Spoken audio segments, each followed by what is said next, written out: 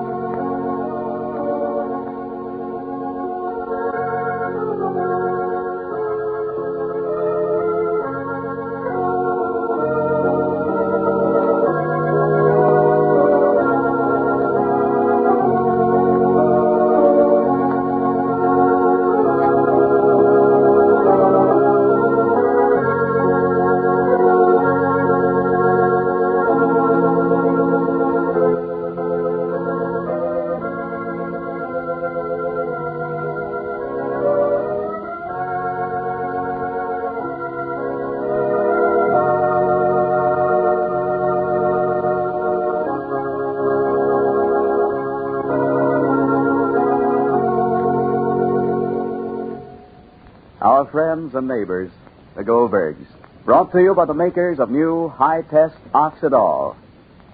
Say, did you ever stop to figure, is the laundry soap you're using economical? Oh, I don't mean just inexpensive to buy. That's not always a sign of economy. Because sometimes a laundry soap may cost you more in clothes than necessary. I mean, when washable colored clothes get so drab and scrubbed out looking, they're hardly fit to wear. Now, you know that's not economical. Not when you have to keep buying new clothes all the time. So that's why you should insist on Oxidol, because Oxidol is a safe, economical laundry soap. And when I say safe, I mean safe for washable colors, washable fabrics, and for your hands. Just to show you how safe Oxidol is, we gave Cotton Prince the equivalent of more than a full year's washing in Oxidol suds without a perceptible sign of wash day fade. And what's more, with Oxidol you can save your clothes too. Save them from a lot of that wash day wear and tear that can put them in the rag bag long before their time. Because, you know, there's no hard scrubbing or boiling with Oxidol. No harsh scrub boards to wear your clothes thin. Instead, just an easy 10-minute soaking, a few quick rubs on the dirty spots, a good douse, and a rinse. Why, clothes washed in Oxidol last as much as 2 to 3 times longer from the standpoint of wash day wear and tear than clothes washed with old-style scrub-boil methods. Yes, Oxidol saves your clothes. Thus, you'll find it saves you money, too. So, ladies, for sparkling clean, economical washes, get Oxidol, won't you? And say, Oxidol's selling at the lowest prices in years, right now. And now, the Goldbergs. When a son falls in love, even the best of mothers feels a little jealous. And Molly Goldberg doesn't know whether she's an exception or not. Of course, there's no proof that Sammy's in love with Sylvia Allison, the girl from South Carolina who is staying with the Goldbergs. But Sylvia resents Molly, and Molly feels a certain prejudice against the girl.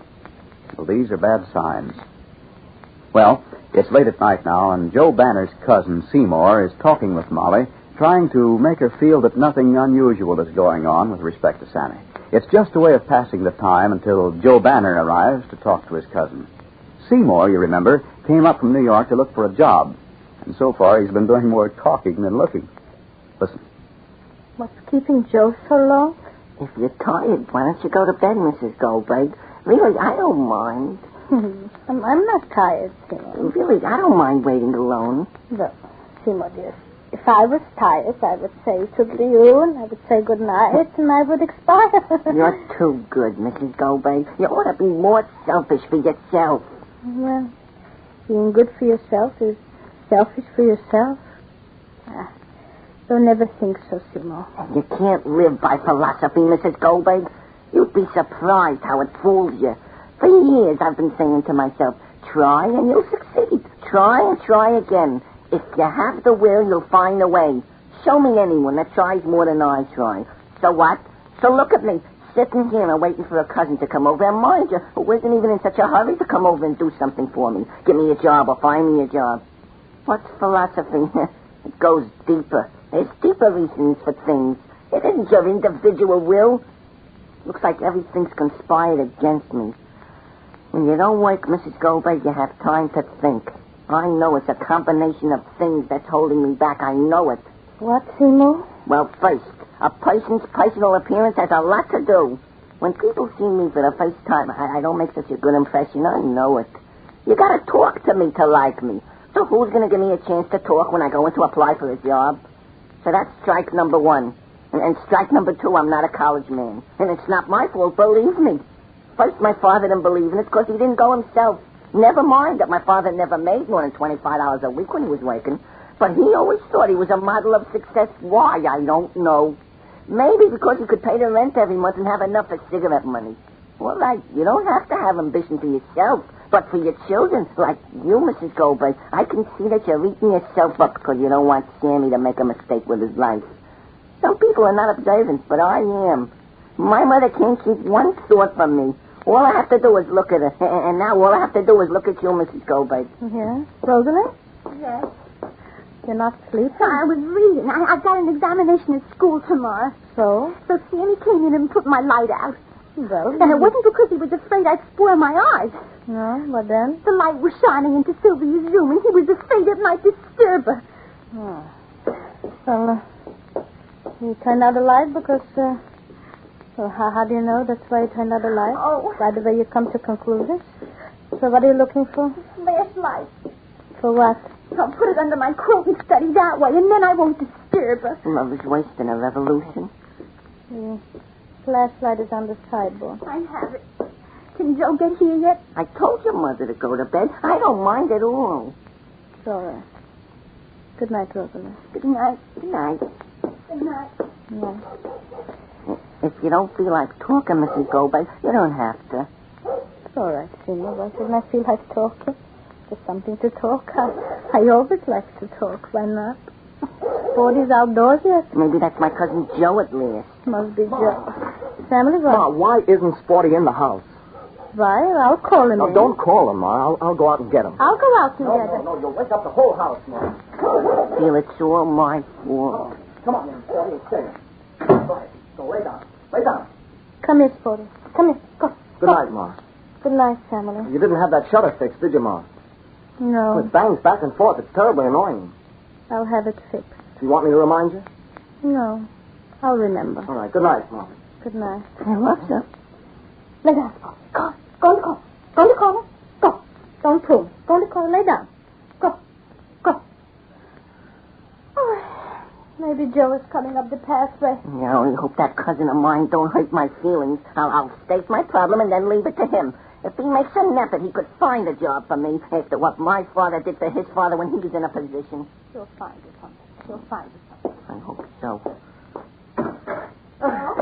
Without a searchlight, I'd walk out of the house. Honest. There's no moon, there's no stars out tonight, and did I get lost? Come in, sir. Hello? Well, let me look at you. The same Seymour. What did you expect? I have no fairy godmothers to make me over. Sit down, Joe. Thanks, Mrs. Goldberg. What did you come for, Seymour? You want me to speak plain? For a job. So you leave a city of 6 million people and come to a small town like this? Why don't I didn't come for advice. I came for a job. Seymour, don't be impertinent. We're not so far removed from each other that I can't be impertinent. To your father, my rich uncle, I can't be impertinent. I'm liable to forfeit the inheritance he would leave me. All right. We don't have to burden Mrs. Goldberg with this any further. We can discuss it at your house. My house? I'm going to your house, yes. You're living in a cottage with spare rooms. You're not living in a 1.5-room apartment. I wouldn't be crowding you. Our spare room is a nursery, Seymour. So I'll sleep in the nursery. What did my mother do for you when you had your adenoids and tonsils out? Well, we lived on the ground floor, so your mother wouldn't have to run upstairs every hour with ice cream for you, because the doctor said... Listen, Seymour, don't intimidate So me. you use a big weight, so you went to college. Listen, Seymour, I didn't walk a half a mile and leave my wife alone to come here to argue with you. My wife is in no condition to have extra guests. It's very funny. Mrs. Goldberg could have extra guests, people she don't like, and guests that don't like her. A stranger, not a blood relation, and somebody that didn't do anything for them, like my father did for your father when he was in a position. All my life, that's all I ever heard. What my father did for your father when he was in a position. What position, please? What position? That's what I want to know. What position? Did your father ever make more than a living when he was working? Did he ever have more than to keep the wolf away from the door? What position? What $1 million did your father ever make that he had a position? My father was in a position even if he wasn't like the Rothschilds. So he never made more than $25 a week. So he didn't live in a cottage with extra rooms for a nursery. So he never sent his family away in the summer. Hostess and butlers and maids didn't crowd up his 4-room apartment in the Bronx. But let me tell you, Joe, even if you are my cousin, that when my father was making $25 a week, your father was starving. He was married and you was born, and the whole family of which you are so proud to belong to didn't have a crust in the house, let alone butlers and maids. And my father took $5 a week from his 25 and gave it to your father every week. For your father, my father was in a position. Don't forget that. So how many times over did my father repay that? How many times did he pay back that money with interest and bonuses and credits? Did my father ever say no to your father? Did my father ever grudge your family a penny or $1 or $100? Would he grudge your family now? Who's asking for money? Who's asking you for anything except the common courtesy of aiding me in my pursuit for happiness? Did I come here for charity or handouts? I came in search of a job. You're my cousin by blood, if not by disposition, and it's up to you, whether you like it or not, to get me a job. You can't insult me and you can't chase me away. I'm here to get a job. Oh, right, so you're here to get a job. Oh. Mrs. Goldberg, did you ever have any... So get Oxidol. Your dealer has it in a bright orange and blue bullseye box with Oxydol on it. That spells Oxidol, and Oxidol spells dazzling white safe washes. And be sure to listen to the next episode, won't you? For another midnight talk of a totally different kind.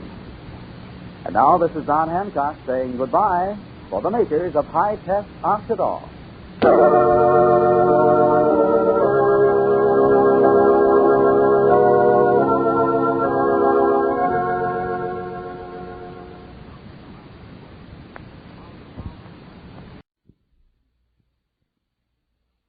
Colgate Dental Cream to clean your breath while you clean your teeth and help stop tooth decay, and Palmolive Shave Creams for a smoother, more comfortable way to shave bring you Our Miss Brooks, starring Eve Arden.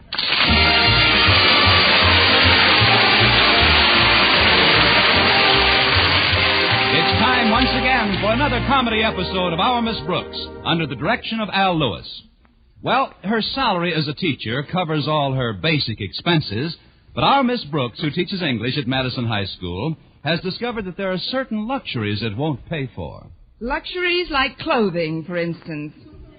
However, last Monday, I dropped into Madame Amelia's dress shop to price some of the items she was featuring in a post-Easter sale. In no time at all, I discovered that if Madame Amelia would let me pay for it on time, I could easily afford the sales tax on her cheapest dress. But thanks to a proposition Madame made to me, I did leave the store with 4 new dresses. At breakfast Friday morning, my landlady commented on one of them. Another day, another dress. It's a beauty, Connie. Thanks, Mrs. Davis. You've no idea what it's been like to sit opposite you during this past week. Every day a new dress that looks like the first breath of spring. Glad you like them, Mrs. Davis. But I wish you'd cheer up a little. Your dress looks like the first breath of spring, and your face looks like the last gasp of winter. What's the trouble, Connie? Well, you know the agreement I have with Madame Amelia, don't you? Why, yes. She said she'd give you a brand new suit free of charge if you'd introduce some of her clothes into Madison High School this week. I wasn't only supposed to introduce them, Mrs. Davis. There was also supposed to be an increase in business. Well, since you've been wearing the dresses, hasn't business increased? 25%. At Dubarry's across the street. That's ridiculous. The jump at Dubarry's is just a coincidence. You deserve the dress anyhow. Look at the work you've done. How many other teachers would want to wear a brand new dress to school every day?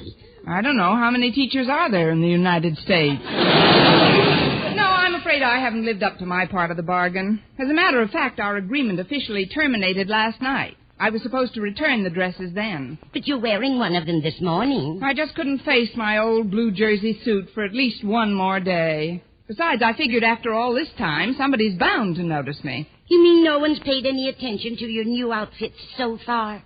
Well, I did get some encouragement yesterday. I'd been sitting opposite Mr. Boynton at lunch for 3 days in a row, and each day I had a new dress on. Yesterday, he finally noticed something different about me. What did he say? He said, Miss Brooks, you've got some eraser dust on your neck.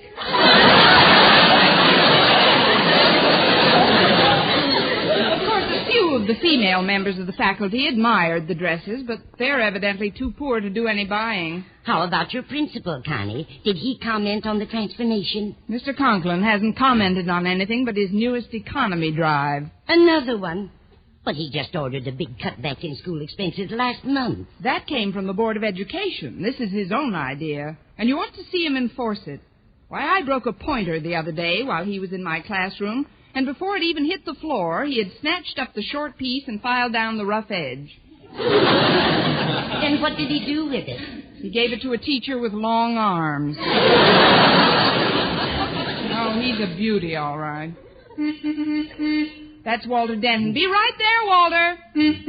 I've got to run, Mrs. Davis. Thanks for breakfast. You're welcome, dear. And don't look so discouraged about the deal with Madame Amelia. You've still got today to put it over. I'll try. Just remember this, Connie. Whether it's modeling or anything else, you only get out of something what you put into it. Believe me, Mrs. Davis, everything I've got I've put into this dress.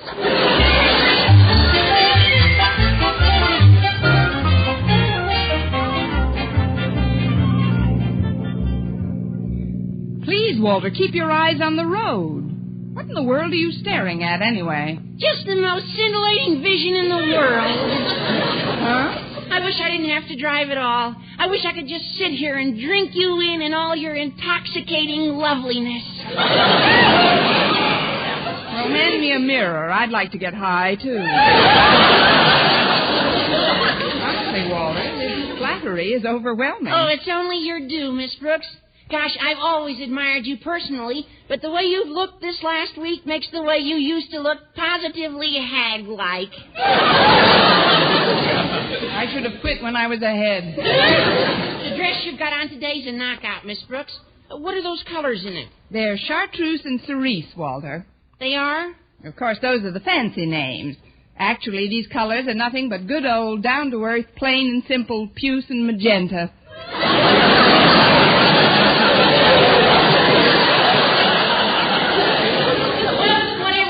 The way you've been dressing the last few days has had eyes popping all over the school. That's funny. I haven't heard a thing. Are you kidding? Why, half the female members of the faculty look like Eddie Cantor. Of course, I'll admit it took everybody a few days to start noticing your new wardrobe, but I think I have the answer for that. Oh? What is it? Well, it's because everyone has seen you in that blue jersey suit of yours for such a long time. It got so that after a while, nobody ever looked below your face. Don't you think that hits it right on the nose? It sure does. Got a Kleenex? Oh, I am glad that somebody's finally noticing these outfits. I wouldn't be human if I wasn't. Oh, don't you worry about that. You're human, all right. Thanks for the affidavit. Harriet told me you got the outfits at Madame Amelia's. Uh-huh. And I told my mother about them last night, and she said she must be a wonderful dressmaker. Oh, she is? Yeah, my mother said she wants to visit the place herself, but she was wondering when would be a good time. What is she doing yesterday? I mean, anytime, all right. Oh, before I forget, Miss Brooks, when I spoke to Harriet on the phone this morning, she said to tell you to please stop at her dad's office as soon as you get to school. Uh-oh. It's probably in connection with this new economy drive of his. I extravagantly requisitioned a new eraser last week. Isn't this drive a pain? He's even cutting down on our athletic equipment. Look, here we got a big track meet coming up, and he won't provide any high hurdles for the guys to practice on. All we got is the old low hurdles. Well, that isn't an insurmountable problem, Walter. What do you mean? All you have to do is put up the low hurdles and let the boys run on their knees.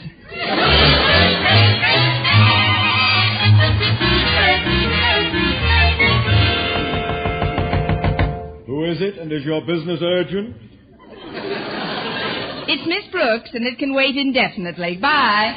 Not so fast. Come in, Miss Brooks. Now then, I'll come right to the point. The reason I wanted to... Miss Brooks, isn't that another new dress you have on? Yes, sir. It's really remarkable. Miss Brooks, may I ask you a question? Certainly, sir. Are you able to dress this way on your salary, or have you come into an inheritance? No, sir. No, sir, what? No, sir, Mr. Conklin.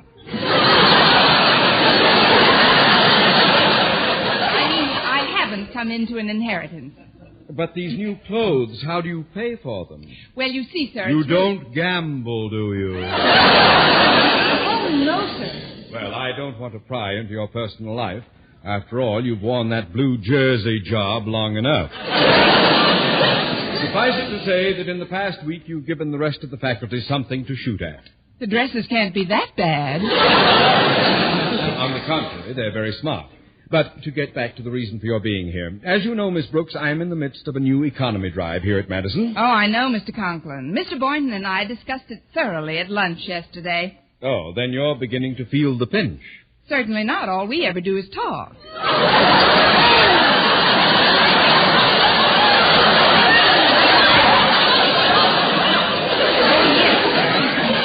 I'm afraid everyone's feeling the pinch. Well, believe me, it's a necessary measure in these parlous times. Mr. Stone, the head of the school board, is coming over to my home this afternoon for tea. Naturally, I'm interested in impressing him with the strides we've made at Madison. Naturally. And it has occurred to me that an excellent way to convince him of the wisdom of my economy policy is to show him what a teacher such as yourself can do on a limited budget. Me? Yes, Miss Brooks. If you'd come to our home this afternoon, my wife and I would be most pleased to see you.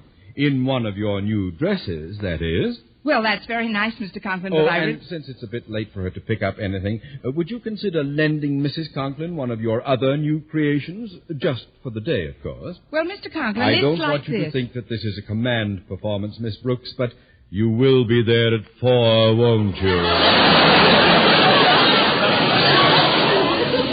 Yes, sire. Sir. Excuse me. Principal's office. Who? Oh, she's in my office right now. It's for you, Miss Brooks. Be brief, please. Yes, sir. Hello? Who is this? Madam who? Oh, yes, I know last night was the last... Yes, but I just have them back today. But Very well. As quickly as possible. Goodbye.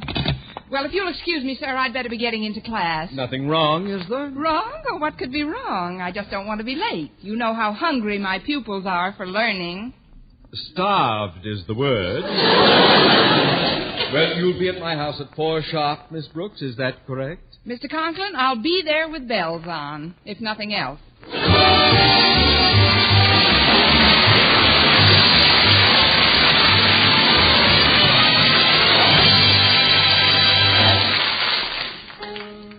Brush your teeth with Colgate. Colgate Dental Cream. It cleans your breath. What a toothpaste. What cleans your teeth? Colgate toothpaste. Cleans your breath. What a toothpaste. What cleans your teeth? Colgate Dental Cream cleans your breath while it cleans your teeth. And the Colgate way stops tooth decay best. Yes, the Colgate way is the most thoroughly proved and accepted home method of oral hygiene known today. Over 2 years' research showed brushing teeth right after eating with Colgate Dental Cream helps stop more decay for more people than ever before reported in dentifrice history. The Colgate way stops tooth decay best. No other dentifrice, ammoniated or not, offers such conclusive proof. And you should know that Colgate's, while not mentioned by name, was the only toothpaste used in the research on tooth decay recently reported in Reader's Digest. So always follow the Colgate way to clean your breath while you clean your teeth and stop tooth decay best. Brush your teeth with Colgate. Colgate Dental Cream. It cleans your breath. What a toothpaste. What it cleans your teeth. And the Colgate way stops tooth decay best.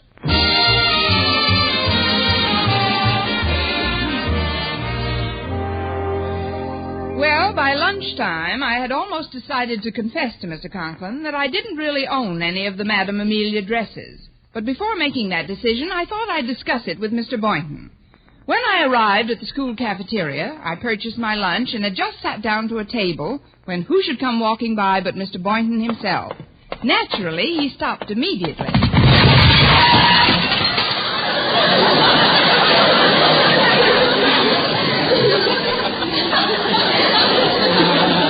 Sorry, Miss Brooks.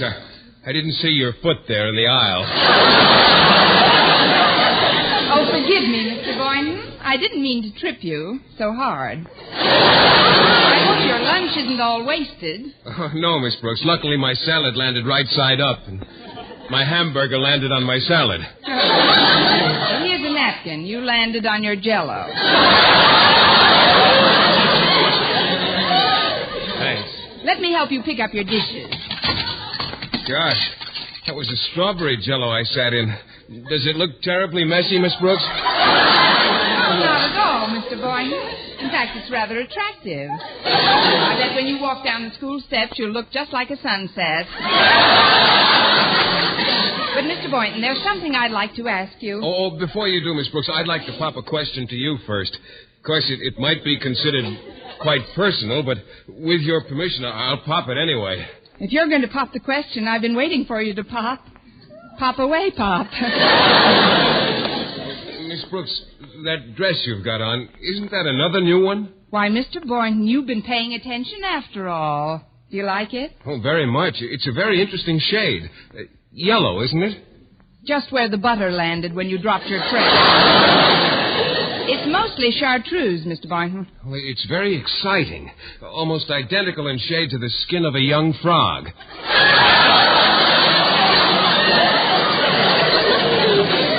This is the third or fourth lovely new dress you've put on this week. How do you do it, Miss Brooks? I just drop them over my head and pull up the zipper. Of course, I was very fond of your blue jersey suit, too. It held a sort of sentimental attraction for me. You know, that's the suit you were wearing when we met. Yes, 4 years ago. I must admit I wasn't too crazy about it at first, but, well, it really grew on me. Me, too. I had quite a time chiseling it off last Monday. But about those new dresses, Mr. Boynton, Miss Brooks, the fact that you were able to acquire such garments on a teacher's salary is extremely commendable. Well, thank you, Mr. Boynton, but... Now, I've always admired a woman who can budget herself properly. A woman who can do that could be a real asset to a man. She could? Well, a man could hunt for such a woman for years and years. 4 of them, to be exact. With a clever and thrifty companion, there's no telling how far a man could go. Go! Continue, Mr. Boynton. Well, to sum up my feelings in the matter, I can only say that this type of woman is downright marriage timber. No, I'm serious, Miss Brooks. Seeing you in these new outfits has opened my eyes, and, well, there's something I'd like to say to you. Pardon me, Miss Brooks, but I've got to talk to you for a minute. Oh, for heaven's sakes, Walter, what is it? I'm not interrupting anything, am I? Just my future. What can I do for you? Well, there's a delivery truck outside from Madame Amelia's dress shop. The driver says you've got 4 dresses to send back. To send back? Yes, it's just a temporary measure, Mr. Boynton. You mean the dresses are all going to be altered, Miss Brooks? No, Walter. Like I said before, just my future.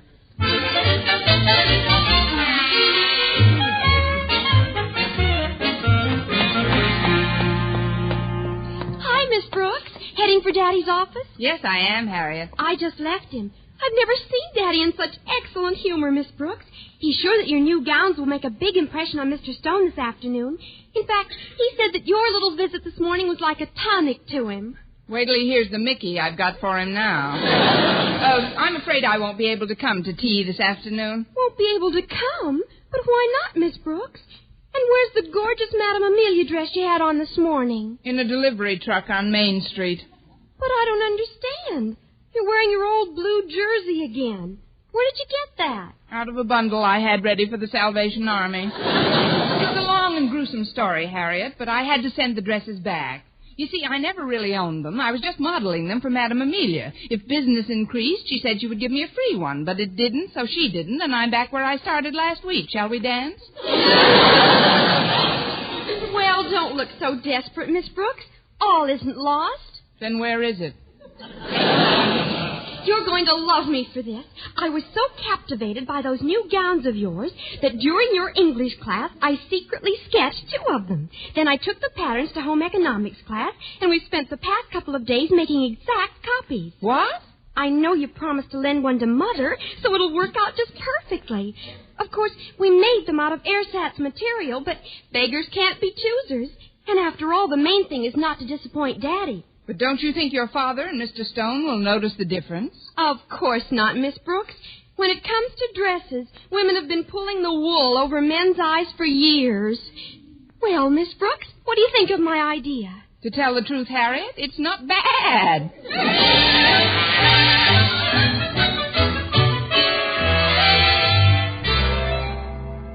I'm glad we got home ahead of Daddy, Miss Brooks. It gave me a chance to reinforce some of the weak places in this dress. Now, stand still while I pin this basting in back.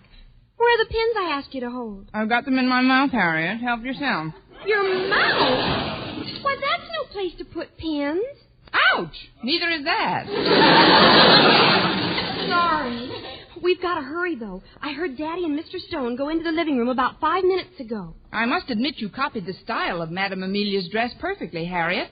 But tell me, what kind of material did you use? Well, we started with rayon, and when we ran out, we used muslin. Some of it feels like cheesecloth to me. Oh, it's loaded with cheesecloth. But don't worry, Miss Brooks. The way I've got it basted, no one can possibly tell the difference. I'll bet your mother will tell the difference when she puts hers on. Well, frankly, Miss Brooks, I haven't had a chance to tell her it's a copy. I just left it on her bed when she was getting the tea ready and then rushed back here to you. What? You mean to tell me your mother doesn't know there's nothing between her and a life of shame but some cheesecloth and a fervent prayer? Gee, I never thought of it that way.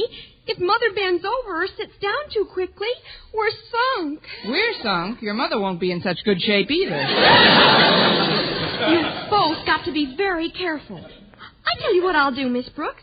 If I see anything beginning to go, I'll give you a verbal signal. A verbal signal? Yes.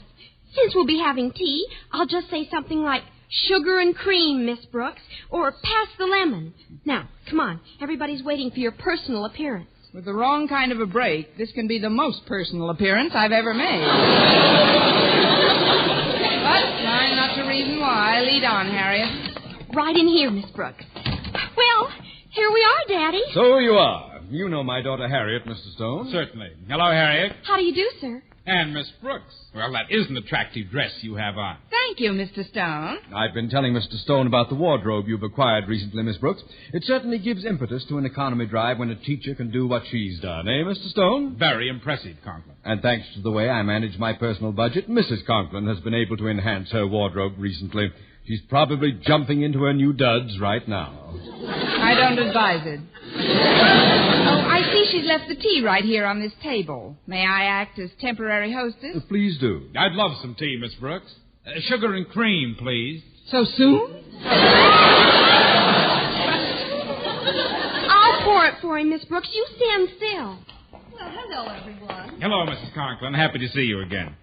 Say, that's a stunning dress you have on. Yes, you look positively ravishing, my dear. Stand just as you are. Don't move a muscle. Yes, hold it for about 45 minutes. I don't believe I've ever seen you looking lovelier, Martha. You and that gown are a match that was made in heaven. Oh, now, Osgood. Honestly, Mr. Stone, sometimes when Osgood pays me a compliment, he gets so extravagant with his praise, I could just split. You're holding the wrong thought, Mrs. Conklin. And may I pour you some tea? Oh, thank you, dear, but I can pour it myself. Bending over is good for me. Oh, but you mustn't bend, Mother. Here, I'll get you a cup. Oh, I'd rather do it myself, Harriet. After all, the more one bends over, the more one takes off around one's middle. But, Mrs. Conklin, one can take too much of one's middle. After all, it's nice to have something between one's bottom and one's top.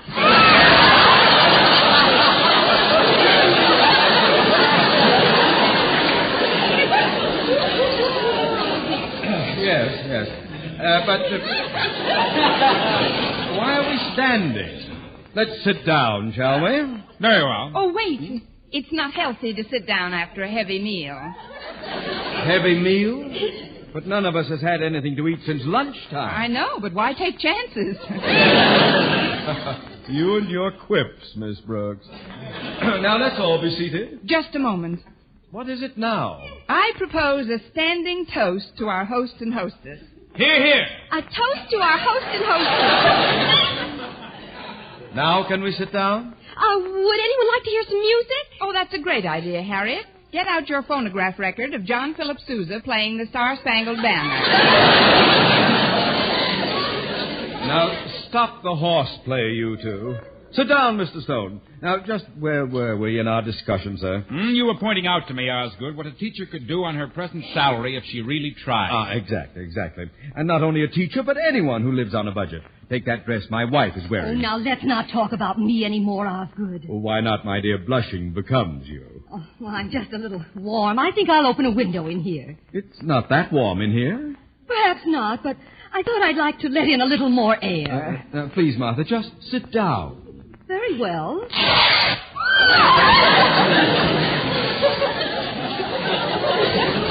What was that? That was Mrs. Conklin letting some more air in.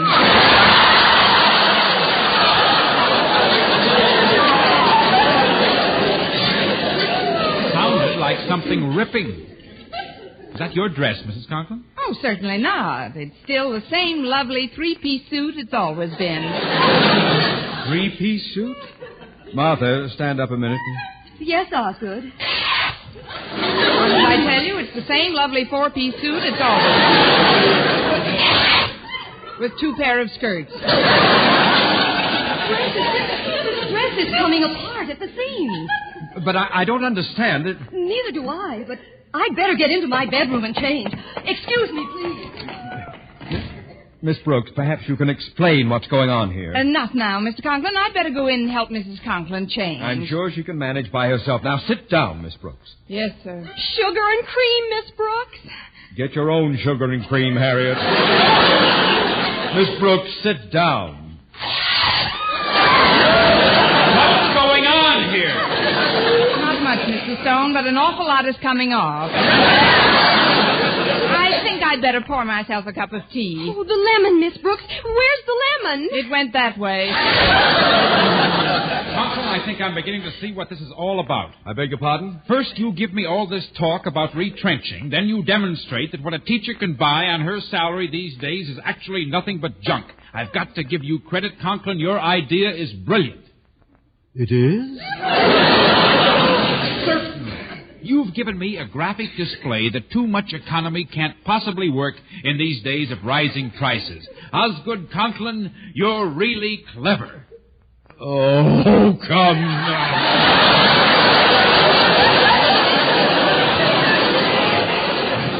Deserve all the credit. After all, my wife and Miss Brooks were of considerable assistance, you know. Yes, indeed. You and Martha would make a fine pair of actresses, Miss Brooks. Well, thank you, Mr. Conklin.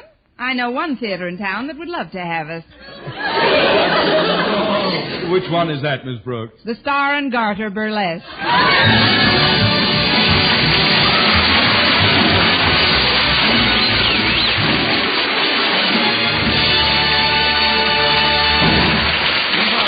Miss Brooks returns in just a moment. Now, the case of the close scrape featuring Arthur Griffin, mail carrier. Here's what Mr. Griffin told us. Listen, here's exactly what happened. Shaving was just one close scrape after another for me, and then I discovered Palmolive Lather Shave Cream and a new, different way to shave. Palmolive's oceans of rich, thick lather ended my worries about scrapes, burns, and nicks. Why, even in cold or hard water, that Palmolive Lather Way is super smooth, super comfortable. Take Arthur Griffin's advice, men. The new Palmolive Lather Way gets beards really soft, and it provides a protective film that actually floats your razor's cutting edge. You get a clean, close shave every time without worry about scraping or nicking, even in cold or hard water.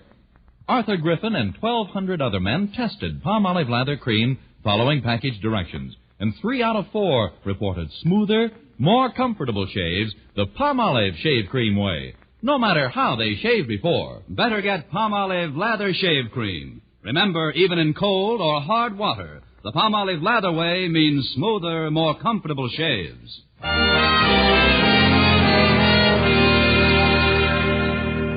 Now, once again, here is our Miss Brooks. Well, there wasn't much sense in sitting around in my drafty dress, so I said goodbye and backed out of the Conklin. When I arrived home, Mrs. Davis was most helpful and had just finished sewing me up when the phone rang. Hello? Oh, hello, Miss Brooks. This is Mr. Boynton. I've been thinking of how lovely you looked in your new dress today, and I wondered if you'd like to take a little walk this evening. Oh, you took me by surprise, Mr. Boynton. I'm afraid I dropped the receiver. Hold on a moment. I'll pick it up. I'm sorry, Mr. Boynton, but I can't see you tonight. But why not? It's a beautiful night. The moon is out. The stars are out. If this wasn't a party line, would I give you an answer?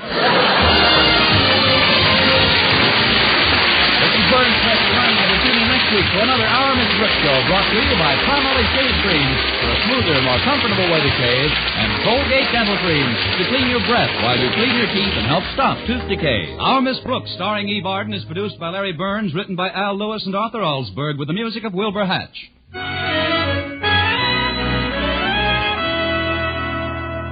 Listen to this. With Marvelous Vel, V-E-L, you can save 90% of dishwashing work. A quick soak in Vel Suds gets dishes and glassware shiny clean. Even if a bit of food should cling, a touch with a dishcloth gets rid of it fast. Yes, Vel's activated suds lift off and carry away food and grease. So all dishes need is a quick rinse, and they dry sparkling without washing or wiping. All pots and pans need is a soaking with Vel Suds. Then you can wash them shiny clean without hard scouring. What's more, Vel is a miracle of mildness. So get new Vel. Save 90% of dishwashing work. If you like mysteries that are as full of chuckles as chills, be sure to hear Mr. and Mrs. North every Tuesday over this same network. And be with us again next week at this same time for another comedy episode of Our Miss Brooks. Bob Lamont speaking. Stay tuned now for Jack Benny. This is CBS, the Columbia Broadcasting System.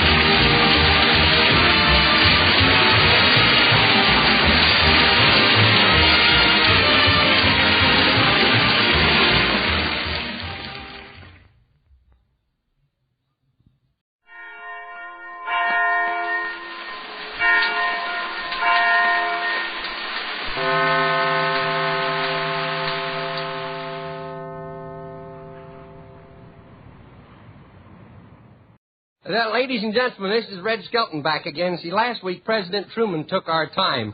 I knew once he'd get to the people that listen to me, he'd get in.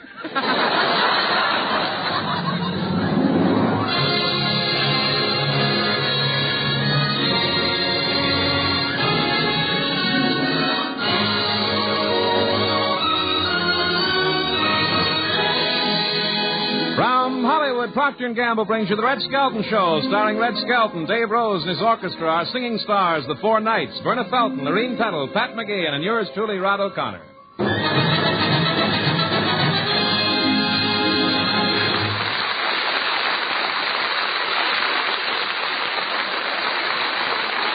Yes, it's the Red Skelton Show, brought to you by Tide, Procter & Gamble's amazing new discovery for your whole family wash. Tide's in. Out. Tide gets clothes cleaner than any soap. Any soap? Yes, any soap. Tide gets clothes cleaner than any soap. T-I-D-E, Tide.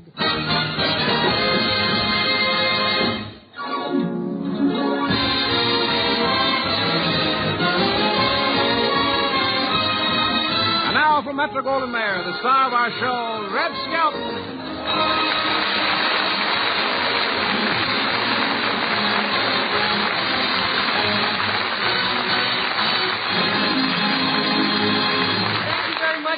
Ladies and gentlemen. Hey, Rod, you know anybody who wants to buy any old Dewey buttons? Did you vote red? No, I voted American.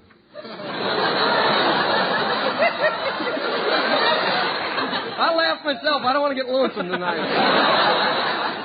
Now, you know what I mean. Yeah, it was an exciting election, though, wasn't it? Yeah. Everyone thought Dewey would sweep the country. Yeah, but little old Harry stole these brooms.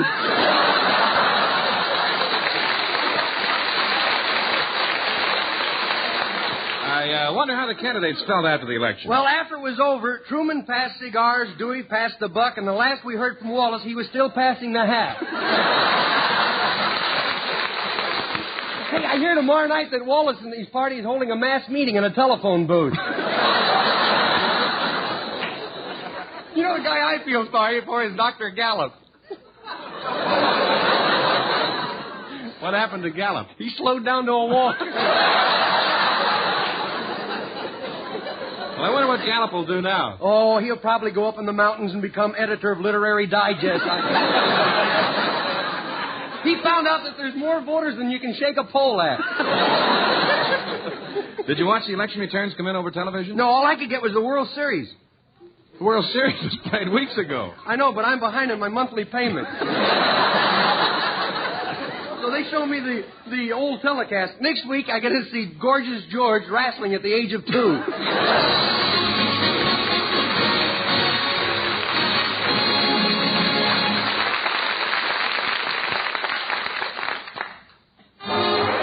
Tide's in, dirt's out. Tide gets clothes cleaner than any soap. Any soap? Yes, any soap. Well, I'm...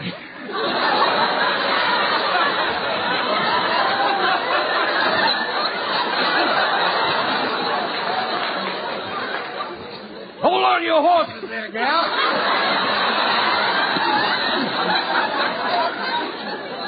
You're taking in an awful lot of territory. You mean to tell me that Tide is the best sudger that ever hit the pike? Am I right there, Ron? Did I? You're dead right. Dead all right. Because Procter & Gamble's Tide gets clothes cleaner than any soap, any other suds, any other washing product known. Tide works its magic on everything, from your Sunday linens to your everyday work clothes. Tide leaves them free from dirt plus, because Tide also removes dingy soap film. Yet with all this special cleaning power, Tide is safe, truly safe for all your washable colors. In fact, it actually brightens soap dull colors, gives those gay prints and pastels an amazing lift. And here's what the Tide Touch does for white things. In hardest water, Tide gets shirts, curtains, and napkins dazzling, whiter than any other washing product known. Tide keeps them white, too, week after week, never turns them yellow. As Deadeye says, there are stacks and stacks of wash day products, but of them all, only Tide gives you this three-way miracle, the cleanest, brightest, whitest wash you ever hung on the line.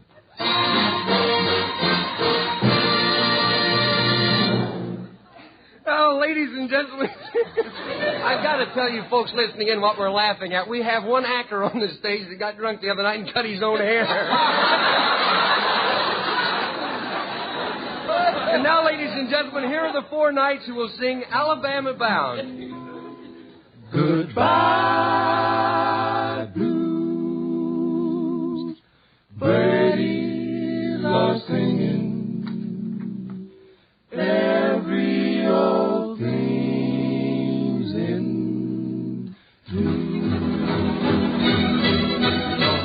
A rosebud in a star, so I'm going where there's more. Goodbye, blues. Troubles are over, I'll be in clover soon. I'm Alabama bound. There'll be no heebie-jeebies hanging round. Just gave the meanest ticket man on earth. All I'm worth to put my tootses in an upper berth. Just hear the choo-choo sound. I know that soon we're going to cover ground. And then I holler so the world will know. Here I go. I'm Alabama bound. Ooh, I can hear the choo-choo whistle blow. Watch that engine as we start to go. Now we're in Baltimore, and we're knocking at Dixon's door. Hey, what's that, Bill? Louisville. We've passed there before. Fields of cotton, tell me where I am. Hear the fella yelling Alabama. Mammy, Mammy. You better get your kisses ready for your honey lamb. I'm Alabama bound. There'll be no heebie-jeebies hanging round. Just get the meanest ticket man on earth. All I'm worth to put my tootses in an upper berth. I'm just a lucky hound to have someone to put my arms around. That's why I'm shouting so the world will know. Here I go. I'm Alabama bound.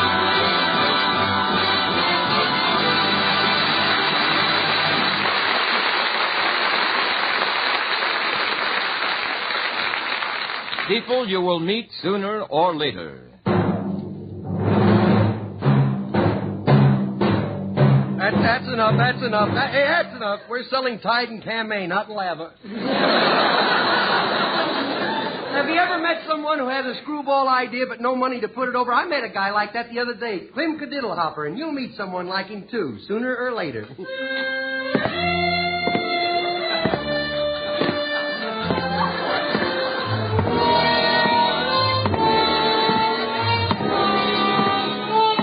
Well, here I am. Oh, baby,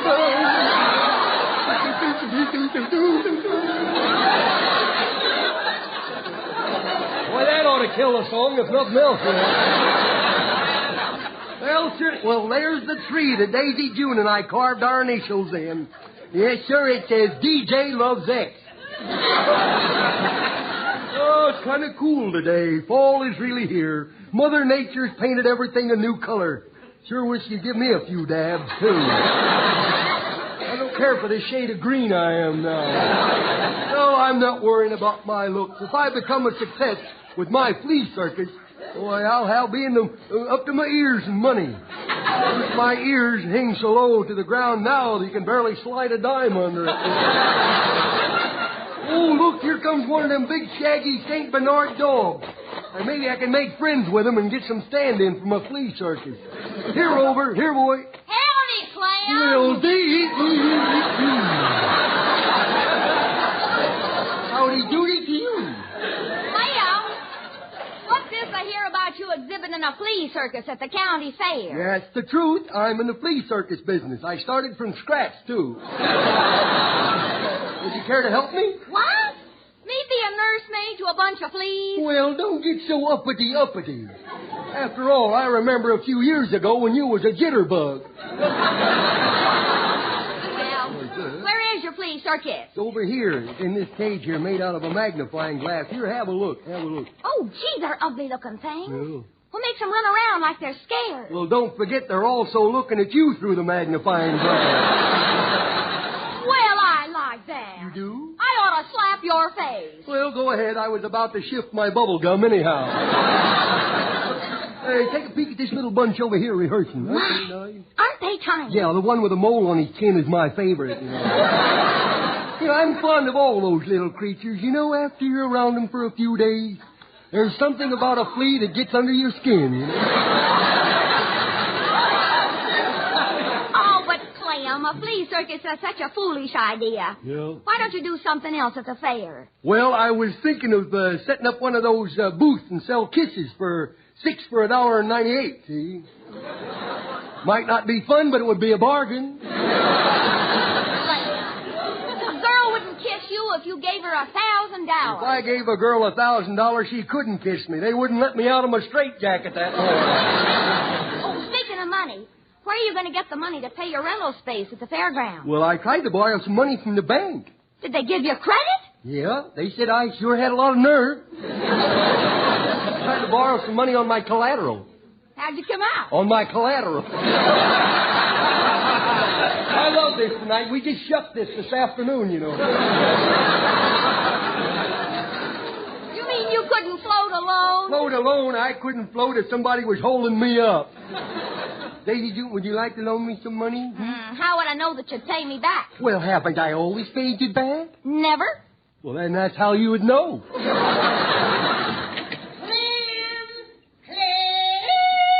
I'm coming, Mother. And so is every other hog in the state.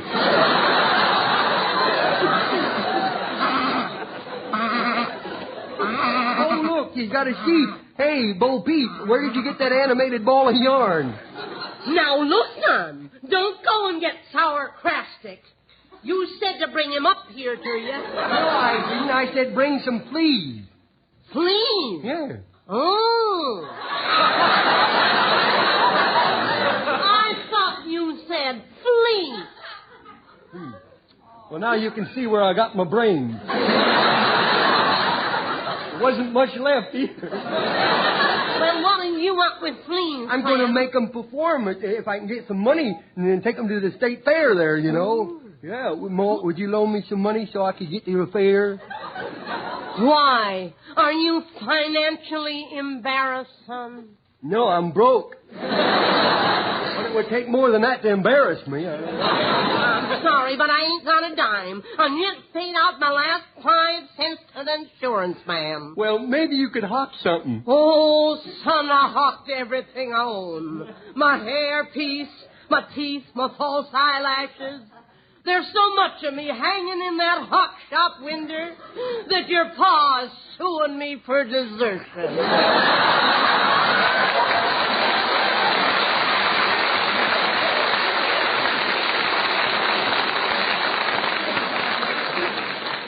Well, I guess my chances of making some money is just out the window.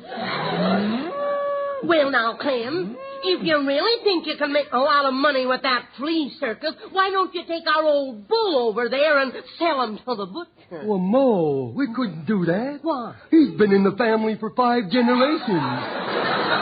Buffalo Bill gave him to us. That bull? No, it's the gospel truth.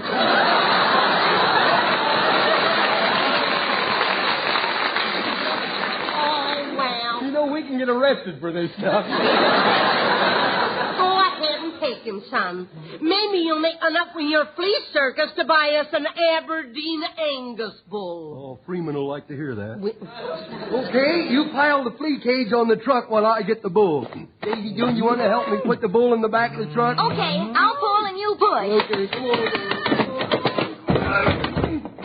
Well, he's in. Clam, do you have to sit on my lap? Sure, the bull's sitting on mine. Oh, that's that. Well, let's go. Start the motor. Okay. No, I got it started. Now stand back while I run and put it under the hood. Well, we're off. Oh, what a beautiful day. Clam. Oh, what a beautiful. Clam, I can't see through the windshield. The glass is dirty. That ain't a glass windshield. Last time it broke, I replaced it with bricks. Clam, with a brick windshield, you can't see where you're going. The way I drive, who wants to see?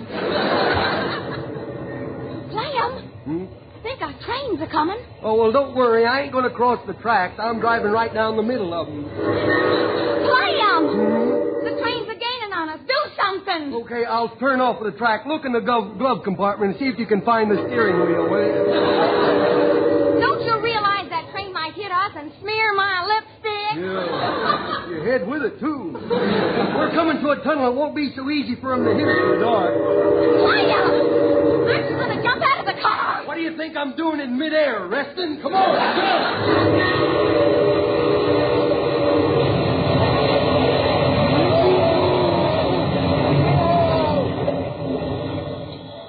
The noisiest crash that's ever been on radio. Clam! Are you all right? Well, let's see. 2 arms, 2 legs, 2 heads. Yeah, I'm all here. Clam, you've lost everything. Yeah. Look at my train fleas all over the train. And look at your bull. I said, look at your bull. Which hunk?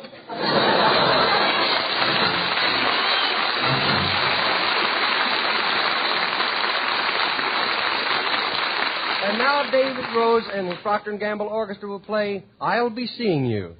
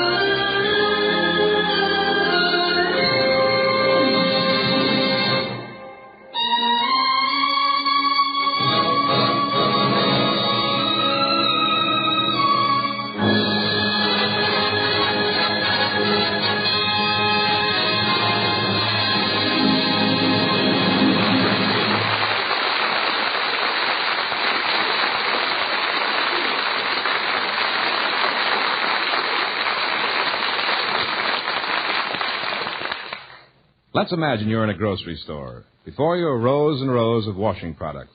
Now, which one will you choose? Well, this should help you decide. No soap, no other suds, no other washing product known will get your clothes as clean as Procter & Gamble's Tide. Yes, Tide gets clothes cleaner. Not only leaves them free from dirt, but removes dingy soap film, too. Tide has all this cleaning power, yet it's safe. Truly safe for all your washable colors. What's more, Tide actually brightens soap-dull colors, and in hardest water, Tide gets white linens and shirts whiter than any other washing product known. Those Tide suds are really something, too. Why, they even look and feel different. And you get oceans of them even in the hardest water. Remember, Tide and only Tide promises and delivers this amazing combination. The cleanest, brightest, whitest wash you ever hung on the line.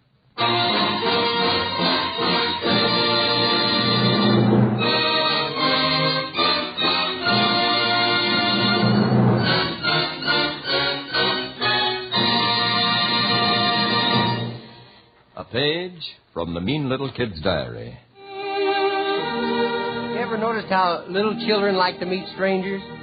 All kids like to be good, too, but sometimes they just don't make it. Let's see what happens to Junior, the mean little kid.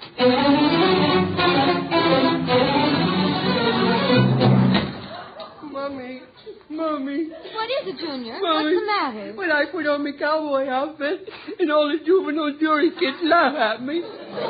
Don't I look like a cowboy? Look, I turn around. Look. Looks like a cowboy to me. Yeah, look. Junior, you're supposed to wear pants under the shafts.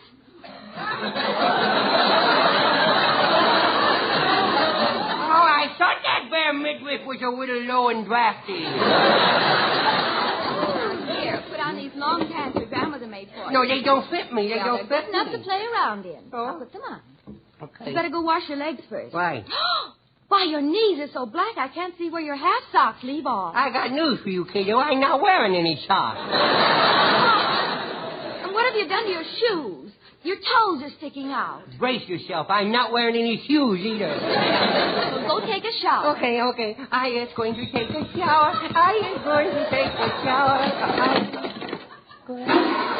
I have taken me shower.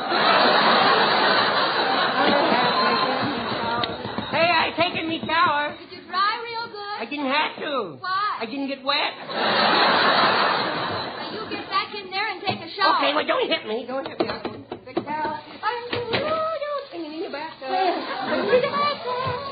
Well, I've looked high and low and I can't find them. Find what, Mother? Your father's false teeth. Are they gone again? Yes. Junior? Yes, Mommy Dow, what you want? Oh, for goodness sake. Just stand on a towel. Look, water's dripping all over the rug. Well, turn your head. What the hell is wrong? Do you know that your grandfather's teeth are missing again? You mean the uppers don't connect with the lowers? Poor old boy's going to starve, you know? You know very well what I mean. No, I don't. Somebody took your grandfather's teeth. Well, I didn't... Look, these are mine, see? They're mine. These are my own choppers. What happened to your front tooth? Oh, I lost it sipping spaghetti. Sipping spaghetti? Yeah, you know, you take a big long string of spaghetti, you sip it and you slap you on both sides of the face, you know? Yes. And that's how I lost my tooth. Somebody tied a knot in one eye.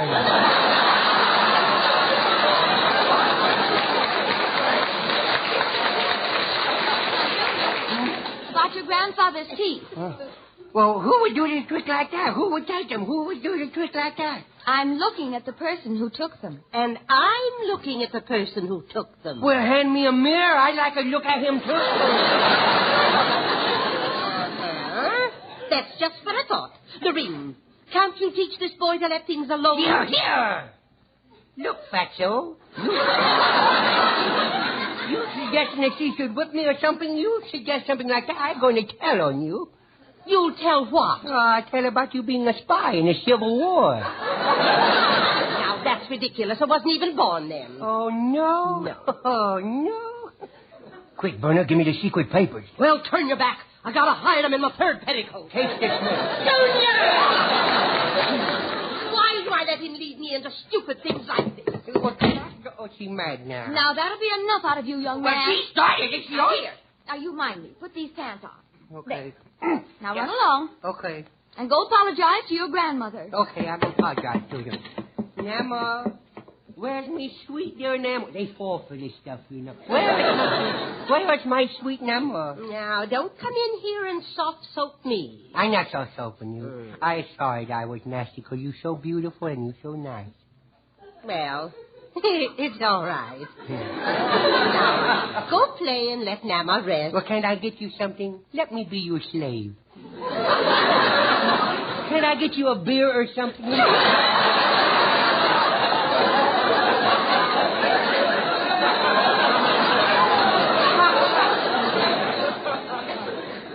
Maybe some food. No, dear. I am hungry, but I'll fix something for myself later. Oh, okay. I will run along then. I know what I will do. I will fix her a bite to eat, and then she will love me again. Well, here I is in the kitchen. There's the gas stove. There's the matches. And me. Frightening, ain't it, huh? What's that? Who's coming in there? Who's in there? Oh, here comes the milkman. Well, we have never met before. Well, that's his misfortune that we has to now. I'm going to go out and see what... Here, what you doing with those milk bottles? Put them down. Huh? Well, I'm only taking the empties away. Oh, no, you not. You think you're pretty clever. Just because I was a little kid, you didn't think I would notice you swiping them bottles, did you? I'm not swiping any bottles. You ain't? No, these belong to the company. You ain't company. You wasn't even invited. Now, you put those bottles down because there'll be trouble. And believe me, if I put my mind to it, I can get pretty nasty. I can get pretty nasty, I can. Oh, brother. Pretty nasty, I can get. Now I know why they've got that sign on the gate, enter at your own risk. Hey, wait a minute. Don't we pay you for the bottles that you leave here? Of course you do. Well, then how about kicking in for them bottles that you've taken? A dime should do it, I suppose. Why, I've never heard of such a thing. You heard it now. If you don't start feeling a dime in me, Widow Mitch, you'll remember I can get pretty nasty.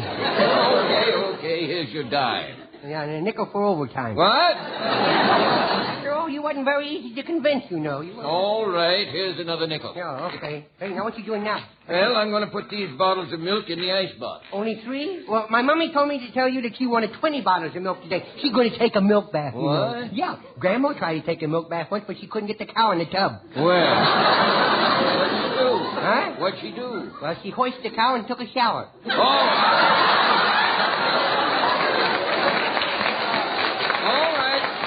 If your mother wants 20 bottles of milk, I'll leave them for her. Okay, can you carry all them bottles? Sure. It's kind of hard seeing where I'm walking.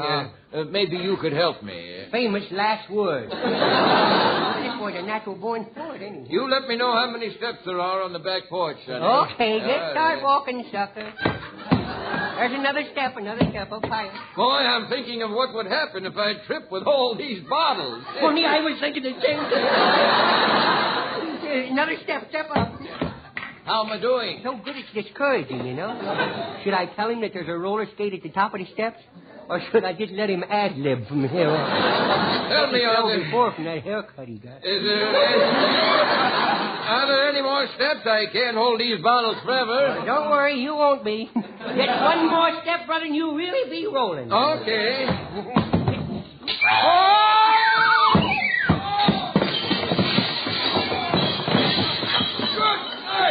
Buttermilk fingers? What did you homogenize? Little boy, I'm getting out of here. And you can explain what happened. Oh, no, don't leave me. Oh, why do I stay a milkman? Why don't I start my own political party, pass the hat, and settle down? Here, come back here. Help me clean up this mess. If you know what's good for me, you will come back. Junior, what's with that crash? If you've broken anything, Good heavens, what a mess. Junior! Yes, Emma? Where are you? Up in the train. Look at all this milk all over the place. What happened? Well, you know the cow that jumped over the moon? Yes. She didn't make a correct takeoff and she had a crash landing.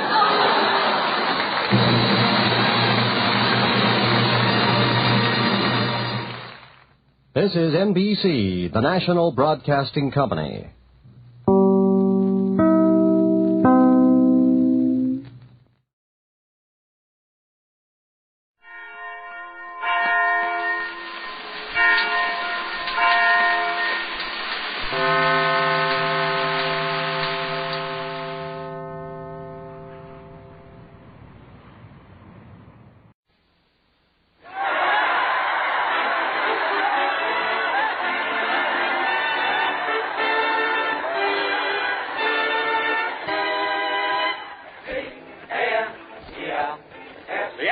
Costello program brought to you by Camel, the cigarette that's first in the service. Camel stay fresh, cool smoking, and slow burning because they're packed to go around the world. Listen to the music of Freddie Rich and his orchestra, the songs of Connie Haynes, tonight's guests Sally Eilers and Alan Hale, Warner Brothers star of Adventures of Mark Twain, and starring Bud Abbott and Lou Costello.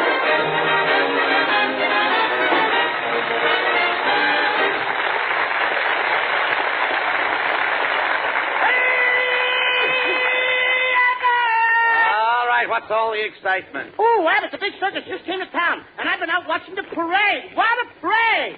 First came the elephants, after them come the clowns, and after the clowns came the beautiful Lady Godiva on a big white horse. What? Wait a minute, Al. What came after Lady Godiva? Me and every sailor in California. Oh.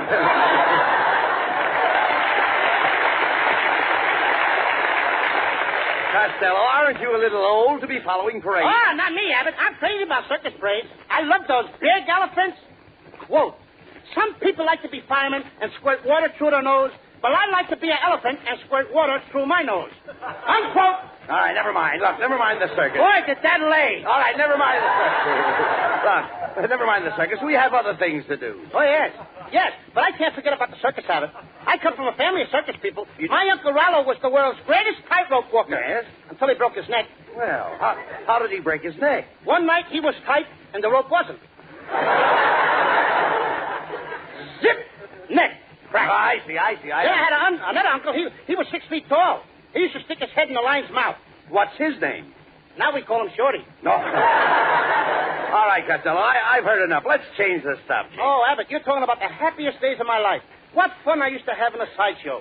I always used to tickle the tattooed lady with a feather. You tickled the tattooed lady? What for? To see moving pictures. The moving pictures. But she finally had to leave the circus, Abbott. You mean the tattooed lady quit? No, she had her face lifted and it threw all the pictures out of focus. Costello, now don't try to kid me. I don't believe you were ever near a circus. Oh, yeah? Well, here's a picture of me taken with a Ubangi girl. Let me see it. Wait a minute. I see the Ubangi girl, but I don't see you. I'm sitting in the shade of her lower lip. No. Look, Costello, just what did you do at the circus? I used to train the wild zebras. You trained wild zebras? Mm-hmm. Now, don't make me laugh. You don't even know what a zebra is. Oh, don't. A zebra is a black horse with Venetian blinds. Well, hello, fellas. Oh, it's Ken Niles. What's cooking, boys? Nothing's cooking, Niles. You brought that aroma in with you. No. I'll cut that out. Say, Ken, Costello was just telling me that there's a circus in town. Did you see the parade? Indeed I did, Bud. I know all about that circus. In fact, my lovely wife helped bring the circus to Hollywood. What did you do, pull one of the wagons? Now, look here, Costello. You can't compare my wife to a horse. You're right. Her ears are too long. Costello, will you be quiet? What did you mean, Ken, about your wife bringing the circus to town? Well, Bud, my wife is co-chairman of the big Hollywood Benefit Carnival and Circus. Mm-hmm. She's been up every night preparing for this big carnival. That's why she has those little crow's feet under her eyes. Little crow's feet? Brother, those crows must have been wearing baseball shoes. Oh, I heard that remark, you overgrown hippopotamus. I said it for you to hear, yes. Take it easy, Costello. What are you wearing? Now, never mind. There's an army man outside who wants to talk to you. An army man? What does he want? He wants you to replace a tank for active duty. Now, do you see what you started, Costello? Always fighting. Nobody will like you. Oh, I don't worry about that, Abbott. I'm the kind of guy that grows on people. The only trouble is, Costello, a little too much of you grew on you. Oh, you sure stole him that time. Boy, you kill you, don't you? Oh, darling, you're wonderful. To me, you're the only woman in the world. Oh, and Kenneth, my love, you're the only man in the world. You're the only woman in the world. Oh, and you're the only man in the world. Ladies and gentlemen, you have just been listening to Adam and Eve.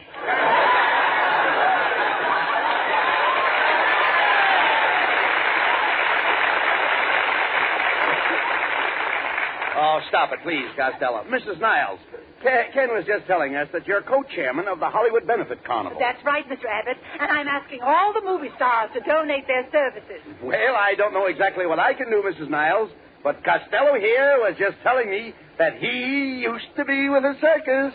Costello? Costello with the circus. What cage was he in?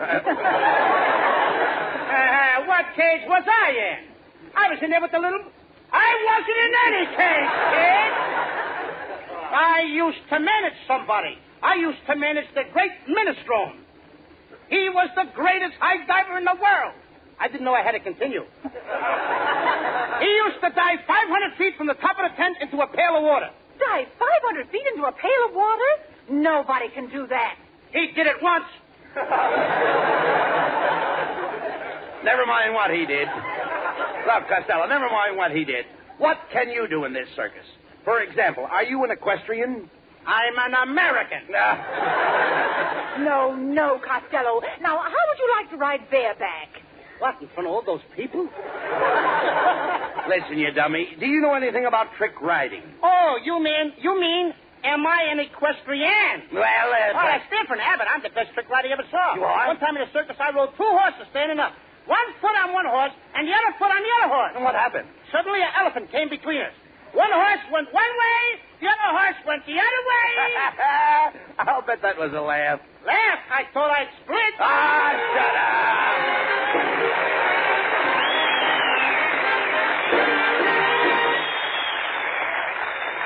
Straddling the equator off the west coast of South America are the Galapagos Islands, guarding the Pacific approaches to the Panama Canal. To Americans stationed in the Galapagos Islands, to United States bases and outposts throughout the world, go Camel cigarettes.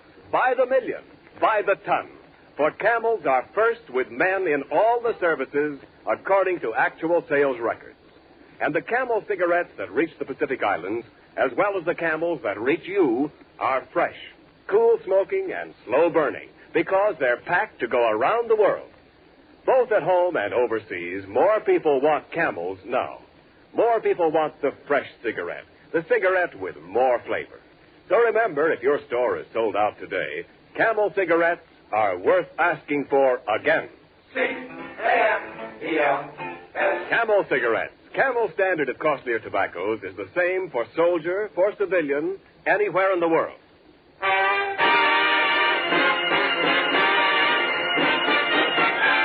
Fanny Rich and the orchestra answer many requests for Speak Low.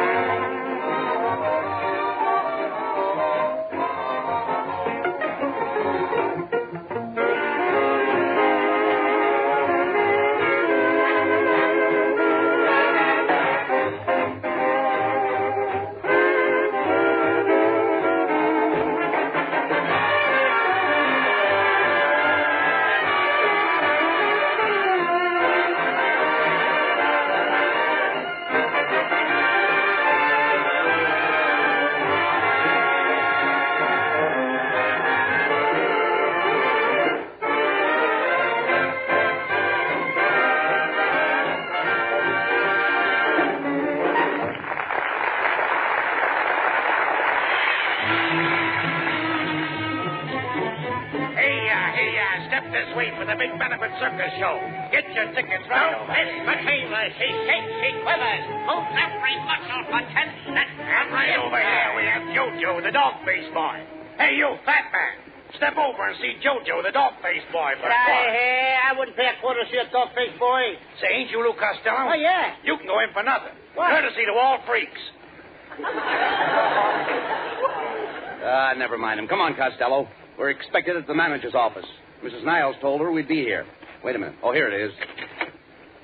Pardon me, miss. We'd like to, Say, Costello, look who it is. Sally Eilers.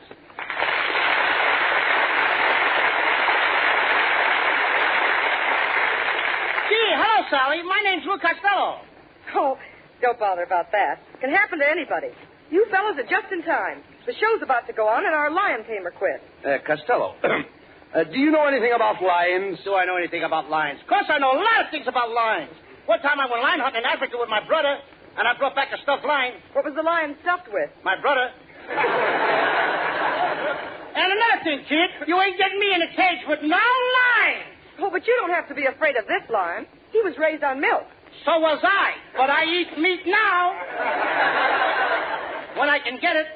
Oh, but this lion hasn't any teeth. I know, but he could gum me to pieces. But, Costello, this circus is for charity. You mean you won't go into that lion cage? No. Why should I risk youth, security, and beauty? Well, perhaps lion taming is too dangerous. However, you can help at one of the concessions. Come over here with me. Now walk this way. I can't walk that way. Why not? You're wearing high heels. All right. Shut up, will you please? We'll find out what's going on around here. Now, what do you want us to do over here, Sally? Well, Bud, you and I will stand out at the counter and sell these baseballs. And Costello, you stick your head through that hole in the canvas. And what am I going to see through that hole? Well, you might see some big stars. You mean like Ginger Rogers and Lana Turner? Oh, no. More like Jupiter and Mars. What studio do they work for? I know that Hedy Lamar's, but that Jupiter guy, I don't know. I know, but don't be stupid. Go ahead now. Come on, be a nice little boy. Stick your head through that canvas. That, boy. That's fine. All right, folks, step right up. 3 balls per dime. Hit the little boy on the head. Hey, folks, 3 step balls right per up. dime. Step right up. Hit the little boy on the head. That's the spirit. Step right up. Step right up. Wait a minute. Hit what boy on what head? And with what ball? We're talking about you, Costello. Yes, the people throw these baseballs at your head. If they hit you, they get a box of candy. And I get a box of aspirins. No. That first word was funny, wasn't it? Listen, you know what you do, Lou? When you see the ball coming, you duck. Yeah, but suppose I forget to duck. Oh, we've taken care of that. We furnish you with a safety cap. If the ball hits you, it bounces off the cap. Yes, ma'am. But did you ever take into consideration what makes the little ball bounce off the little cap? My head! I quit! No. Quit! Don't be silly. Lou, you can't get hurt. Oh, no? What happened to the guy who had this job before I took it? Oh, here he comes now. Step aside and let the stretcher by. Stretcher? Hey, Abbott, I'm going to ask this guy on a stretcher a question. Hey, buddy, did those baseballs hurt you? How does your little head feel? Oh, my little head feels fine. Oh, good. In fact, I feel absolutely normal. Oh, that's so nice. I'm so glad you came to see me, Miss Lamar. Miss Lamar? That's all I want to know, brother. Let me out of here! No, don't be such a coward, Costello. Put your head back in that hole. And I'll throw a few practice balls. Get ready now. Now, here comes the first one.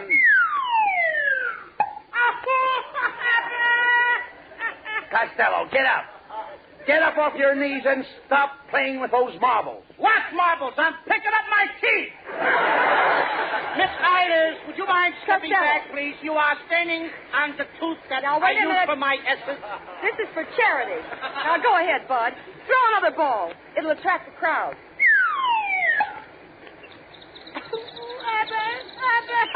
Now what's the matter? Why aren't the sirens blowing? Why should the sirens blow? There's a blackout!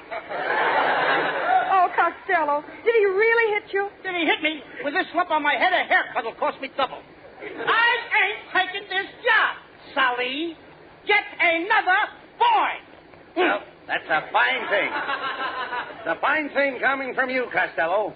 This is a benefit and for charity. And they need a hard-headed man like you, and you want to crawl out from under. You should be ashamed of yourself. I guess I'm an ingrate. I'll say you are. You could make hundreds of people happy. Think of the fun they could have throwing baseballs at your head. But no. You're selfish. You want to quit and spoil their pleasure. I'm sorry. I'm a regular killjoy. Yes, you are a killjoy. Think of the mothers and fathers who bring their little kiddies, little teeny-weeny kiddies down here to laugh at you getting hit on the head. But do you care about the kiddies? Do you care about the little teeny-weeny kiddies?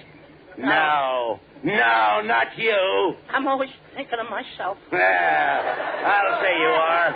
Oh, I'm a bad boy!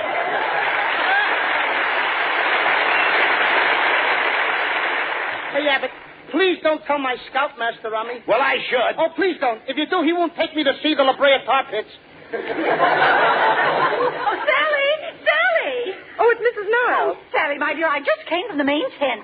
The wrestling match is about to start, and something terrible's happened. What's the matter? Did you forget to pull out the tights? You forget your tights or something? What kind of typing is this? Oh, nothing of the sort. We arranged for a professional wrestler to take all comers, and he's broken his arm. We must get a substitute immediately. Someone with stamina, strength, and courage. And that man is Lou Costello. Oh. Yes, that man is... Cut it out, Abbott. I ain't going to wrestle. My brother was a wrestler, and he got a terrible cauliflower ear. Oh, that's nothing. Lots of people have cauliflower ears. Yeah, but his is cream. Wait a minute. I've got an idea. Look, Lou, they'll announce you wrestle anybody. Then I'll jump into the ring first, and we'll pretend to wrestle. That's all there is to it. I got a better idea, Abbott. Why can't I wrestle Sally Eilers? Oh, but Lou, that's silly. Boys don't wrestle with girls. Oh, she's so young. Get out of here! And now here's Connie Haynes to sing a brand new song. For the first time on the air, listen to Saltwater Cowboy. Who is that great, big, wonderful man wearing that fine coat of tan? He's a saltwater cowboy with the whole world for his brains. Just a saltwater cowboy, and the herd he rides is strange. He's a rounding up his country's foes, wherever they may be. He's a saltwater cowboy, a United States Marine. Get along, little nippy, I can hear my singing pal. I'm taking you to pasture in a barbed wire corral. He's the salt of the earth, boy, and he's long and lank and lean. He's the saltwater cowboy, United States Marine. Get along, Sukiyaki, drag the man from the golden west. I'm gonna brand your carcass with a star-striped U.S. Oh, you don't have to worry, he will keep your pastures green. He's a saltwater cowboy, a United States Marine.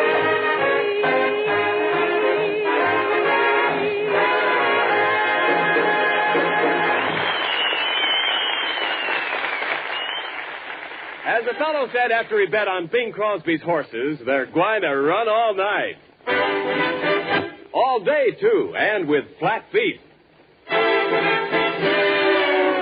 Yes, that's plenty flat, all right. And it can be worse than your cigarette. If wartime flatness is spoiling your smoking, get Camel. If you're looking for a cigarette that won't go flat no matter how many you smoke, get Camels for more flavor. You see, Camel cigarettes are matchlessly blended of costlier tobaccos, blended to give them more flavor. And more flavor helps Camels hold up, keep from going flat no matter how many you smoke. Give Camel cigarettes the T-zone test. Your taste will prove to you that Camels do have more flavor. And your throat will give you the last word on Camel's smooth extra mildness.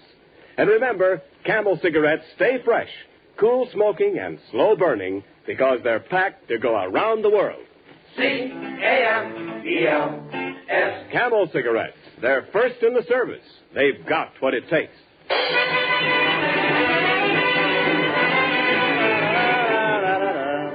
All right, Costello. The tent is filling up. Are you all dressed for the wrestling match with me? Yes, I'm all ready, Abbott. How about look in these wrestling trunks? Wait a minute. What kind of trunks are those? What's that writing across the seat? Oh, that lights up, Abbott. And what does it say? Come to Joe's for dinner. What a spread. All right. All right, let's get out there. The crowd's waiting. Hey, look, Abbott, remember one thing. When they call for volunteers to wrestle me, be sure you're the first one to get in the ring. There's some pretty tough guys out there. I don't want to wrestle any one of them swing shift workers. Why not? Because when they swing, I might not shift. You wait here in the locker room, Costello. I'll see if they're ready. Oh, Bud Abbott, I've got some wonderful news for you. We've got a great opponent for Costello to wrestle. I want you to meet Alan Hale.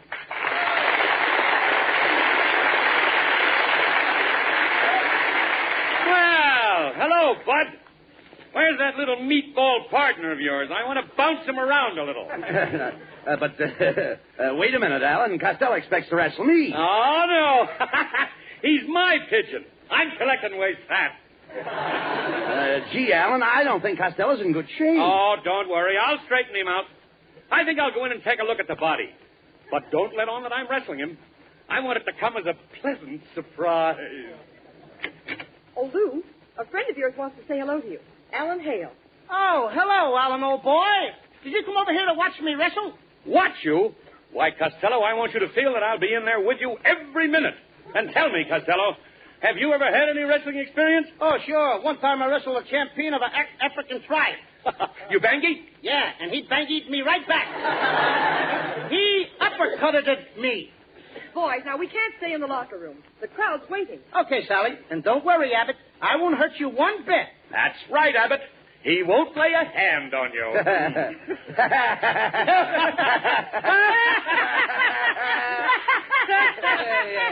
don't know what I'm laughing at.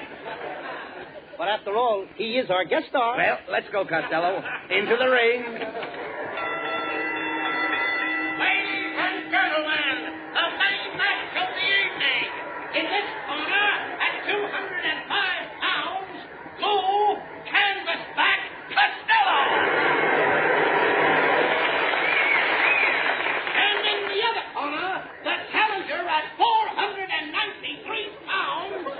493 pounds? Hey, Abbott. Ha, they're trying to make you look good, Abbott.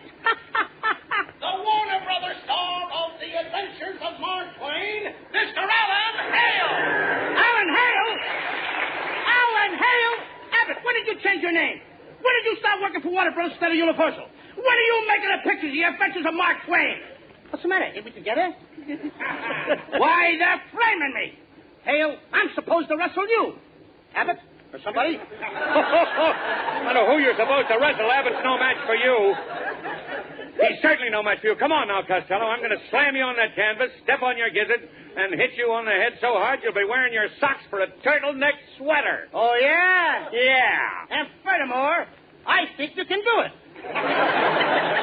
Come, boys. Let's get on with this wrestling match. I'm the referee. And as the referee, there's one thing I insist on, a clean fight. I want a clean fight. And I want a clean fight. Then why don't you two guys fight? I get kind of dirty. Quiet, Costello. Pay attention to the referee. There's another thing. As the referee, I am not interested in either one of you. I am playing no favorites. No favorites. You understand that, Costello? Yes, sir. And do you understand that, Mr. Hale? Yeah, Charlie, and tell your sister I'll be over at 9 o'clock. Wait a minute, Abbott. Hale goes out with the referee's sister. I'm getting out of here. Get back there, Costello. Now, remember, at the bell, shake hands. I don't have to shake hands. Mine are shaking already. Be a sport, Costello. Stick out your hand. Okay. My hand. Alan, my hand.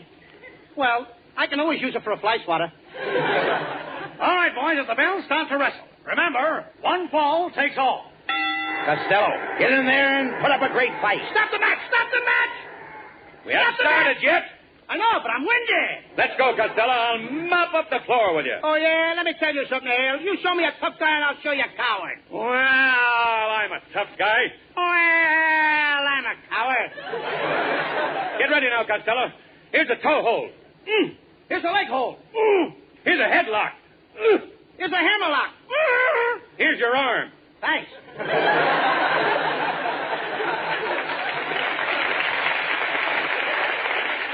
Come on, Costello. You're putting up a terrific fight. Oh, my nose, my nose. Hale, you flattened my nose. How will I smell? Shall I tell him? Keep going, Costello. Keep going. Get in there. Hey, Abbott, I think I've got him worried. He's afraid. Well, what do you mean he's afraid? He's afraid he's going to kill me. Get set, Costello. I'm going to give you a body slam. Wait a minute. Hey. Ooh. Costello, please, stay down there. Don't keep jumping up. Who's jumping up? I'm bouncing. Hey, Abbott, throw in the towel. Throw in the towel right now. Why now? I don't think I'll be around this way again. Don't worry, Costello. And now I got a little something that'll settle this whole match. See if you like this airplane spin. You ain't got no pilot's license, Hale. Let me go. Here you go. Way, way up in the air. Wait a second. Put me down, Hale. Put me down. It's round and round and round you go. And when I come out, and nobody knows.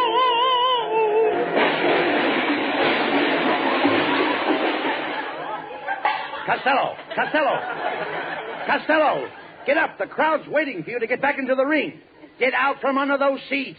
Abbott, I'm not going into that ring. You're not. You're talking like a coward. Where's your backbone? Yeah, Costello. Where's your backbone? I don't know where it is, and I'm not going back in there till I find it.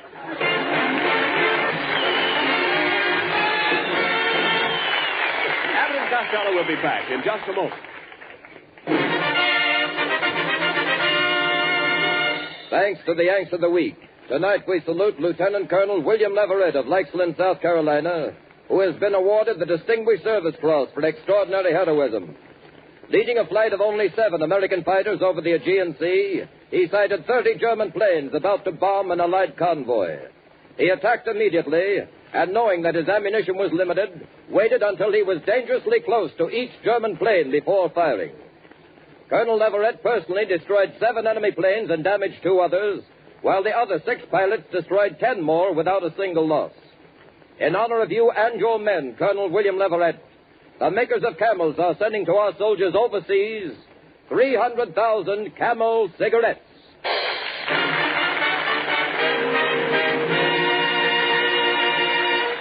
Each of the 4 Camel radio shows honors the Yank of the Week, sends 300,000 Camel cigarettes overseas. A total of more than 1 million Camels sent free each week.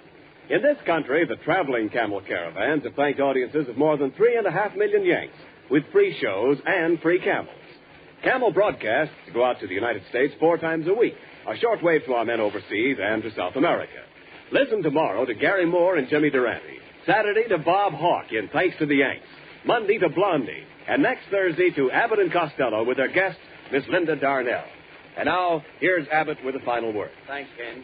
Well, Costello, you certainly made a fool of yourself tonight. Now, I want you to be very careful next week with Linda Darnell. Why, Abbott? Well, you know, Linda used to be in the circus business and the mind-reading act in vaudeville. She can read your mind. She can't read my mind, brother. Hello. Oh, hello, Linda. Abbott, it's Linda Darnell. No. Hello, Linda. What do you know? Oh. Well, Costello, did Linda read your mind? She must have. It's the first time I ever got slapped over the phone. Oh, good night, folks. Good night, neighbors. Be sure to tune in next week for another great Abbott and Costello show with Freddie Rich and his orchestra and our special guest, Miss Linda Darnell. And remember, get Camels for more flavor. If you're looking for a cigarette that won't go flat no matter how many you smoke, get Camels for more flavor. This is Ken Niles wishing you a very pleasant good night from Hollywood. More pipes smoke Prince Albert than any other tobacco in the whole world. Here's one reason why. Prince Albert's no-bite treated to keep your pipe from biting your tongue. Yes, sir, because Prince Albert's no-bite treated to give you cool, tongue-happy smoking comfort. PA's crimp cut, too, to pack and burn and draw just right. The big red 2-ounce package of Prince Albert holds around 50 rich-tasting, swell-smoking pipefuls. And believe me, each one is mighty convincing proof that PA stands for Pipe Appeal. More pipes smoke Prince Albert. It's the National Joy Smoke. This is the National Broadcasting Company.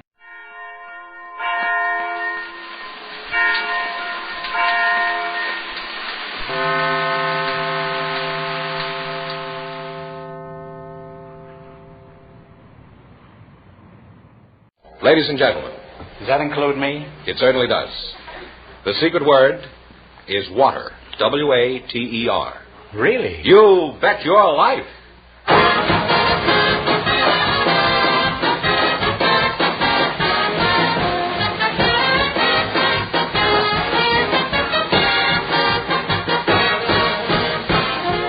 The more than 3,000 DeSoto Plymouth Dealers of America present Groucho Marx in You Bet Your Life, the comedy quiz series produced and transcribed from Hollywood. And here he is, the one, the only... I didn't know he was running. Oh, that's me.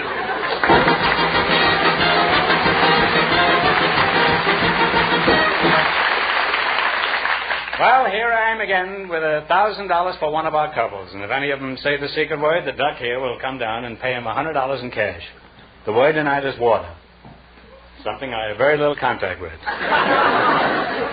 Groucho, we asked for some engaged couples just before we went on the air tonight. Oh, how nice. And just before we went on the air, Miss Dorothy Hildebrand and Mr. Eddie Kretz were selected to be on the show, and here they are. Folks, meet Groucho Marx. Well, welcome, youngsters, for the DeSoto Plymouth dealer. Say the secret word and divide $100. It's a common word, something you'll find around the house. Miss Dorothy Hildebrand, eh? Mm-hmm. And Mr. Eddie Kretz, a boy and a girl, eh? Where are you from, Dorothy? Los Angeles, 71. And what is your hometown, Eddie? Pomona. Pomona, huh? What's your nickname, son? I'm sure your pals don't call you Mr. Kretz. Well... They wouldn't dare. Kretz means scratch, I think, in German. All right, fella says, well, I started from Kretz when I was a boy. Anyhow, it's a good, noble German-American name, isn't it? Yeah. What do they call you, Eddie? Well, I have been called Hot Shoe. Hot Shoe? Me. You mean you say Hot Shoe and somebody says Gesundheit? Why do they call you Hot Shoe? Are you, well, I mean, I... pretty lively with the... Just don't like to stay in one place a long time, I guess. Oh, you're a rover, in other words. Oh, a vagabond, huh? Song of the road and all that sort of thing, huh? Do you have a pet name too, Dorothy? Well, some of my friends call me Frosty.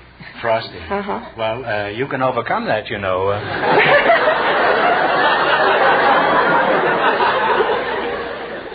I understand you're engaged, Hotfoot. When is the fatal day? Well, I haven't quite made up my mind yet. That's what you think. Footy, you're living in a fool's paradise. And what about you, Frosty? How far has this engagement progressed? Well, it depends upon the Army. If he's taken in, why, we'll have to wait till he's out. But if he's rejected, we'll get married right away. Well, Hotfoot, I'm glad you finally made up your mind.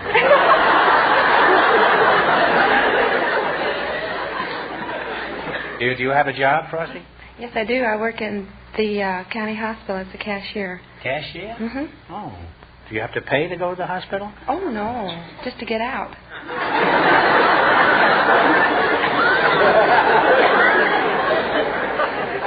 I'm sure she's used that joke before. What sort of work do you do, Hotfoot? I work for my dad as a mechanic. What kind of a mechanic do you? Well, an automobile. Repairing your father? Is that what you do? Have you given any thought to the obligations and responsibilities that are involved in matrimony? Oh, yes. I'd have to stay home a little more at nights, I guess. That's a kind of an ambiguous answer there. And I'll thank you not to be more specific. I'm curious about today's young lovers, Hotfoot. When you want some excitement, what do? Do you look at stereoptic slides? Huh? If they go for a ride on a motor. Yeah, on a motorcycle? You call that exciting? No, I mean, have you ever sat with a beautiful girl and looked at stereoptic slides? With all the lights turned out? I've often wondered what was on those slides.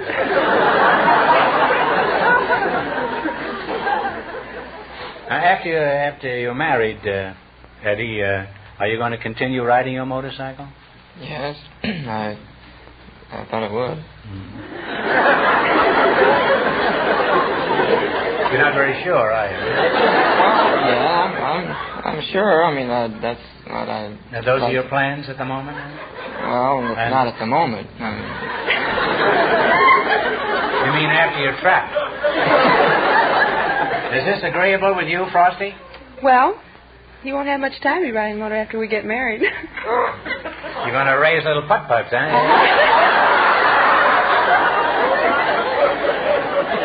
Well, you're a nice couple, and I wish you luck as you travel down the bumpy road of life. Both Frosty and Hotfoot. Now, in just 1 minute, you're going to play You Bet Your Life for a chance at the $1,000 question. Now, right now, here's some advice I want you to listen to very carefully. Friends, for the most comfortable ride of your life, drive the 1952 DeSoto. That's not just an idle boast, because the 1952 DeSoto, tops in safety and performance, is also especially designed for comfort. For instance, when you ride in a DeSoto, you sit on DeSoto's famous three-pillow chair-high seats. These DeSoto seats give you full support, let you sit naturally and comfortably without cramped positions. In a DeSoto, you enjoy the smooth, even, no-bump ride of Oriflow shock absorbers. And thanks to DeSoto's extra headroom, even the tallest people can sit and ride comfortably. You'll also find that it's easier to drive this 1952 DeSoto. The mighty 160-horsepower Fire Dome V8 engine provides you with surging power at the touch of your toe, more power than you'll ever use. And listen, you'll discover that because DeSoto full power steering works for you all the time, it takes all the work out of driving and parking. Long trip or short, it's less work driving a DeSoto. Stop in at your DeSoto Plymouth dealers tomorrow. Make the 5-mile trial in either the mighty DeSoto Fire Dome 8 or the brilliant DeSoto Powermaster 6. Discover the unsurpassed pleasure of driving a DeSoto. And don't forget, all dealers who sell DeSoto also sell Plymouth, the low-priced car most like high-priced cars. Here we go. Let's see how high I can book you $20. From our list of 20 categories, you selected number 19, which is sporting terms. Here's your first question. How much will you bet? 15. Talk it up. 15. 15. In what sport is the expression touche used? Sword fighting. Well, that's close enough. Fencing. And you're off to a good start. You have $35. Remember, you're going for $1,000 tonight. How much of your 35 will you bet now? Okay. 30. All right. In what sport is the expression lob used? L-O-B. Talk it over and take a guess if you don't know.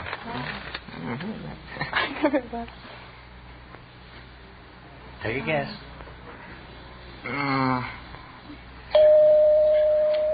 Well, you should have tried anyhow. It's tennis. You have $5. Oh, well, that's too bad. Here's your third question. How much of the 5 will you try? Now, don't be discouraged.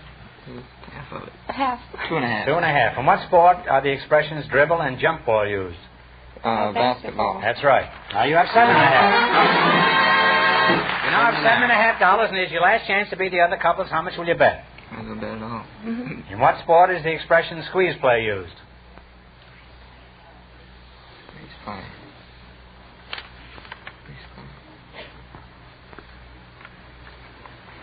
Not football. No, baseball. Oh, Well, you should have known that. Oh, that's... National pastime. Well, nobody leaves here broke. We're going to give you one more question, and if you get this right, you're going to leave here with $25. Who is buried in Grant's tomb? General Grant is right. Give him the $25. Thanks and good luck from the DeSoto Plymouth Dealer House.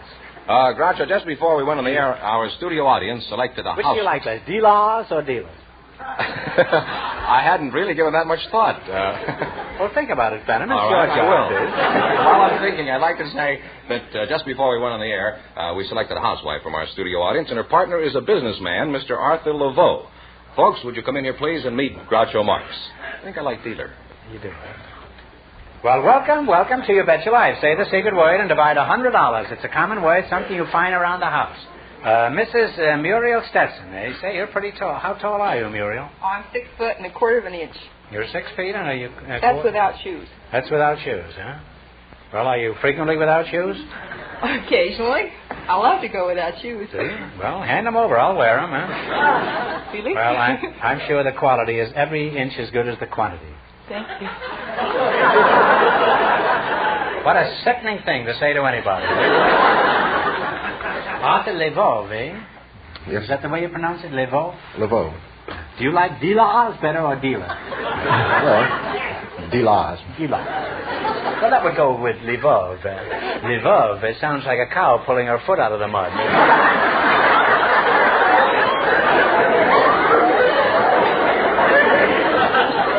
What kind of a moniker is Laveau? Or is that a perfume? It's supposed to be a French name. A French name.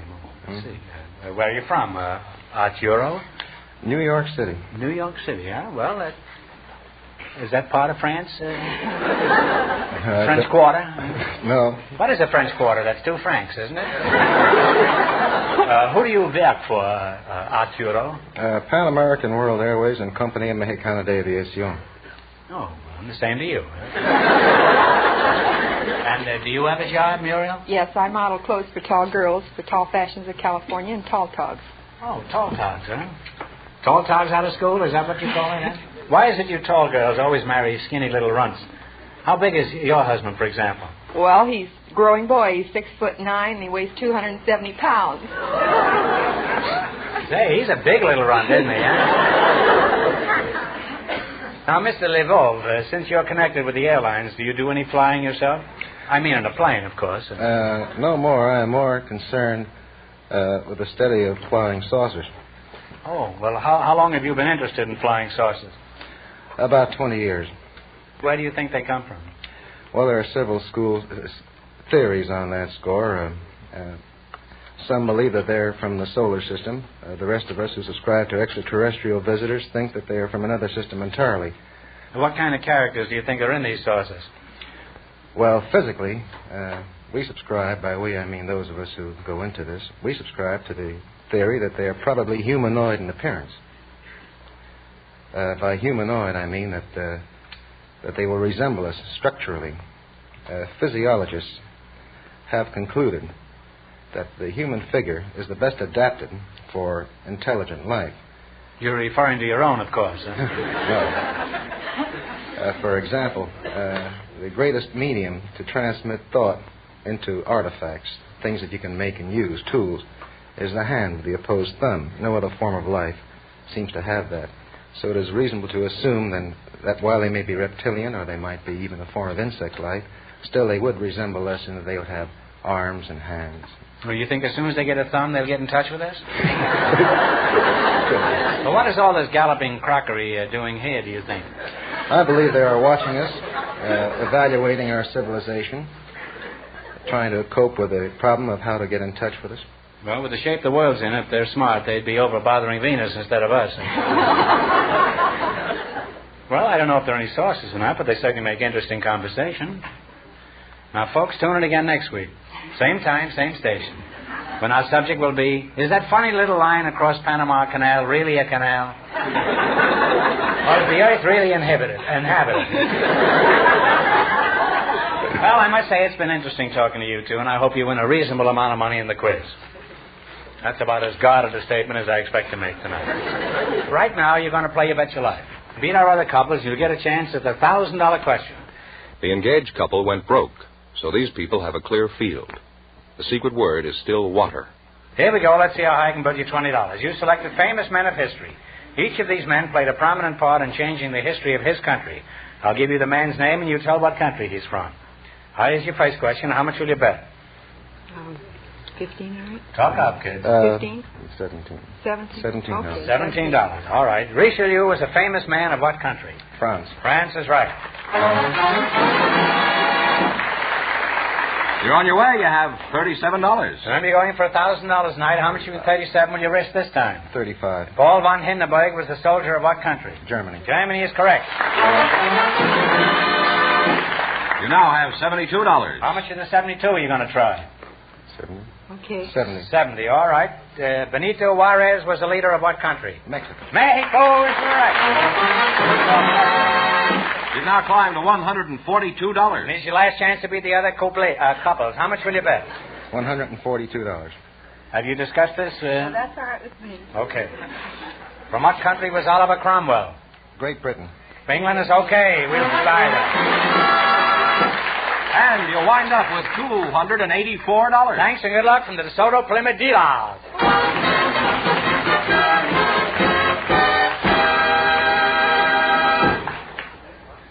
You like dealers or dealers? have you thought about it? Yes, I've.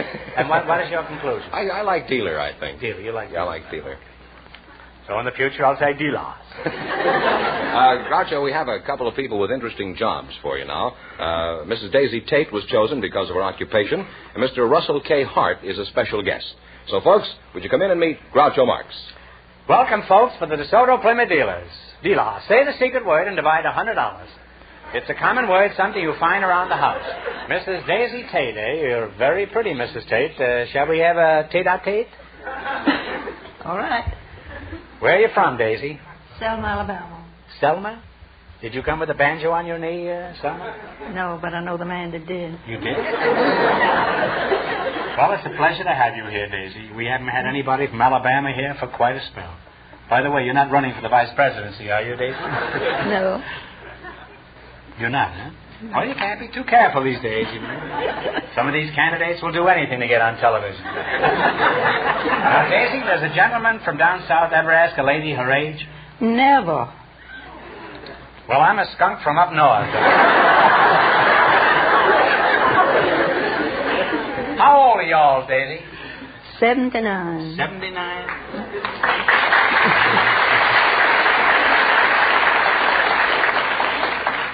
Well, you're the prettiest 79 I've seen, Daisy. Now, Russell K. Hart, eh? You'll forgive me, sir, if I devoted my attention to this charming little lady. Oh, brother, cotton wouldn't melt my mouth, would it? Russell K. Hart, what does he keep for? Crumb. Did you say crumb? Is that whole wheat or pumpernickel? Where are you from, Crumb?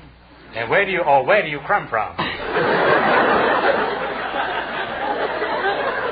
From Illinois.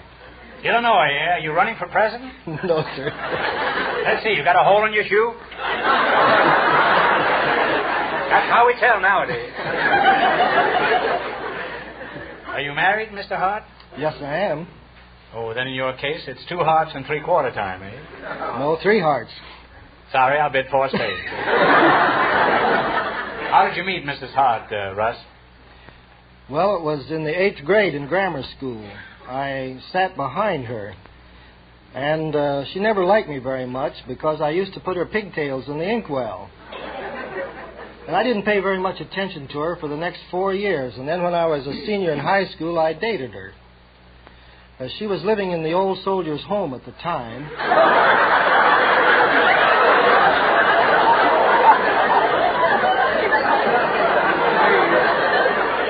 And you were after her for her pension? Is that what? No, you see, her father worked there. Oh. And, dipping pigtails or something? No, he was the chief clerk in the treasurer's office. Oh.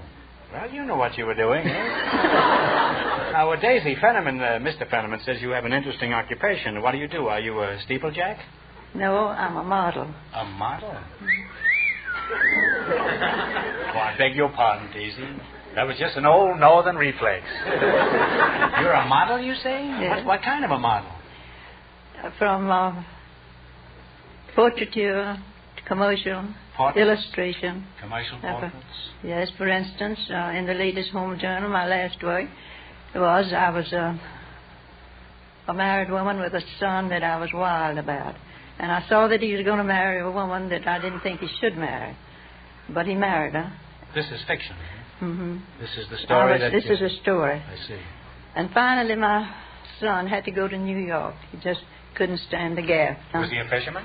Now, Fenneman says you're a special guest, Mr. Hart. Why is that? Are you a model, too? No, I guess it's because I'm the mayor of Santa Monica. Really?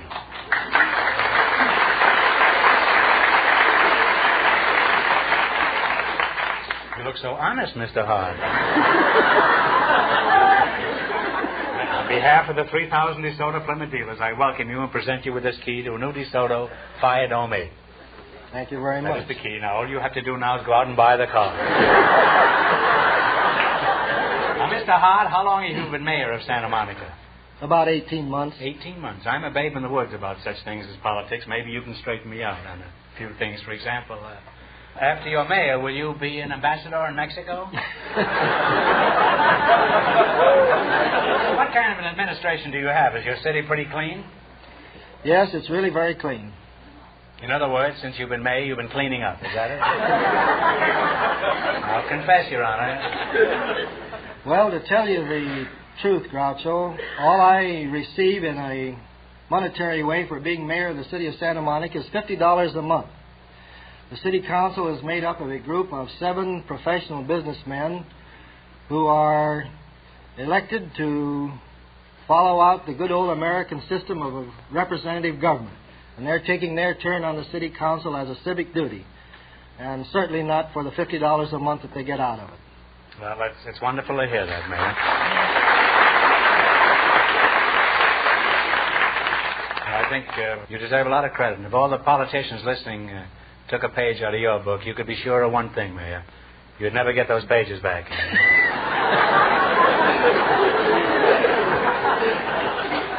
Well, could you describe Santa Monica for our eastern listeners? For example, just where is Santa Monica?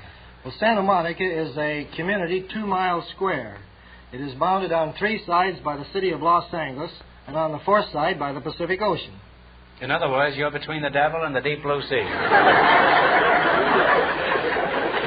Tell us some more about Santa Monica. It sounds like a very interesting little town. Well, it is. It's a very beautiful community. It has a population of 75,000 people.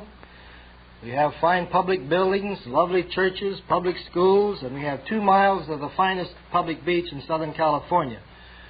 So we have a lot of things out there. We think it's really a very fine place to live. Oh, I think it is. A friend of mine saw your beach one day last summer when the fog lifted for a minute down there.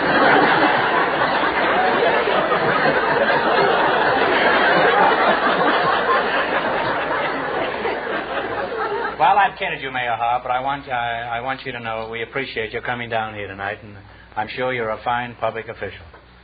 And if you're ever investigated by Kefauver, my advice is buy a ticket to Mexico City. Right now, you two are going to play You Bet Your Life.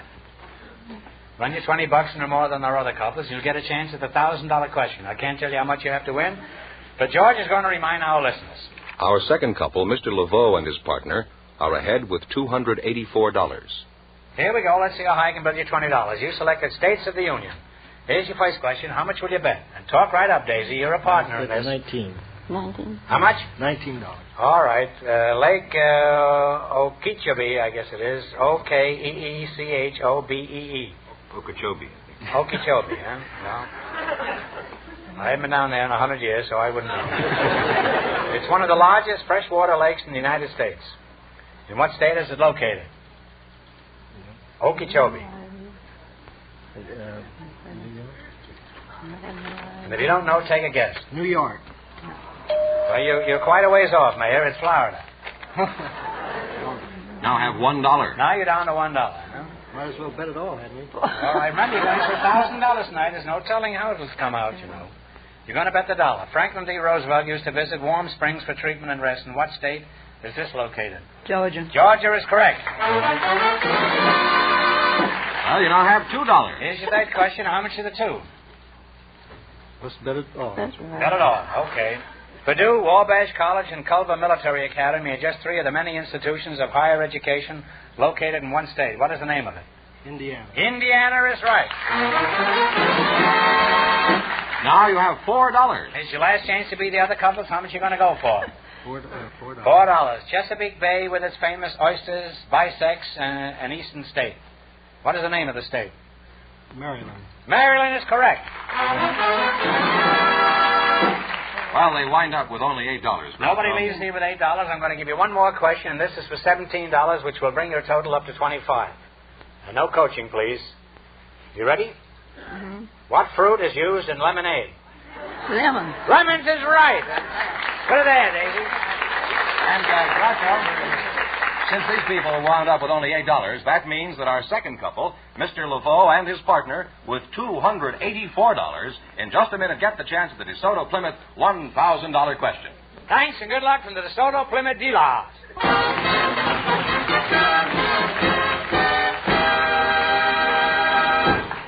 If the brakes of your car aren't behaving the way they should, if there's any question in your mind as to whether they're safe or not, then before another day goes by, get a thorough check of your brakes at the place where they know your car best, your DeSoto Plymouth dealers. Their master technicians, brake experts, will, if necessary, remove the wheels of your car and give the drums, shoes, and hydraulic system a thorough inspection. They'll adjust and equalize the brakes scientifically and fill the master cylinder with the correct brake fluid. As a final check, they'll test for safe, smooth, straight-line stops. It'll be an efficient, reliable job. Count on that. And count on receiving fast, courteous service, too, at a fair price. When your car leaves your DeSoto Plymouth dealer's service shop, you'll know your brakes are right. You'll drive with a feeling of security. So have your brakes checked tomorrow, where you'll see the famous sign of better service, the friendly sign of a DeSoto Plymouth dealers. Well, here comes Mr. Laveau and his partner, the winning couple, all set for the $1,000 DeSoto Plymouth question. Groucho? Right in here. Well, you'll be able to buy a lot of sauces if you win this money tonight. Here we go for $1,000. I give you 15 seconds to decide on a single answer between you. Think carefully, and please no help from the audience. Here it is. In Shakespeare's Henry IV, Henry V, and Merry Wives of Windsor, there appears a cowardly braggart whose good humor and wit have endeared him to millions the world over. For $1,000, I want you to identify this genial fellow. Talk it over.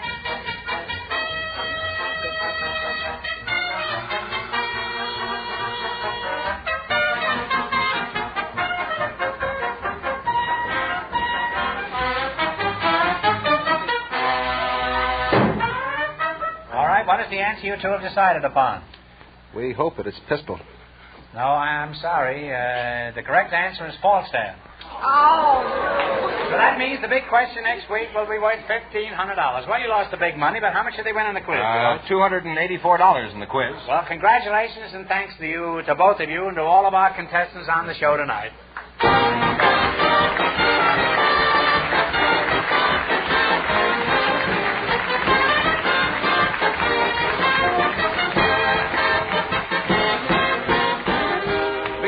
Tune in again next Wednesday night at this same time for the Groucho Marx Show, when the big question will be worth $1,500. And don't miss Groucho's television show, also presented by the DeSoto Plymouth Dealers of America. And remember, all dealers who sell DeSoto also sell Plymouth. Two great cars, both products of the Chrysler Corporation. And when you drive in, tell them Groucho sent you. Good night, folks, and remember, see DeSoto Fire Dome 8 tomorrow.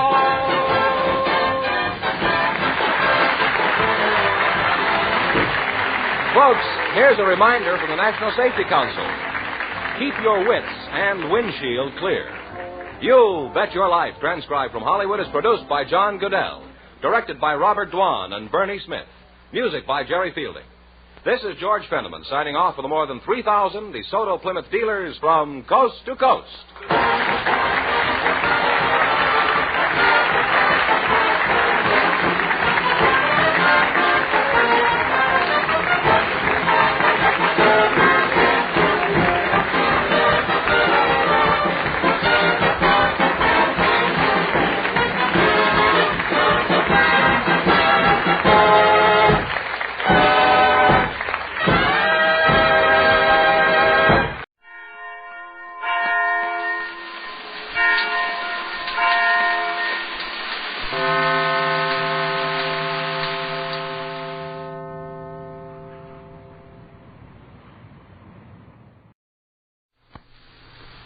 Well, sir, it's early evening as our scene opens now, and here in the living room of the small house halfway up in the next friends assembled.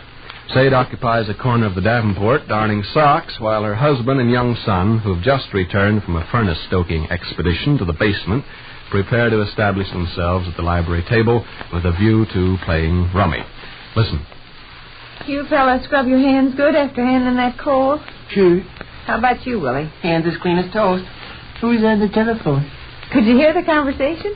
Uh-uh. Charlie Razor's come. What's on Charlie's chest? He's coming over here pretty quick. What for? Foolishness. Really? Slap out the pasteboards, River about him, and I'll beat you. Put your rubbish off to one side a minute while I tell you this. Vic, that big gawk insinuated I haven't cleaned my living room since last August. Oh, come now. No joke. I expect I ought to be mad, but it's so silly. Laughter is always only one step from tears. Percy by Shelley, the prominent poet, used to claim... Rush, a person tells you a thing and tells you a thing. Rolls off your back like a duck. In what particular connection? I'm trying to talk. Do you object to me? Bob Steamroller. Is that what they teach you up at school? Up at school, they teach us a variety. Changes the subject like a bull in the china shop. I opened my mouth to say something about Mr. Razor-Scum.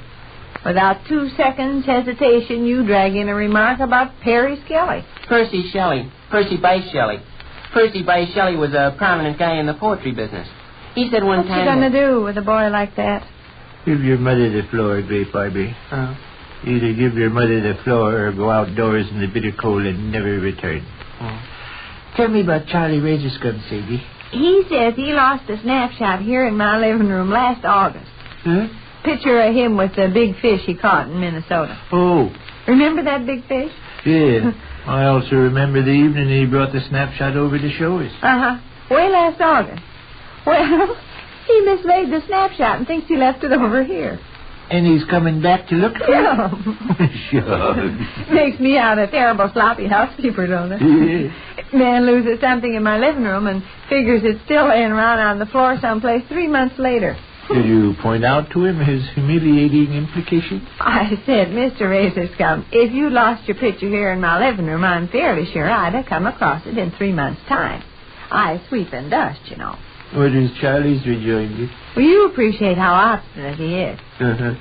Said, Miss Gook, I have a very distinct mental image of dropping my snapshot on your living room floor. Very possibly it's still there. I said, don't you think I've swept or mopped or anything in 3 months, Mr. Razor-Scum?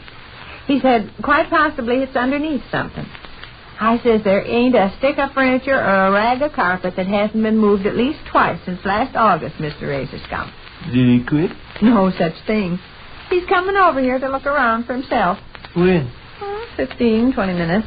Few people will permit a suggestion from a party who isn't wanted in the conversation. I'd love to... It isn't that you're not wanted in the conversation, Willie. It's just that every time a person starts out to tell something, they're lucky if they speak 3 words before you've jumped up with a remark 9,000 miles away from the subject. Okay. Well, what did Charlie do? All of a sudden become aware he was minus his precious photograph and get frantic? I guess so. Hear him talk, you'd have thought that picture of him and his fish was 8 bushels of gold. He says, I'm absolutely positive, Miss Gook, the last time I seen it was that evening last summer. If you don't mind, I'd appreciate you letting me come over and looking around a little myself. It'd make me feel easier in my mind. So, pretty quick he'll be here. And you have the pleasure of watching him search under the rug in places. Yeah. Be a fine joke if he found this picture, wouldn't it? It'd show Mrs. Gook hadn't swept her living room since August. I've heard of coincidences where guys found stuff. Remember Barney Clutcher back in Dixon? Lost the use of his head? I don't recall that about Barney. Sure. Fella hit him on the skull with a banjo by accident, and it left him silly. His mother used that phrase, lost the use of his head. Sounded a little better than coming right out and calling him insane. Well, what I remember about Barney Clutcher was the time he lost a $5 bill. What was that? He lost this $5 bill in the Union Station in Chicago, right by the magazine stand. He remembered because he whipped out his wallet to buy a newspaper and realized it was the only time he'd take it out of his pocket during the entire trip. Well, sir, he got home to Dixon and discovered his loss. Grabbed the next Chicago train and was back in the Union Station 12 hours later. Walked up to the magazine stand, and there was his $5 bill laying on the floor big as life. Mercy me. Union Station's a big place. Several thousand people must have walked on that $5 bill in those 12 hours. Yeah. Well, maybe that's what happened to Charlie in his picture of the fish. Maybe he'll stroll in here and locate it laying under the library table. Imagine somebody losing something in my living room 3 months ago and me not finding it.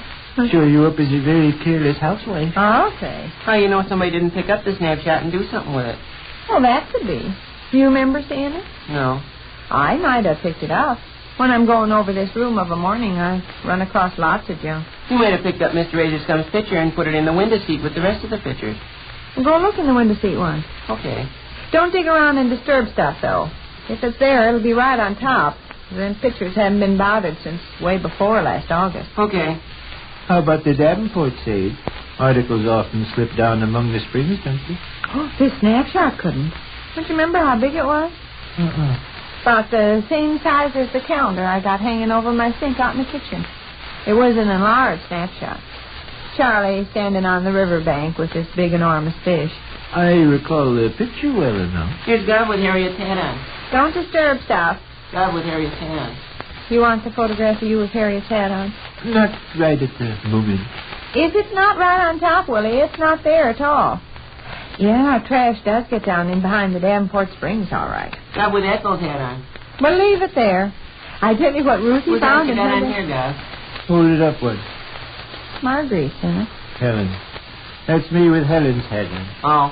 Come away from there, Willie. You'll just get the pictures in a worse mess than they are already. God, here you are with Lucille's hat on. Let's see. Esther's. You with Esther's hat on, huh? Yeah. Come away from there, son. Okay.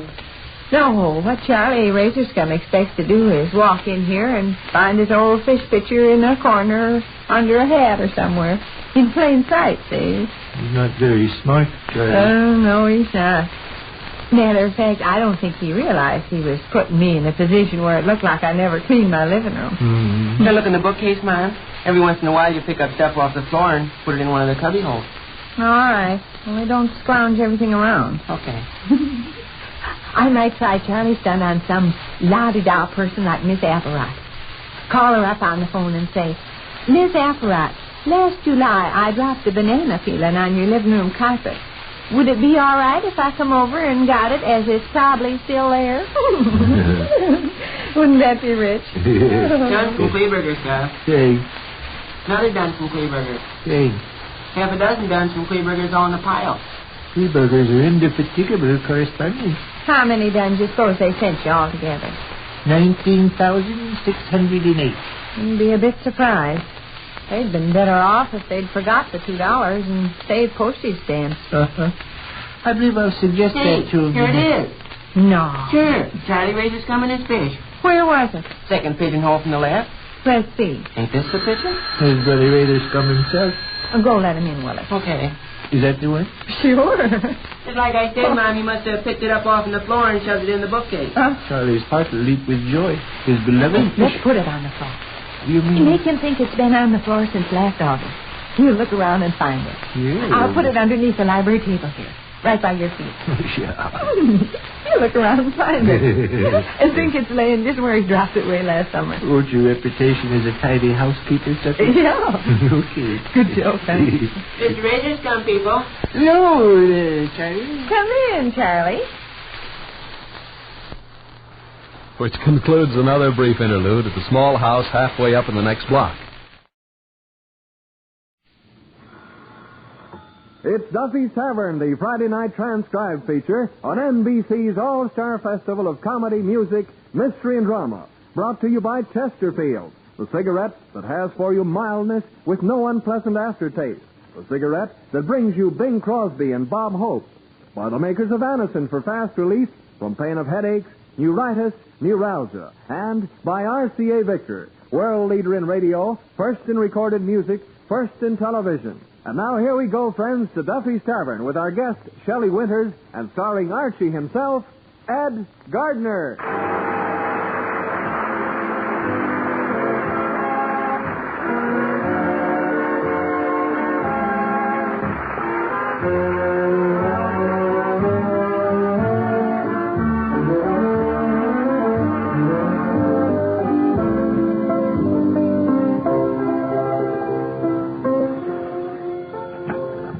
Duffy's Tavern, where do you late meet to eat? Archie the manager speaking. Duffy ain't here. Oh, hello, Duffy. You sound mad.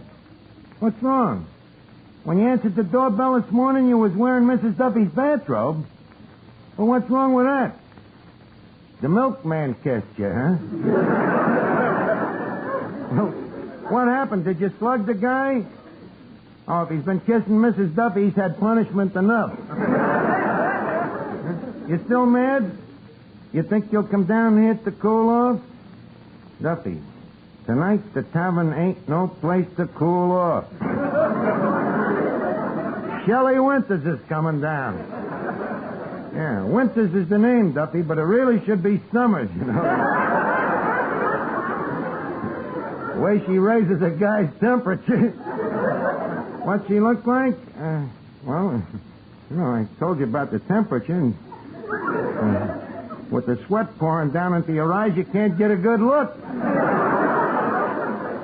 She's a very versatile dame, Duffy, you know. She acts on the stage, she's in the movies, and sings in musical comedies, and she's packed to the hilt with talent. And, brother, what a hilt. Also, a sensational pair of gams. Yes, sir, with them legs, she's made more successful crossings than Pan American Airways. Well, look, I got work to do, Duffy. I'll call you back. Oh, Yasha! Yasha! Where is that? Yasha, Panya Slavnik. How do you do? Tell me, Yasha, did any letters or mail come in today? Like an avalanche. Oh. Well, let me see the mail. Hey, these personal letters of mine. They've been opened. I can read them closed. Yasha, it might have been personal correspondence from a dame, you know. I don't want you to be reading me private mail. Okay, my boss. Or may I call you Cuddles? But opening somebody else's letters, how can you do such a thing? How? Yeah. See, I am holding them over a tea kettle. By the by, here is one letter that I'm thinking you will find extremely interesting. What, Billy Do from a female admirer? No, Billy Do Overdue from the gas company.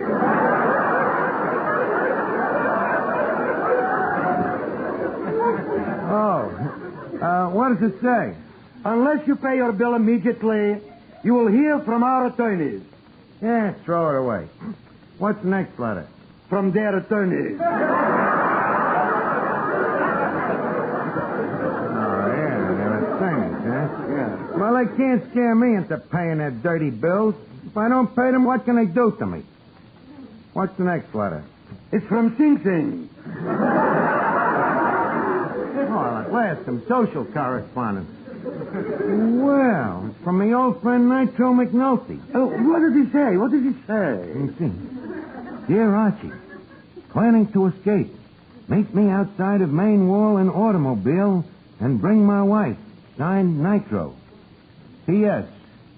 Bring along another girl for me. Signed, the warden. Let's get to the next letter. I wonder who this is from. It's from Peaches Latour to Striptease. But you didn't open it. How do you know it's from Peaches Latour to Striptease? The stamp is peeling off. Give me that letter. Let's see. Hey, you're wrong. It ain't a letter. It's a valentine. A valentine. Hey, let's see. Love to you, my sweetheart mine. Will you be my valentine? I'll be yours if you'll be mine. To you from me, from swine to swine. It does not say that, Yasha. I'm afraid you're just jealous. Me jealous? Me jealous? I am also having a girl writing me letters. Writing you letters? Yes. Every day she is wanting to see me. She is calling me on the telephone. She is writing me letters, always wanting to see me. Fortunately, I put a stop to it. How? I let her see me.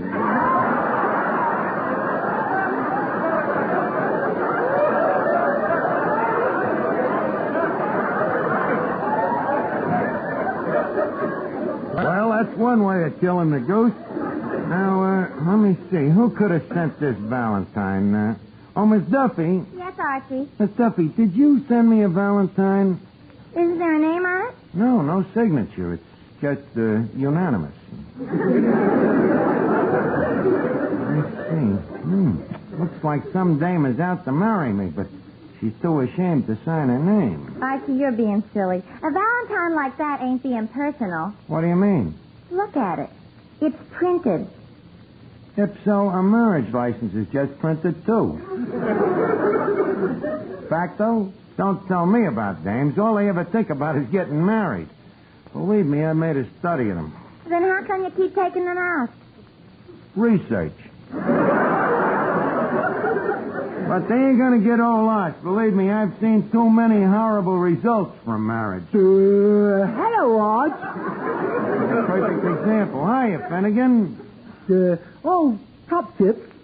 Top tip. That's tip-top.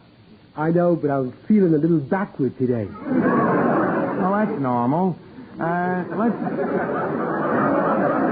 Let's see. Who could have sent that Valentine? You got a Valentine, Arch? Yeah, it seems there's a dame in love with me. Love? Yeah, love. Love? Look, you know what love is, don't you? Well, I know it has something to do with dames, but from there on, I ain't too clear.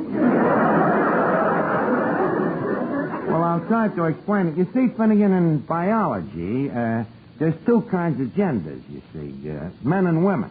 I assume you know what marriage is. Oh, sure. That's what you gotta have before you get a divorce. Yes. Well, that's one school of thought, but to put it more succinctly, marriage is, it's sort of a friendship that gets loused up.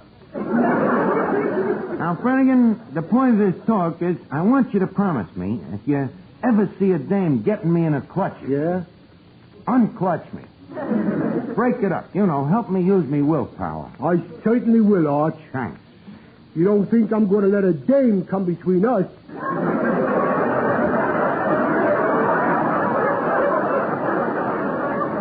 Finnegan, old man, how does it feel to be an idiot? Well, not too bad, Arch. The trouble is the hours are so long. Leave us with this nonsense talk now. Now, who could have sent this Valentine? Maybe I better forget about it. Shelley Winters will be coming down here any minute. Shelley Winters. Humph. And what's the hump? Well, not that I want to take anything away from Shelley Winters. Go ahead, take it away. You need it more than she does.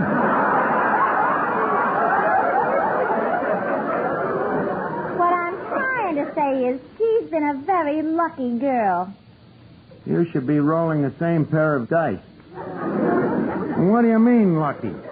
She's got brains and beauty and talent. Yeah, but where would that get her if Edison hadn't invented motion pictures? You call that lucky? What else? Look, Archie, be honest. Yeah. Suppose a movie producer needs a star for a picture, and he has to choose between Shelley Winters and me. Who does he pick? Shelley Winters. There you are. It's a 50-50 chance, and she wins.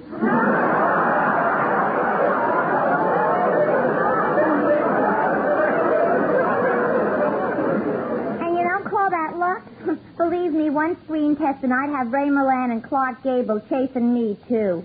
With a baseball bat. You would have Ray Milland and Clark Gable chasing you. They wouldn't touch you with a 10-foot Louisville slugger. And if you think you're so hot, why don't you try to get into the movies? What? And have men bothering me morning, noon, and night? Men bothering? That's bad? Frankly, I'm bored with men. Oh, no. This from a dame that sits in the front row at circuses waiting for a human cannonball to overshoot the mark.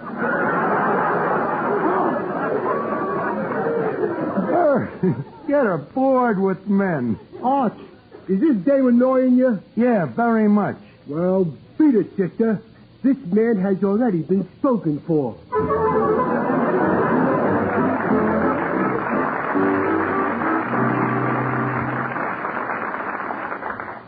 Say, Arch. Yeah? I've been giving quite a lot of thought to what you told me. You've been giving a lot of thought, huh? Well, good for you, Finnegan. Only I forget what it is.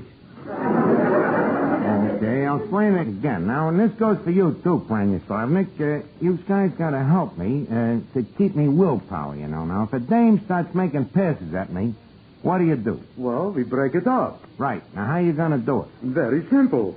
I merely say, Madame, I believe you dropped your handkerchief.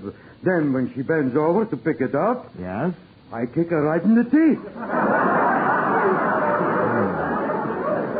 Well, ain't exactly Emily Posty, but at least it'll be effective. Now, let me see this Valentine. Hey, this I didn't notice. What's under the heart? What's under the heart? Yeah. Deliver. No, I mean, what's under the heart on this Valentine? It's a poem. Let's see here. Roses are red, licorice is black. Kiss me, sweetheart, and I'll kiss you back. Hey, wait a minute. This proves it. I know who's after me. Who? Shelley Winters. Shelley Winters, are you kidding? Look, Miss Duffy, this is poetry, ain't it? Yeah. Did you ever have a poet named Byron? Yeah. Keats? Mm-hmm. Did it ever occur to you that there is also a poet named Shelley? And as further proof, just take a look at this word. What word? Sweetheart. Please, this is so sudden. Please. Miss Slavnik, I'm talking about the word sweetheart in the poem. And Miss Duffy, in the word sweetheart, what's the first two letters? S-W. I suppose it's a coincidence that Shelley Winter's initial is also S-W? Finnegan, you better keep your eye on me tonight and watch that willpower. I'm afraid the dame has interior motives. Don't worry, Arch.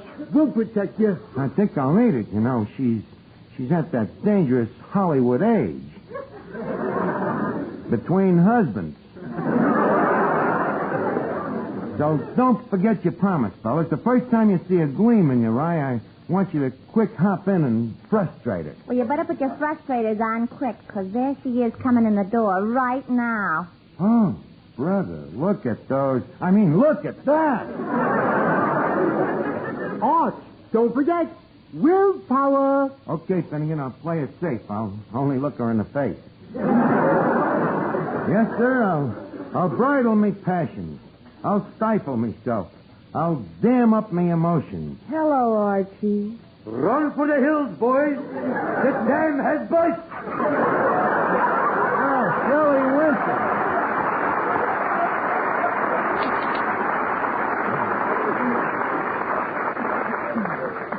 Well, Archie, this is the first time I've ever... Just a second, Miss Winters. I happen to know how you feel, but I'm sorry. The answer is definitely no. Well, that's a cool greeting. Coolness is as coolness does. Boy, Arch. Archie, aren't you even going to shake hands? Well, I'll shake hands, okay, but just a quick one. All right, then I'll take off my gloves. What's that? I'll take off my gloves. Oh, no, you don't, Jester. Thanks, you Finnegan. Say, what's going on here? Look, Miss Winters, I want you to know that you mean nothing to me. What? You heard me. Them soft blue eyes, they mean nothing. That beautiful blonde hair and them lips. Gorgeous figure and them terrific legs. They do nothing to me, see? Hey, boss, What? here. What? Your eyes, they just popped out of their sockets.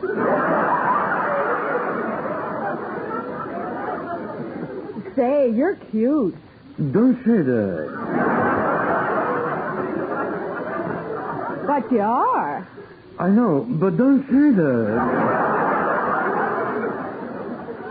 All right, I won't say it. You won't say why. You're cute. Please say it again. Look, cut it out, Shelley. I can see right through you. What? I don't mean that. I mean this clumsy attempt to make me jealous. You know, you're just a moth to a flame. Just another one of the bats in me belfry. Bats in the belfry is right. Now, please, leave us forget the past and get the conversation back to the drawing room. Now, tell me, what are they talking about in good old... You know, you're quite a dish. Archie, my face is up here. Oh, yes. By the way, that dress you're wearing. Oh, it's really nothing. You're so right.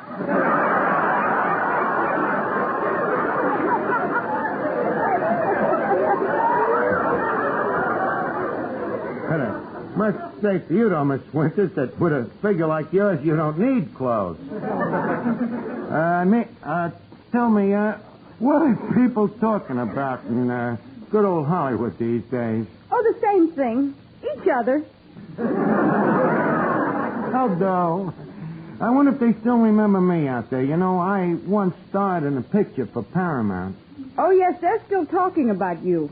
Yeah, huh? What are they saying? I don't know. I'm a lady. I always leave the room. Well, tell me, what pictures you been making lately?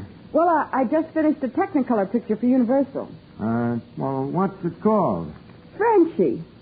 It's called Frenchie, huh? Oh, don't forget, your willpower. Don't worry, I'm just toying with the dame. By the way, Archie, do you mind if I sit down? No, sit down on that bar stool. Speaking of the movies... Archie, this bar stool is rather high.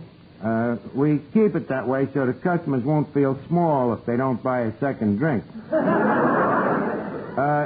Speaking of movies... It's so nice to sit down. These high heels are killing me.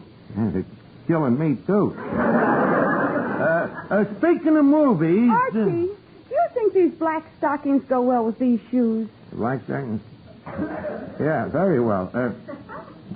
Smoking of speakies... Making of spookies... Archie, what's the matter with you? What's the matter with me? It's nothing. Nothing that a cold shower couldn't cure. Quiet, Tanya Slavnik. Miss Winters, speaking of Hollywood, by the way, you got a run in your stocking. Oh, I'll have to fix it. Can I help you? May I get you a needle and thread, Miss Winters? Well, that would be very sweet of you, Archie. Not at all. In fact, I think you're a very sweet boy. Really? And handsome, too. Honest? Of course. Cross your legs and hope to die?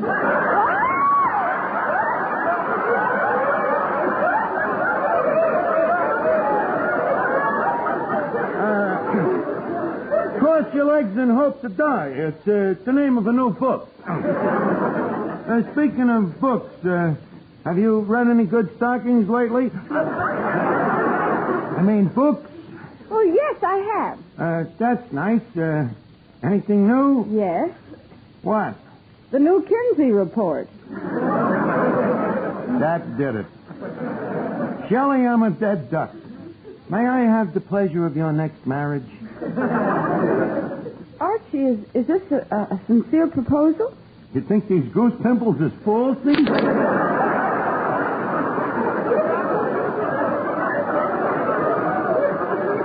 Of course it's a proposal, so what do you say? Well, I'll have to think it over. Well, why? You just told me I was sweet. Yes? And handsome. I'm sorry, Archie, but the man I marry must have a lot of money. Well, it was nice while it lasted.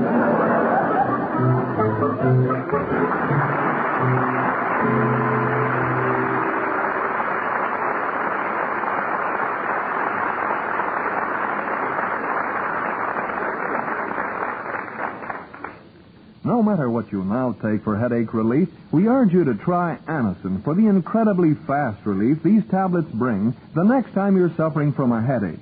Now, the reason Anacin is so wonderfully fast-acting and effective is this. Anacin is like a doctor's prescription. That is, Anacin contains not just one, but a combination of medically proven, active ingredients in easy-to-take tablet form. Thousands of people have received envelopes containing Anacin tablets from their own dentist or physician, and in this way discovered the incredibly fast relief Anacin brings from pains of headache, neuritis, or neuralgia. So, the next time a headache strikes, take Anacin for this wonderfully fast relief. Anacin, A-N-A-C-I-N. Anacin at any drug counter in handy boxes of 12 and 30, economical family-size bottles of 50 and 100. Look, Shelley, you got to marry me.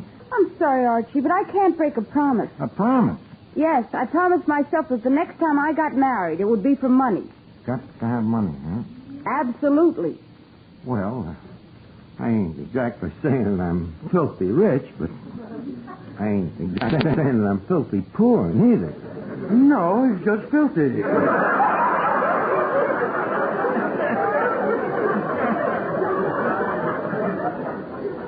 Thank you. You see, Shelley, if I wasn't rich, you'd think this peasant would insult me? But if you have so much money, why do you work in a place like this? Look, Shelley, this tavern is just a hobby with me. You think if I worked here, I could afford to own a Rolls Royce with a mink tail on a radiator cap? Which reminds me, Yasha, take the Rolls Royce down to one of my oil wells and fill it up with diesels. I'm beginning to be impressed. You ain't heard nothing yet. Oh, excuse me, the phone. Probably me wealthy stockbroker. Hello? Oh, hello, Whitcomb. Duffy, it's an act. Tell me, Whitcomb, how are all me stocks and bonds on Wall Street? Uh-huh. And what about Consolidated Amalgamated Inc.? Huh? They've incorporated? Yeah, they've done it again.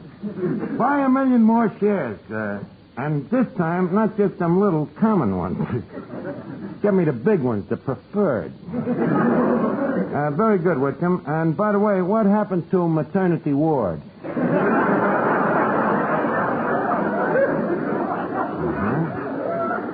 see. And what about consolidated cans? Bottom dropped out, huh? Well, in that case, to tell you what you do, buy me 10,000 shares of Social Security.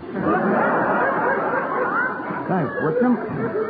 Well, things seem to be popping in Wall Street. Yes, it sounds like a real bull market. Well, now that I've proved how rich I am, can you think of any reason for us not getting married? No, but I will. Just give me a second. Oh, yes. How about your background? Huh? Your family. Oh, them. Well, Grandpater was also a millionaire, you know. In fact, I shouldn't really talk about our family fortune without giving him credit. You know, he was the original flounder. Started as a poor boy, too. He Mayflowered it over here with Grandmama, and they was lucky enough to pick up Pennsylvania at the right price. So I grew up on the estate and went to college. Oh, what college did you go to? Well, Dad wanted me to go to Harvard, and Mother wanted me to go to Yale. What happened? They compromised. That's when Dad built Princeton.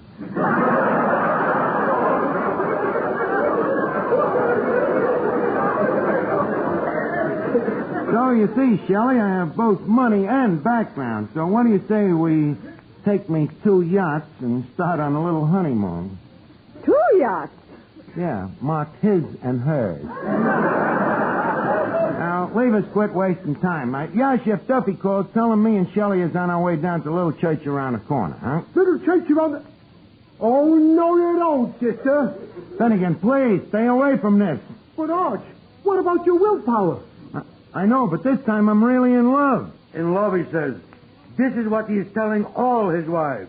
Oh, no. Tanya, Slavnik, please, stay away from this. And Miss Winters, did he tell you he has 12 wives and 48 children? 48 children? One for every state in the Union.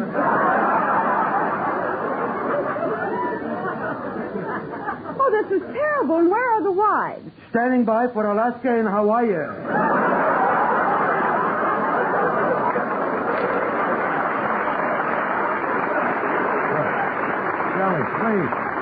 Shelley, please, don't listen to them. They're nuts. Can't you tell just by looking at them that they're nuts? I don't know. Around here, there's no basis for comparison. Look, everybody, will you shut up and forget that willpower stuff? I'm proud to say that I have conquered me willpower. This dame I want to marry. You want to marry? Yeah. If I spent all that dough. What dough? The dough I spent on that Valentine. Oh, no.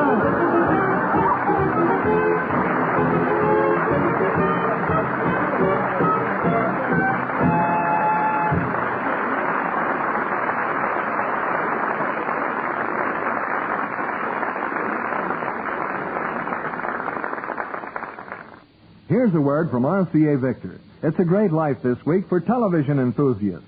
Yes, the current issue of Life magazine, dated February 12th, contains a really thrilling double-page advertisement showing RCA Victor's complete new 1951 series of million-proof television, America's favorite television, owned most, proved most, and now more wonderful than ever. Your whole family will pore over and purr over the detailed pictures and descriptions of 14 new RCA Victor models, each more glamorous than the last.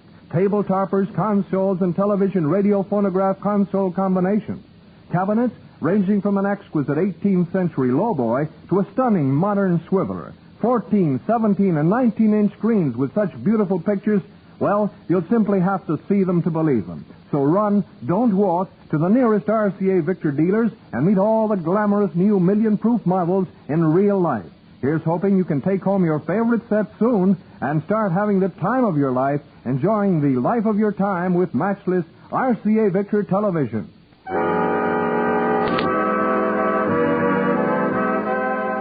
Listen again next week, friends, to Duffy's Tavern, the Friday night transcribed feature on NBC's All-Star Festival of Comedy, Music, Mystery, and Drama. Brought to you by Chesterfield, the cigarette that has for you mildness with no unpleasant aftertaste.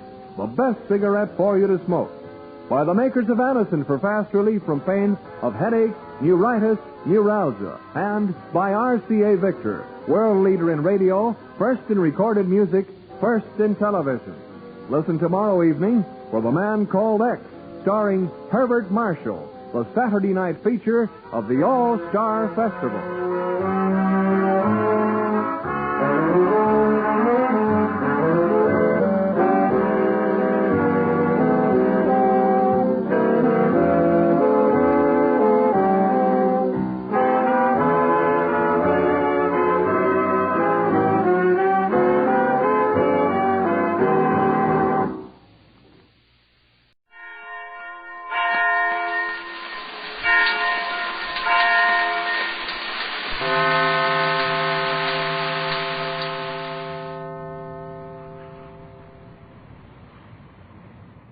It's new. It's amazing. It's Prell. P-R-E-L-L. Prell shampoo. Yes, Procter & Gamble's new Radiant Cream Shampoo in the handy tube.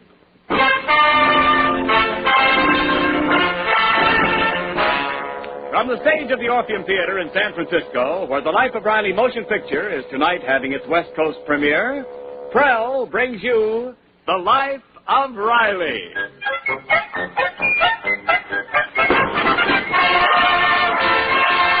Shampoo that removes unsightly dandruff, leaves hair radiantly lovely, presents The Life of Riley with William Bendix as Riley.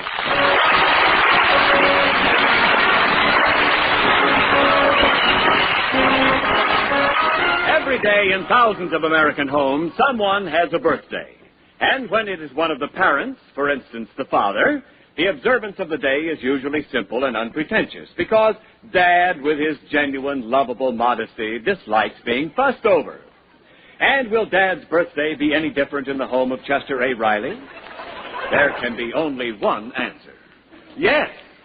At the moment, for example, Riley is hinting desperately to his son, Junior, that what he'd really like for his birthday is a new bowling ball. Yes, sir, Junior. I'm afraid this old bowling ball of mine's all shot. Well, it still looks good to me, Pop. No, it's done for. This ball has knocked down its last pin, boy. Well, then why don't you get yourself a new one? Well, I could, but then I'd be stuck with two new bowling balls. Two? Well, sure, in case somebody who's fond of me decided to buy me a bowling ball for a certain occasion that's coming up. Oh, but Father's Day isn't for another 2 months. But, Junior, it ain't Father's Day, but you're getting warm. Look, it's a special day we celebrate for somebody in the family that everybody's crazy about. But Boys' Day is past. I know it's past. I'm looking ahead. Now think, how many special days are there in a year?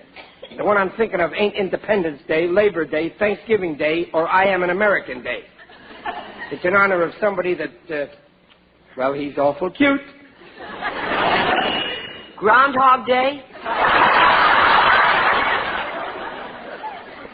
Son, you're slowing up mentally. Now try using the brain that you inherited from me. This day is for a certain party, and spelled backwards, It's H-T-R-I-B. Now, you've got a good education, so use your head frontwards and you got it. H-T-R-I-B, oh, your birthday. Whew. Oh, I forgot You'll it. say no more about it. I ain't the kind of a father that goes around hinting. Yes, sir, this here bowling ball is sure shot. I'll be glad when I get the new one. Spoiling my game. You see, whenever I pull my hand back, look, I'll show you. Oh, Jimmy. no, don't show me here. What? You know what Mom says about playing around in the living room. Well, that don't mean me. That's for the little kids in the family. You see, when I swing the ball back like this... Pop, you smashed Mom's Chinese ball. Oh, Pop. Now, take it easy, son. Oh, but it's Mom's best ball, and she just bought it. Relax, will you, kid? Yeah, but Mom blows her top if we just touch that ball. What'll she say when she finds out you broke it? I can take this in my stride. I can face a tough situation. We'll just say you did it.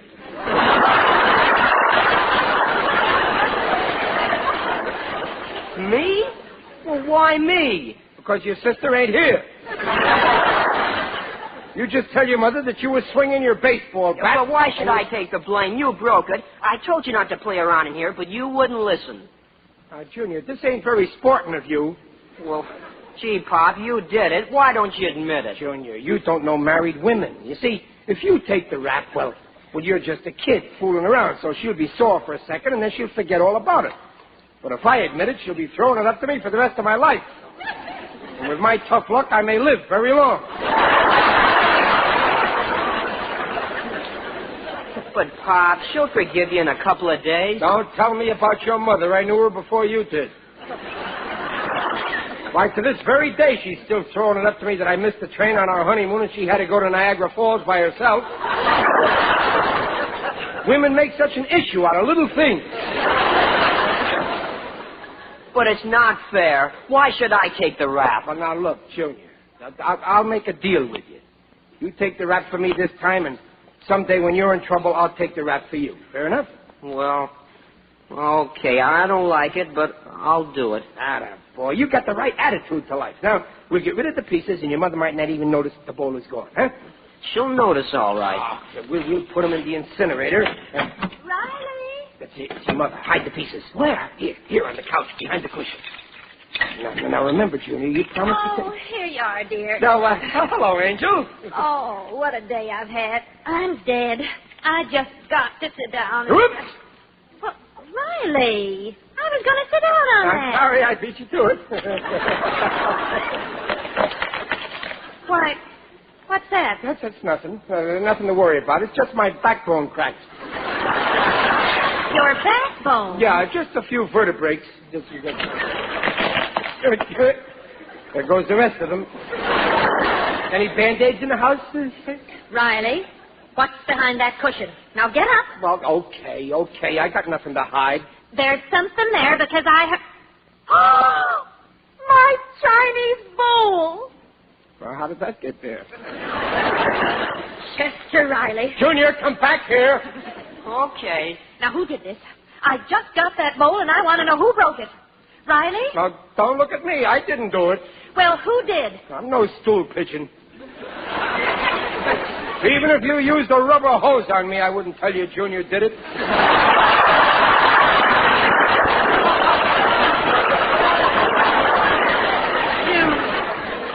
You did this? Well, it was an accident. Oh, how many times have I told you not to touch that Now, bowl? wait a minute, Peg. Let's be fair to the kid. He didn't touch it. He hit it with a baseball bat.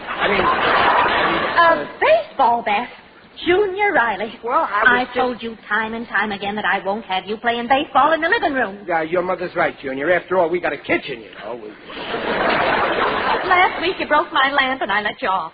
But this time you're not going to go unpunished. Go ahead, Riley. Huh? Oh, yeah. Yeah, he's got to be punished. Junior, you've been a very naughty boy. And let this be a lesson to you. Now, let's hear no more about it. We certainly will hear more about it. Junior, it's time you learned a lesson. Now, for the next week, you're not going to play baseball. Oh, no, Mom. I got a big game this Sunday. I'm pitching for the Santa Monica Wharf Rats. Oh, no, you're not. You should have thought about that before you disobeyed me. Yeah, well, Peg, don't you think maybe you're a little too hard on the boy? After all, it's the big game, and he's a rat. And he's...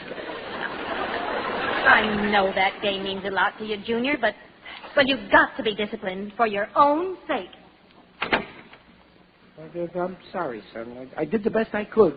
Oh, I gotta be in that game. After all, you broke the bowl. Oh, yes, Junior. Sometimes your mother's a very hard-hearted woman. Like in this case. But you notice that I can take it.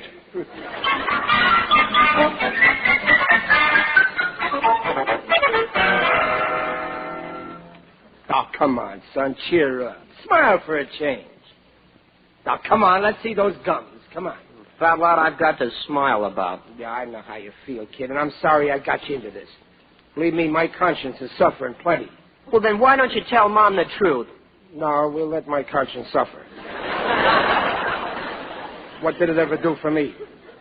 Well, come on, what are you moping around the house for on a nice day like this? Go on out, play baseball. I mean, have fun. Do your homework. Please leave me alone. Oh, the poor kid. Well, I'll make it up to him someday. You don't really mean that, Riley. Who said that? I did. You remember me? I'm your conscience. Listen, conscience, you leave me alone. Get out of my head. Go on, move. No vacancy. I wouldn't say that, not about your head. Now listen, Riley. No. What do you want from me? I want you to do the decent thing. Confess. Let me alone. Confess. Get out of my brain. Take the truth. Why do you always come around and bother me? You gotta stop. I'll never stop. I'll always be right here inside your head. Okay, but I'll fix you. Next time I take a bath, I'm holding my head underwater for 30 minutes. You've got to confess. How can you do this to your own son? Why, he doesn't mind. He hates baseball. Same old Riley. Always get somebody else to take the blame for you. Even as a kid, you did it. That's a lie. What about the time I put thumbtacks on my teacher's chair? Didn't I admit that I did it? You couldn't help it. She sat down on your hand. Oh, stop pestering me, will you? Not till you do the right thing. How can you treat this sweet, innocent boy like this? He's going to take his last $5 and buy you a bowling ball for your birthday, and this is how you pay him back. Oh, you're right. You're right. Do you know what you are? I'm a very naughty father. You're a beast. I'm worse than a beast. I'm a monster. You're worse than a monster. Stop torturing me. I'll confess. Peg!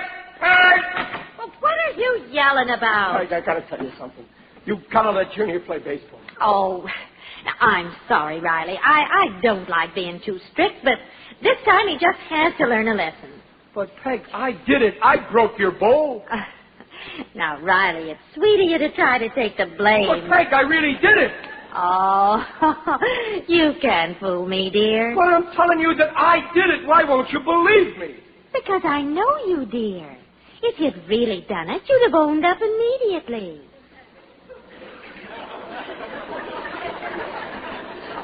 I would? Of course. Well, you're too decent and honest to let a child take the blame for you. I am? That would have been cruel and despicable. And that's not like you, is it? No, it isn't. Now, just forget about it. Your little scheme won't work. Bless your heart. It's a fine thing. My own wife thinks I'm decent and honest. That's the thanks I get for trying to be a good father.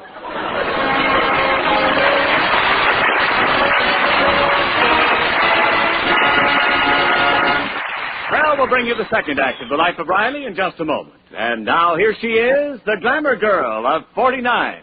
I'm Tallulah, the tube of proud, and I've got a little something to tell. Your hair can be radiant, oh so easy.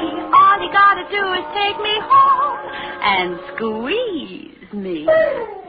I'm Tallulah, the tube of proud, and I'll make your hair look swell. It'll shine, it'll glow, so dandruff-free. For radiant hair, get a hold of me. Tallulah, the tube of proud shampoo. folks, Saloon is right. Prell, Procter & Gamble's Radiant Cream Shampoo leaves hair more radiant than any soap shampoo. And Prell removes unsightly dandruff in as little as 3 minutes. Doctors' examinations proved it. For hair radiantly clean, radiantly lovely, try Prell.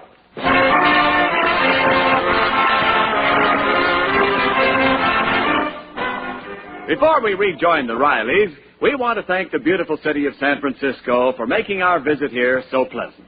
Especially, we thank the audience here at the Orpheum Theater, whose purchase of tickets for tonight's West Coast premiere of the new Life of Riley motion picture will aid in sending hundreds of underprivileged children to summer camps. Tonight's entire proceeds are being donated to the Guardsmen, a local charity that is doing magnificent work helping deserving youngsters to spend the summer, at least, living the life of Riley.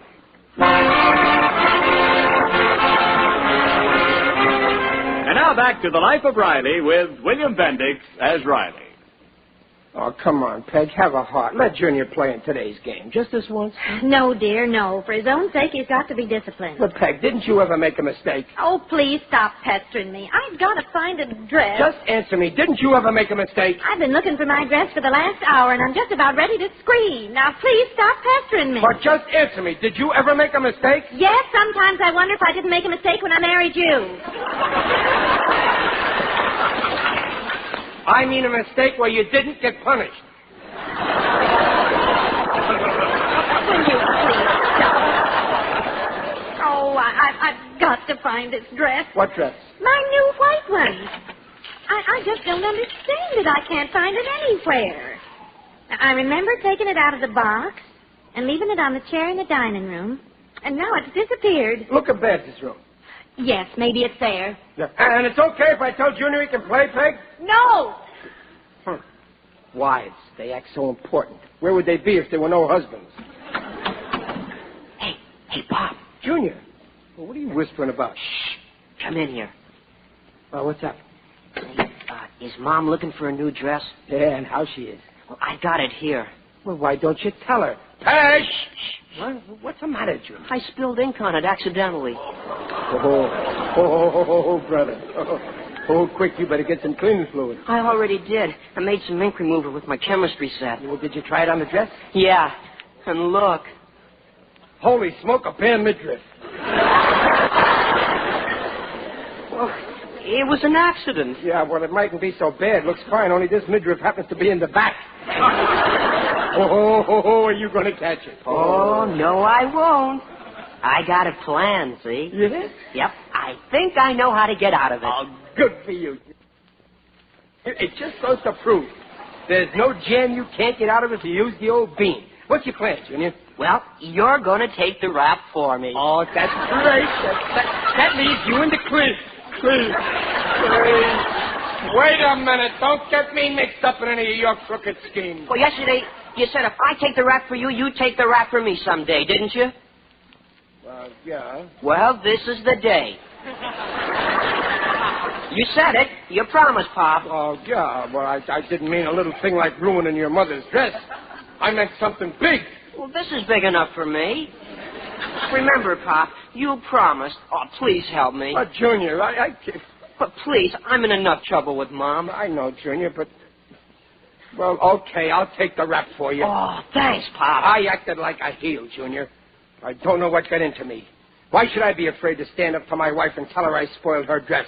I'm the boss around here. I bring home the pay envelope. I owe for that dress. Junior, your troubles are over. I'm saying I spoiled this dress, and I'll say it to the whole world. Riley, what are you yelling about? I can hear you clear up. My dress! It's ruined! Who did this? Who did this? When I find out... He did it! He did it! Junior did it! Oh, Junior, forgive me.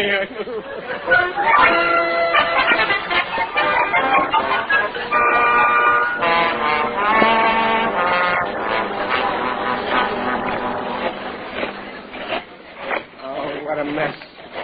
Why didn't I have the decency to take the rap for the kid? Oh, I'm no good. I'm no good on earth. In that case, you may want some advice. Who said that? It is I, Digby O'Dell, the friendly undertaker. Well, what are you doing around here, Digger? Oh, I'm on my way to the weekly meeting of the UEPSPS.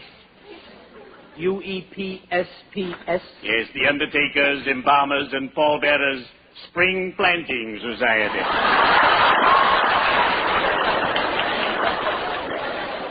We plant something every week, but as yet, nothing has ever come up. Come along, right? We'd love to have you drop in. Well, no, thanks, Digger. I got some trouble at home. I did a wrong thing. And then, like a coward, I made Junior take the rap for me. Oh, for shame. Why involve the poor lad? You should have come to me.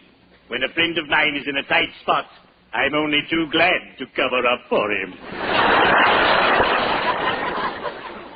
Well, you see, I broke Peg's Chinese bowl. And the worst of it is I promised Junior that someday I'd take the rap for him, and, well, then I broke my promise. Oh, Riley, how could you? I've been in business 20 years. I've made promises to hundreds of customers, and every one of my promises was carried out. Yeah, I know. It was a dirty trick, and he's such a sweet boy. I think he was going to buy me a bowling ball for my birthday. I guess he won't now, and I don't blame him. Riley, look into your soul. Huh? Look deeply into your soul. I'm looking. What do you see? A heel. Your eyes are perfect. Then why stand here feeling sorry for yourself? You must make amends to the lad. Clear him. Go to your wife and take the blame. Oh, but Peg will be so sore. You're telling me to dig my own grave. Silly boy. You know me better than that. Well, okay, Digger, I'll tell her. Bully for you. It's a pleasure to meet a man I can look up to for a change. Well, cheerio. I'd better be shuffling off.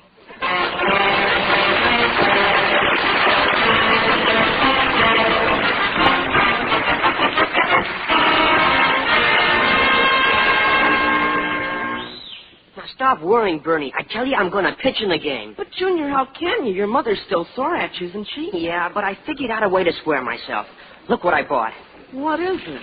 Well, it's a Chinese bowl. Look, just like the one that was broken. And when I give it to Mom, I'm pretty sure she'll soften up. Yeah, that's a good idea. Where'd you get the dough? Well, I saved up $5 to buy a bowling ball for Pop's birthday. But, Junior, if you don't give your father something for his birthday, he'll get sore.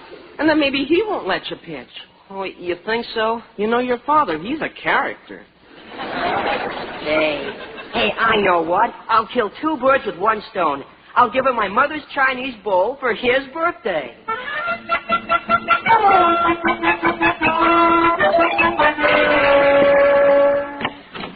Is that you, Riley? Yeah, it's me, Peg. Well, I want to talk to you. What's the idea of running out of the house the way you did? Well, I remembered that I had an appointment.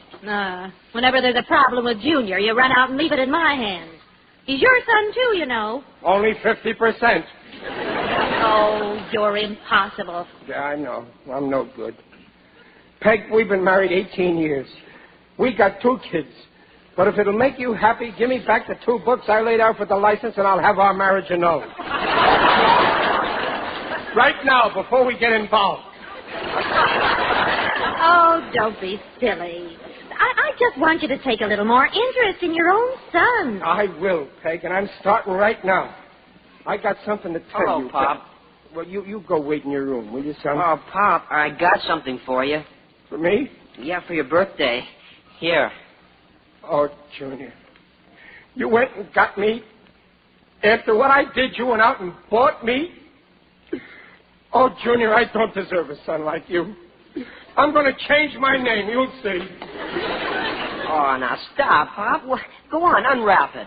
And you got me just what I wanted, a bowling ball. Well, you better unwrap it. I know it's a bowling ball. I can feel it. It's round. Peg, I got to tell you something, and this time you've got to believe me. Riley, what's the matter with you? Listen, Peg, and listen carefully. Junior didn't break your bowl. I did. I did it. You've got to believe me. I let him take the blame. Oh, are you starting that again? That's not all I let him get blamed for. I spoiled your dress, too. You did. And I let Junior take the rap for that, too. Peg, he's the finest son a man could have, believe me. He's good. And look how thoughtful. A birthday present.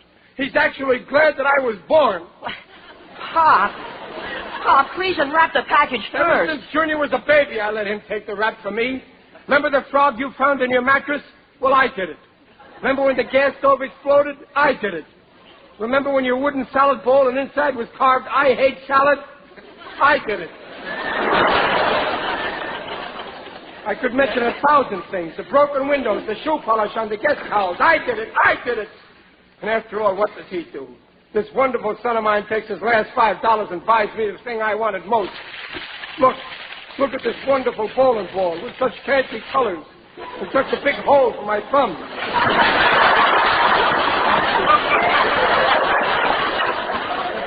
I take everything back. I admit nothing. But, Pop, I told you to unwrap it first. Oh, Junior, you spent your last $5 to replace my bowl. You're a darling. Can I play in the game, Mom? Huh? Can I, Mom? Huh? Well, all right. No, I forbid it. Now, take it easy. Now, go on, Junior. Oh, thanks, Mom. Happy birthday, Pop. Hey, I thought... I didn't know. Junior said he... Oh, stop gibbering and relax. You're going to get your bowling ball after all. Here. Happy birthday, dear. A bowling ball. Oh, Duffin, you got me a bowling ball. Oh, you're sweet to give it to me after all those terrible things I confessed. Oh, you didn't fool me. I knew you were just trying to get Junior out of the spot. Oh, but Peg, I really... Now, cut it out, dear. I wasn't born yesterday. But, Peg, Well, I guess it's no use trying to fool you, but one thing I did do, I really broke your Chinese bowl. Now, stop, Riley. I know you didn't. Oh, yes, I did. No, you didn't. Now, please, Peg, for once in my life, let me be an honest man. Junior did it with his baseball bat. No, there was no baseball bat. I was holding my bowling ball like this, see? And I pulled my hand back like...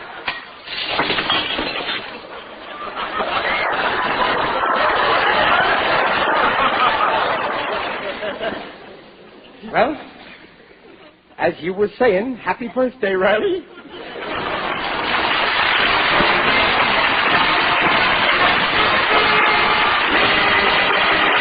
The Rileys will return in just a moment. Does your hair pass the radiant test? No unsightly dandruff, no dull soap film. It does when you use Prell, Procter & Gamble's Radiant Cream Shampoo. Yes, Prell leaves hair more radiant than finest soap shampoos, shining with natural highlights. Easy to manage, too. And Prell removes embarrassing dandruff in as little as 3 minutes. Doctors' examinations proved it. Try Prell and see the difference in your hair. As Tallulah says... I'm Tallulah, the tube of Prell, and I'll make your hair look swell. It'll shine, it'll glow, so dandruff-free. For radiant hair, get a hold of me. Tallulah, the tube of Prell shampoo. Pop, are you sore at me? Oh, why should I be sore, Junior? Well, for not getting you something for your birthday. Oh, forget it, son. I got the best present any father could get 13 years and 3 months ago. Well, what was that? Why, Junior, that was the day I got you at the Brooklyn Maternity Hospital. And the only thing I want from you, son, is that you should finish school, and then finish high school, then go to college and get yourself a good position, and make a lot of money and pay off the doctor bill that I still owe for you.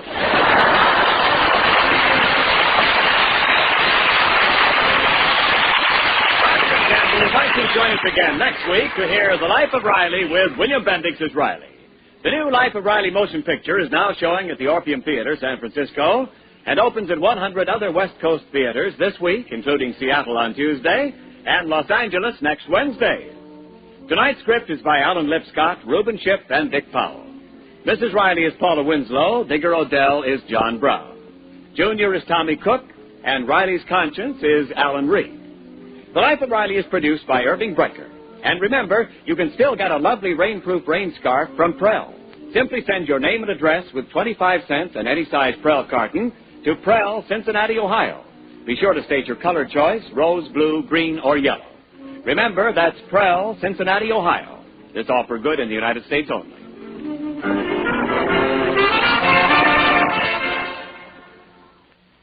Hi-ho, ivory snow. Wash your dishes with ivory snow. It's safe for hands and speedy too. Lovely hands mean a lovely you. Hi-ho, safe in snow. Wash your dishes in ivory snow. Let your hands tell you why Ivory Snow is so wonderful for dishwashing. Wash your dishes with Ivory Snow as millions do. When you see how Ivory Snow pampers your hands, you'll know it's ideal. It's ivory mild, ivory pure. And remember, it's granulated for speed. No soap made is faster for dishes or kinder to hands than Ivory Snow. The only soap, both ivory mild and granulated for efficiency. Yes, for speedier dishwashing, for snow white hands, try wonderful Ivory Snow. And this is Ken Niles reminding you to listen again next Friday when Procter & Gamble bring you a full hour of entertainment. First, Red Skelton, and then The Life of Riley. Goodbye.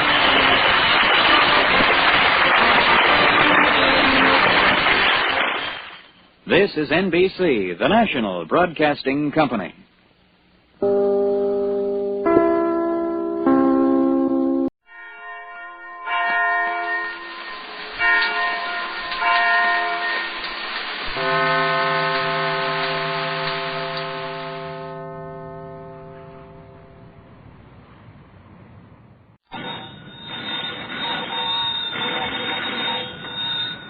Granny's, Abner. I believe that's our ring. I dog his Lum. I believe you're right.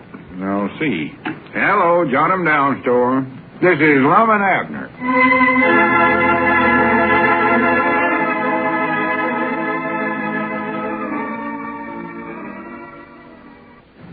And now, let's see what's going on down in Pine Ridge. Well, peace and quiet has once more settled over Pine Ridge. Diogenes Smith's confession cleared both Lum and Cedric of all charges in the counterfeiting case, and the Jot 'em Down store is clear of its mortgage. The only problem the old fellows have to face now is how to spend the $10,000 Diogenes left in their care in such a way as to benefit the whole town.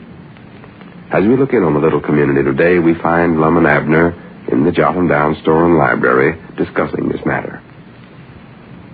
Listen. I tell you, Lum, how about taking that $10,000 and spending it to get the paved road put clean through town? That'd do a heap of good for Pine Ridge. Yeah, but I don't believe that was the sort of thing Diogenes had in mind when he left that money for the community, though, Abner. Why, huh? No, I think he'd rather we'd use it in some way to make everybody a better citizen. Huh? More education and culture and all such as that. Culture? Yeah, something that'll raise the folks up. Elevate them. Oh, I see, yeah. But, Lum, I don't know where in the world we'd put one of them. Put one of what? An elevator. You know as well as I do there ain't a building in town tall enough to need one of them. Well, who said there was? You can't just put up an elevator without having no building to go around it, Lum. The folks could get on all right and start riding up, but they wouldn't have no place to get off. No, I don't believe that's a good idea. Well, of course it ain't. I never said it was. Of course, now, if you got your heart set on an elevator, why, we might get a little short one and just run it up to the upstairs over the lodge hall. Abner, I ain't got my heart set on no elevator. elevator. Upstairs for anybody to see after they get up there, but I'll admit an elevator would make an awful good impression on visitors from small towns that was here. What I meant was that maybe we ought to put up some big historical or educational building, like, say, a museum, maybe an art museum. Oh, and then put the elevator in there, huh? Oh, for goodness sakes, of course not. We ain't going to put the elevator no place. Well, as long as we're getting one, we might as well use it. If you just get rusty sitting around outside, there's a lot of iron on one of them things. Don't you recollect that one we rode on at Kansas City that time? I know what an elevator looks like, but I never had nothing like that in mind at all. Huh? All I said is that it might be a good idea for us to, if we put up an art museum, get a lot of famous pictures and hang them up on the wall so folks can go in there and look at them and admire them. What kind of picture? Oh, famous pictures painted by famous artists. Huh? Diogenes was telling us all about that stuff on our trip back from St. Louis the other day. Well, that's why I figured maybe he'd sort of like it if we used his money to put up art museum. well, if he'd like it, well, I reckon it'd be all right, but I still don't see what kind of pictures would be good for a thing like that. I'd be proud to bring down our photograph album, though. No, Abner, not them kind of pictures. There's an awful cute one, a little Pearl, when she was just a young'un. Everybody says she looks just like me in the picture. No, I wouldn't want that no way. We don't want no photographs. I told you these was painted pictures. I don't know exactly where we'll go to get them or how we'll pick them out, but I know there's one we'll get first off. What one's that? One Diogenes was talking about, one of his favorites. Well? I believe he said it was called Whistler and His Mother.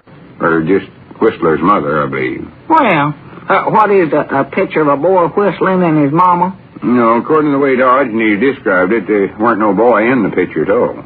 Well, how did they know he was whistling then? He weren't whistling. Whistler was just the name of the fellow that painted it. At least that's what Diogenes told us. Well, who was whistling? His mama? Oh, of course not. Didn't you just hear me say that the painter was Whistler? Oh, the painter. Oh, one of them happy fellers that whistles while he works, huh? Oh, for goodness sakes, Abner. Yeah, well, come on, tell me some more about this museum we're going to build on. We ain't going to build no museum. Well, what are we going to do with the $10,000 in? You know, Diogenes left it up to us to decide how to spend it. Yeah, but I think now Diogenes made a mistake right there. He did. Now, I don't believe me and you are the ones that ought to decide what would be best for Pine Ridge. Well, who's going to do it then? Well, the public. Who? We'll leave it up to the citizens of the town. Oh. Everybody will have different ideas, natural. Oh, yeah. Out of all of the ideas, we ought to be able to pick out one that'll be the most good for everybody. Well, I thought you weren't going to tell nobody about the money Diogenes left, though. Well, I just meant I didn't want them to know about the check till we know what we was going to do with it. Oh. Otherwise, everybody be coming around here trying to scheme us out of it somewhere. Oh, my, yes, yeah. But I reckon we better tell them right away. Or wait a minute. We don't need to mention the money. We don't, huh? Well, of course not. We can just ask them what they think would do the most good for Pine Ridge. Yeah. Well, who are we going to ask? Everybody? No, that'd take too long. We just take a crisscross section. How? Or cross-criss section, I reckon it is. Means you just ask one of each type of feller. Like one banker and one business executive, and one deliver boy, and one housewife, and paper hanger. Now, wait a minute. There comes Cedric up out there. Oh, well, now, there's somebody right there we can ask. Well, he ain't none of them things you mentioned, a executive or none of that. No, but he's a type all of his own. Oh, yeah. And besides, that boy's getting some awful good ideas lately. Don't forget, he was the one that studied up how to find Diogenes. Yeah, that's right, ain't it? Yeah. Yes, sir. There's a lot of good common sense in that boy's head. And he might be just the one to give us a good, sensible idea for the... Here he comes along. Yeah. Well, howdy, Cedric. Wonderful world. Wonderful world. Come on back, Cedric. Yeah, how you feeling today, Cedric? Oh, pretty good, I reckon. Sort of lonesome, though. I miss being in jail some way or other. Well? That was sure a lot of fun being in there. Reckon what I could do to get back in there, reckon. Well, Cedric, you don't want to go back to jail. Of course you don't. It ain't no place for a respectable boy like you. No. Besides, you want to be around Pine Ridge when we get a certain secret project going on here. Oh, my, yeah. Fact is, we want to ask you a question about it right now, Cedric. Yeah, what do you think would do the most good for Pine Ridge, Cedric? A elevator or a picture of a feller whistling? Mom? Elevator Yeah, no, that ain't got nothing to do with it. Huh? Cedric, just tell us what you think would do good for the whole community. Well, let's see. I believe the best thing would be a new pinball machine down there at the restaurant. One that I could win something on once in a while. I can't beat that doggone thing. Oh, no, Cedric, I don't mean nothing like that. Well, I know I can't win on that one of Mr. Luke's no matter what I do. Well? He's even got the legs of it nailed down now so as I can't tilt it. Huh. Maybe I've been doing something wrong when I play it. I don't know. Maybe so. Now, wait a minute. You ain't thinking, Cedric. Think about everybody in town.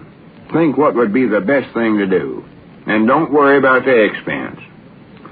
I know if you just try hard, you can give us the idea we're looking for. Yeah, just sit down there and think for a while, Cedric, and see. Yeah, well, I'll try. I've been thinking about this for a long time, and I'll be a lot happier if I can get it. Yeah. Of course you will, and so will everybody else.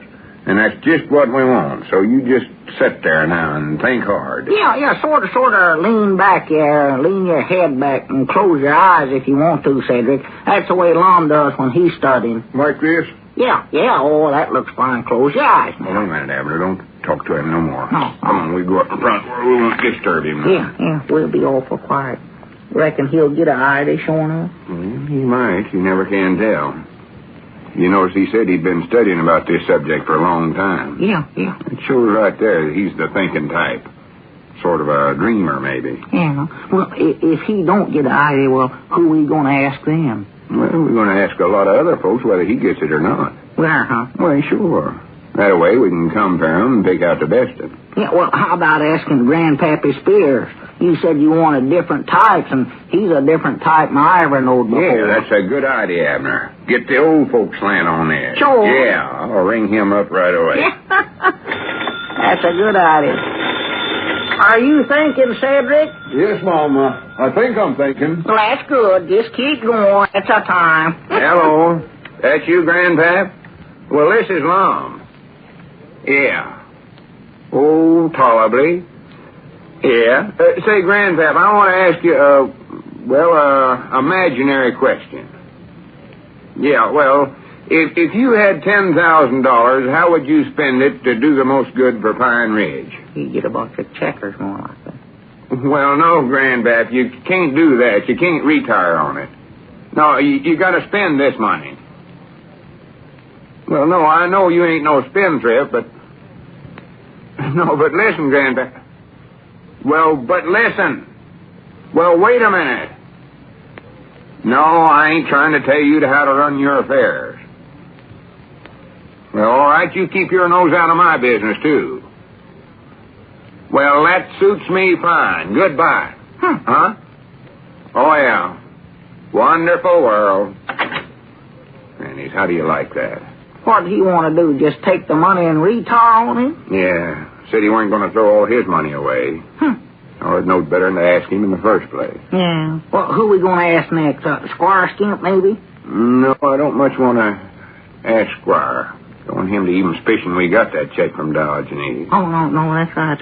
Well, let's see. How about asking... Hey, Mr. Lum. Mr. Abner, I think I got it. Have you shown up, Cedric? Grannies, I knowed he'd get it. There's a thinker, that boy. Good for you, Cedric. What is it? I don't know why I never thought of this before. Well, we never asked you before. What's your idea, Cedric? Well, I know exactly what to do now, and I think it'll work, too. Well, come on, tell us. What is it? Well, from now on, I ain't going to pull the handle on that pinball machine back so far. I can see now I've been shooting them too hard.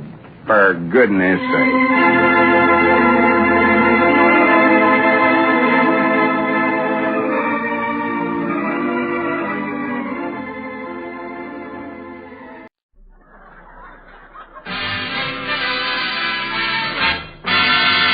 Andy, you know what that music say? Yes, sir, Amos. That music say, good health to all from Rexall. The stores with the orange and blue sign.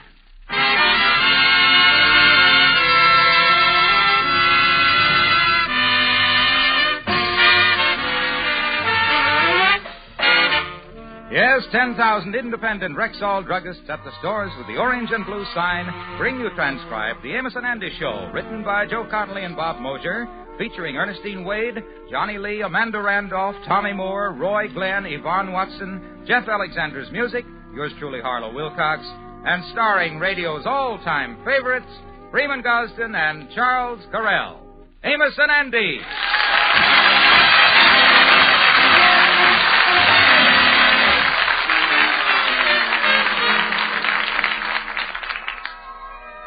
How do you do, ladies and gentlemen? I'm Freeman Gosden.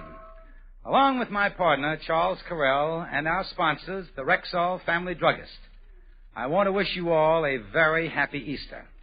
It's the hope of everybody on our show that all the blessings of this joyous Sunday will remain with you throughout the year.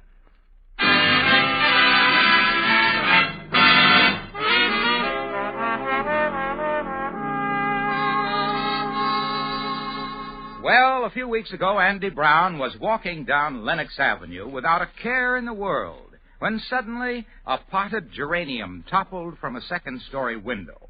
And before Andy knew it, spring had arrived right on the top of his head. Oh, my head. My head. Listen to the birdies sing.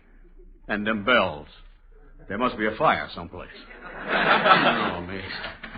Oh, my. Oh, you poor man. Oh. That flower pot slipped right out of my hand. I'm terribly sorry. Sorry, listen. You realize that a thing like that could almost, you drop a. Hello.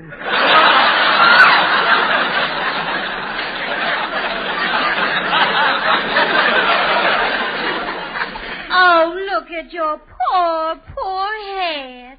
What a terrible bump. Oh, it ain't nothing, honey. What's a little concussion at a time like this? Oh, it's a nasty old bump. Here, let me rub it and make it feel better. There, now isn't that better? Well,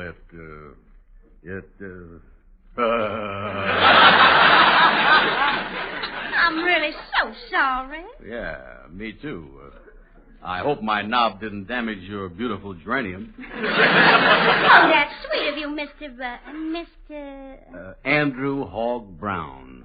Andy to my friend. My name is Teresa Wilson, Andy. Well, now, that's a pretty name. I had a toad once back home named Teresa. I don't remember its last name. Oh, won't you come in? I think you need an ice pack on that bump. I'll get some ice cubes. Yeah. Well, you better get a lot of them, Teresa, because the way I feel now, I could defrost the whole refrigerator.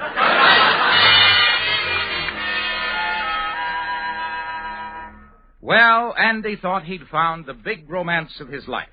He sent Teresa flowers, took her to the movies. Yes, Andy was really in love.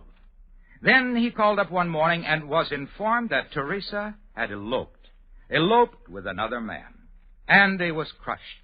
And right now, the Kingfish, his wife Sapphire, and her mother are discussing the situation. I don't blame the girl not wanting to have no part of a moocher like Andy Brown. Me neither. I don't blame her for giving that cut-rate Casanova the game. Well, Andy's pretty well busted up about it, I'll tell you that. We was over at Luigi's Pizza Palace last night when somebody played That's Amore on the jukebox. Poor boy broke down and blubbered right into his pasta fazool.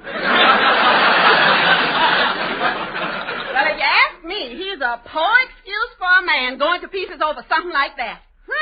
It's disgusting. I tell you, they don't make men like they used to when I got married back in the gay 90s. Yeah, I guess you're right, Mama. They must have built them 1890 models with a stronger stomach than they got now.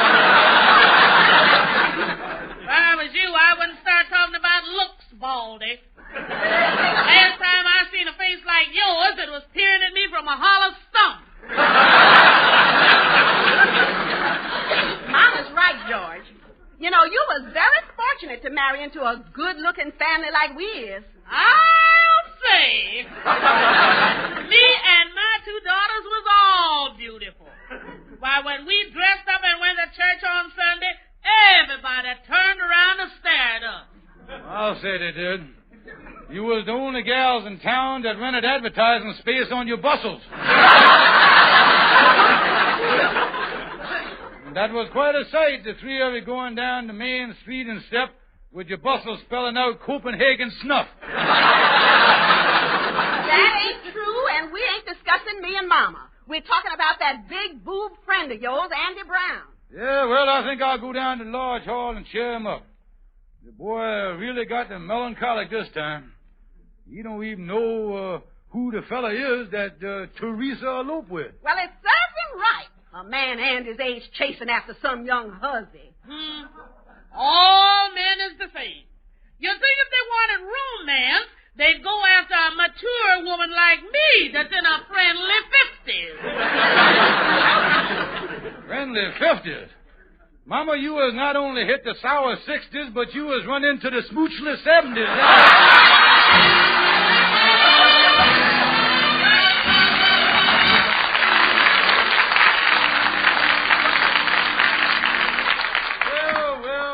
Well, glad I found you here at the lodge hall, Brother Andy. How is you this fine, bright, sunshiny morning? Oh, I am so down in the mouth that I'd have to cheer myself up to be miserable. Oh, no, now listen, Andy. Don't be moping about a woman. Look what that great poet, Rudyard Kipper, said. He say, what is a woman? He say a woman is just a rag, a boon, and a hank of hair. Yeah, but some of them sure is glued together awful nice. Now, listen, man, there ain't no sense in getting all busted up about this. Don't forget there's plenty of fish in the sea. There's a lot of pebbles on the beach and all that stuff. Yeah, I know that, Kingfish, but I likes gals. But the thing that gets me is that this is the first time in my whole smooching career where a gal done a dirty trick and walked out on me. I is usually the one that runs out on them. Yeah, but up to now, you always been the jiltor. And this is the first time you has been the jiltee. Yeah. Well, I wanted to marry Teresa because I figured it was time I settled down. Yeah, you're getting along in years, Andy. And if you waste any longer to set sail on the sea of matrimony, you're going to find you ain't got enough steam left to get out the harbor. I'm going to tell you. Well, Kingfish, I just can't understand it. Her eloping with another fellow without even leaving me a note. You think I am losing my power over the feline sex? Well, let me look at you here, boy. Let me look you over. Yeah, now, what do you think? Well, standing there with your run-down heels, the buttons off your vest, and them jowls drooping over that wing collar, you ain't exactly no Casanova can, you know. But you does have a certain rustic charm to you there. Rustic charm, huh? Yeah, and I think you was the type that the hep chicks today would refer to as a real gone slob.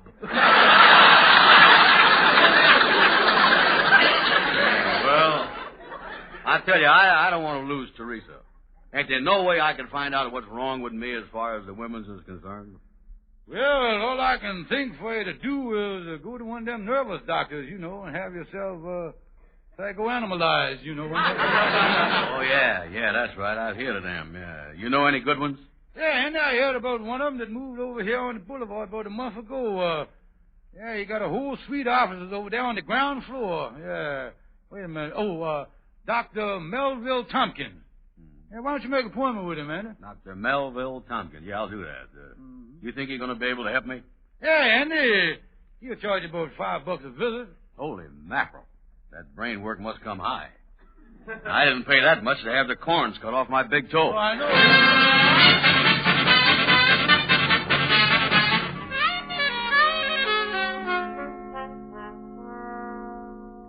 Well, Teresa, here we are, back from our honeymoon in our own apartment. Yes, dear. Now, the first thing tomorrow, we'll have some announcements made, and we can send them out to all our friends. Hey, maybe we could have a party. Yes, but I can't say I'm looking forward to meeting some of those old suitors of yours. Well, I'll admit I had a lot of boyfriends, but don't tell me that you're jealous. Teresa, I'm crazy about you. And I'm sorry to say that jealousy is one of the weak points of my character. Why, dear, a man like you was supposed to be above that sort of emotion. I can't help it, Teresa. There's no telling what I might do if I ran into some of those old boyfriends of yours. Why, Dr. Melvin Tompkins, you just must control that temper of yours.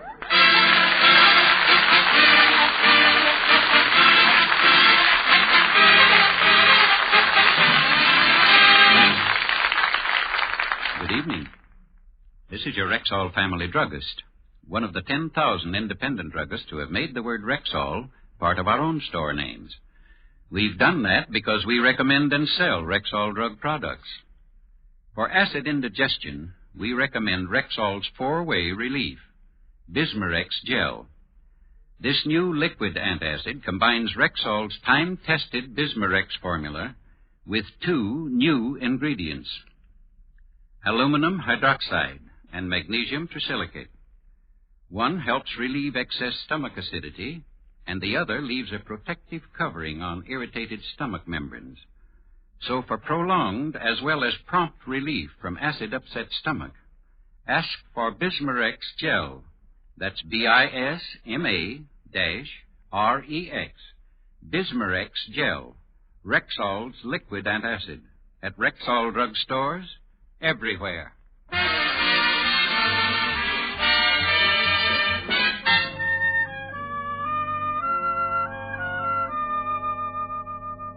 Thank you very much, nurse. You can tell Dr. Tompkins that me and my brain will be there at 3 o'clock. Goodbye. Well, Dr. Tompkins going to see you at 3 o'clock, huh, Ender? Yeah, but I was awful nervous about going to the doctor's, Kingfish. Yeah, well, nothing to worry about. If he going to do anything that'll hurt you, he'll asphyxiate you first. You know, he ain't Well, I always been scared of doctors since I was a kid and had trouble with my tonsils. I went to the doctor to have them out. And I started jumping and squirming in the chair so much that he missed my tonsils and snipped off my palate. Cut the thing right out of your throat, huh? Yes, sir. And I got quite a write-up in the medical journal, too. You know? I was the only man in the country can swallow a meatball without putting a groove on it. Well,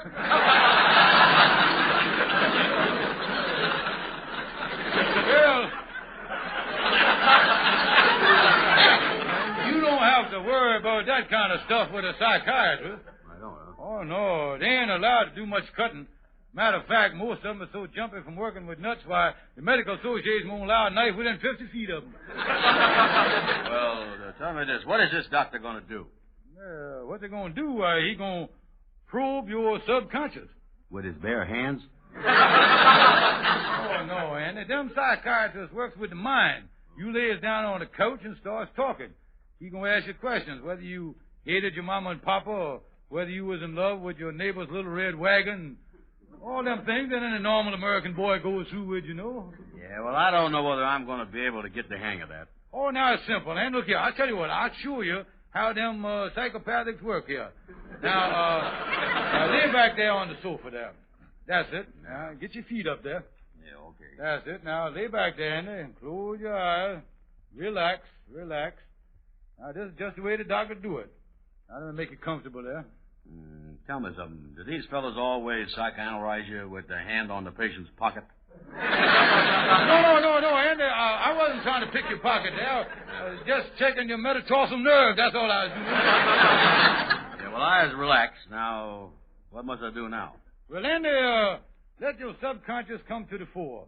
Now, just think out loud. Just start talking about what you're thinking now. Start talking about your childhood. My childhood. Well, school, little girls, old swimming hole, little girls, the apple orchard, little girls. And is that all you think about in your childhood, little girls? Oh, no, Kingfish. I only think about little girls till I got up to the 4th grade. Yeah, what'd you think about then? Big girls. Oh, yeah. Look here. I don't get this, Kingfish. How is talking to this Dr. Melville Tompkins about my childhood going to help me find out why Teresa throwed me over? Well, Andy, the man go ask you about everything. Your romances and everything else. He go probe. Well, must I tell him about Teresa, about smooching with her and everything? Oh, certainly, Andy. You can't hold nothing back from them, man, against the law. They won't allow you that. Now, tell me this. Is I even got to tell him about that night up in the balcony of the Bijou Theater? Is he going to be interested in that stuff? Oh, certainly, Andy. If you give him all the facts, why, he going to know what kind of action to take with you. See what I mean? Yeah, well, I'll tell him everything about me and Teresa then. I think before I go over there, though, I'll go home and change my socks. As long as I'm paying him $5, I might let him have a look at my corns, too. Yeah,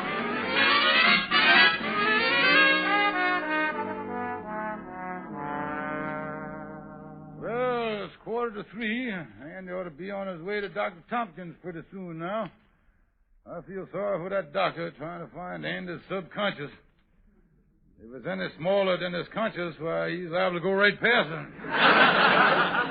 I sure hope the boy has I wonder who that could be. Come in. Hi, you Kingfish. Well, Calhoun, what bring you over here, boy? Oh, I just been down to the police station talking to my cousin, Murgatroyd.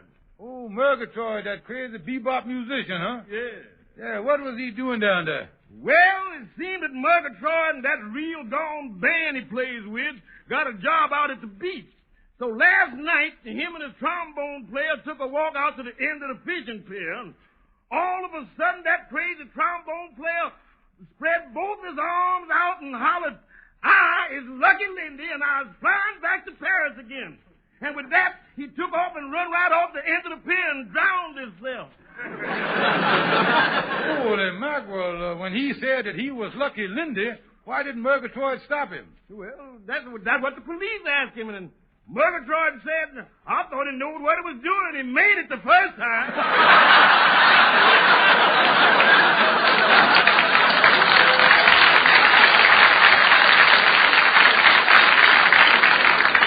Yeah, well, I see the point. Well, Andy, I heard some news about that gal friend of his, Teresa. News, Calhoun? Yeah, I found out who the fella is she eloped with. He's a great big ex-football player.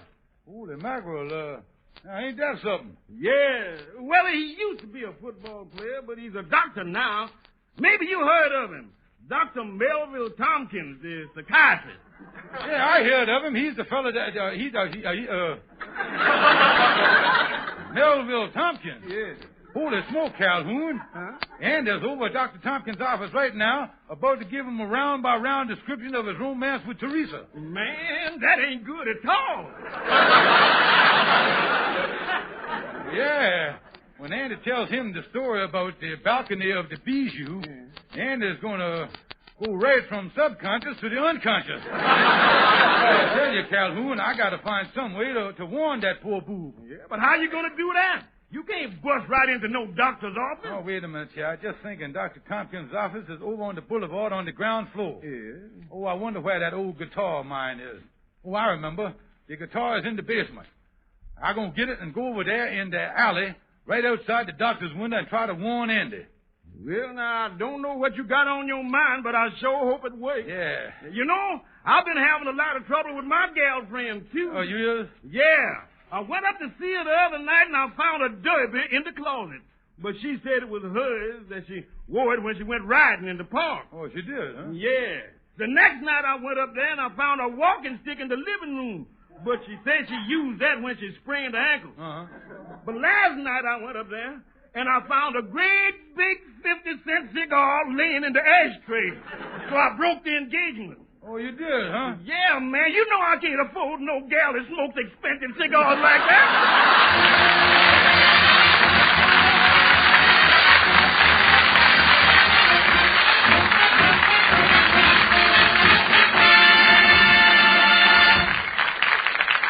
This is Harlow Wilcox, friends, with vitamin advice. Don't just say vitamins, say Plenamins, the Rexall multivitamins.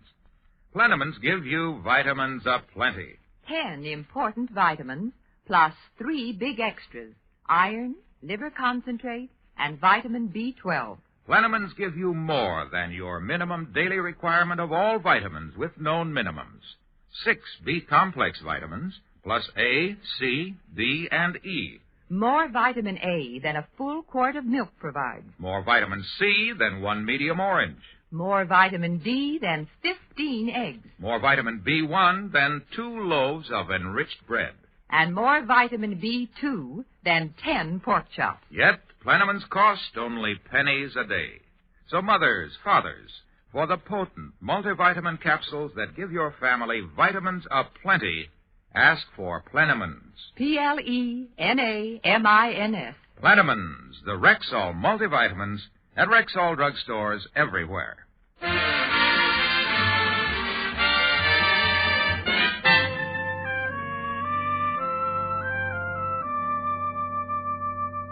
Yes, go on, Mr. Brown. As a psychiatrist, I'm very interested in all these romances of yours. Yeah, well, Dr. Tompkins, I hope all this talk about romance ain't embarrassing you none. Oh, no, not at all. As a matter of fact, I just got married myself last week. Oh, is that so? Mm-hmm. Well, I've been a bachelor all my life.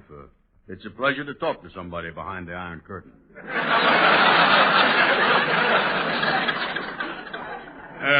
Tell me more about this latest girl of yours. She seems to be the one you're most concerned about. The latest one?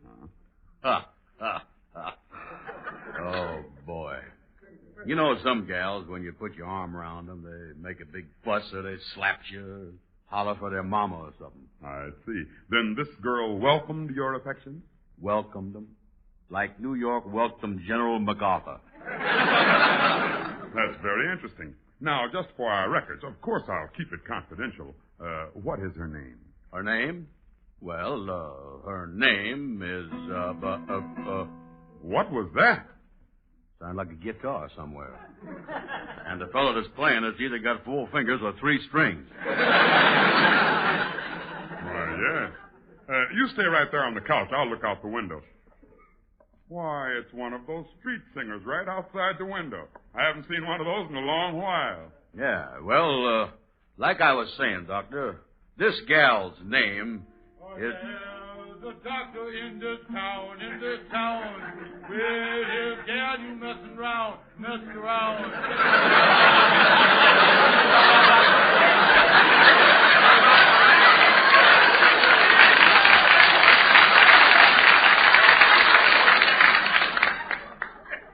Mr. Brown, if that's disturbing you, I'll close the window. No.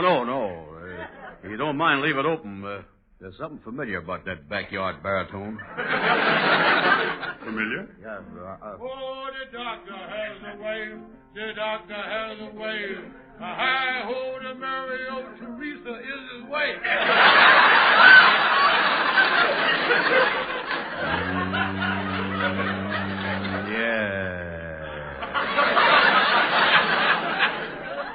Say, what's going on here? I thought I heard that street singer mention Teresa. Yeah, I think I heard him mention that name that don't mean nothing to me, too. Off that couch with the greatest of ease. Don't tell about his wife in the balcony, please.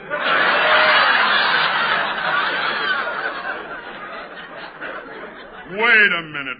There's something going on here. That man is trying to give you some sort of signal. He is? Yes, and he definitely mentioned Teresa. That's my wife's name. You mean, Teresa Wilson? Yes, I mean Teresa Wilson. Never heard of her.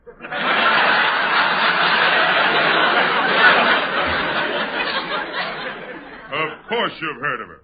She's the one you've been telling me about. The one that was so friendly. Well, now, wait a minute, Doctor. Wait a minute. I can explain this. You see, what happened was, she and I, her and me, we... used to play for old Notre Dame.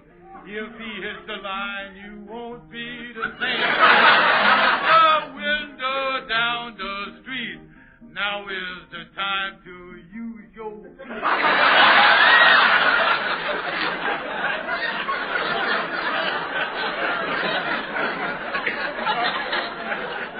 Well, I see it now. I'm closing this window, and we're having it out. Excuse me, please, Doctor. I gotta join my partner in the alley. You come back here. You let go of me. Andy. Kingfish, let's go. Come on, let's run down the alley. Hurry. Come on, boy, keep going. Hurry up. Yes, dear boy. Come on. Come me. Follow me. Oh, Kingfish, you done saved my life, you know it? How can I ever thank you for singing under that window, boy? Oh, I didn't do too bad myself, Andy. While I was singing, the people in the building threw down $1.80 in change and a ripe tomato,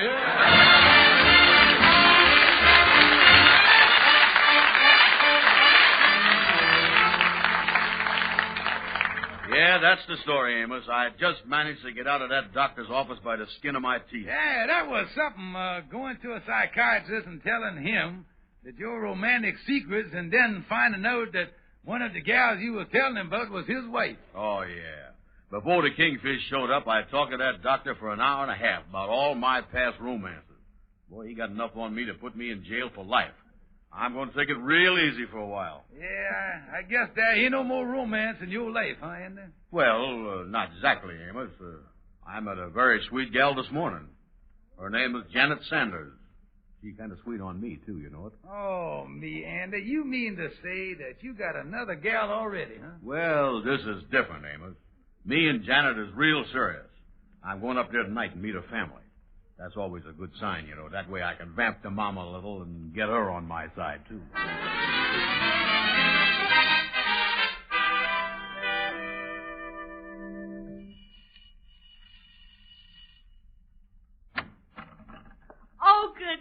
evening, Andy. Well, good evening, Janet. Oh, Andy, I'm so glad you got here. Yeah. All the family's in the living room, and I want you to meet everybody. I know they're all going to love you as much as I do. Yeah. Oh, and here's my uncle. Andy Brown, I want you to meet my favorite uncle, Dr. Melville Tompkins. Brown, so it's you. Dr. Tompkins. Oh, no. Let me out of here.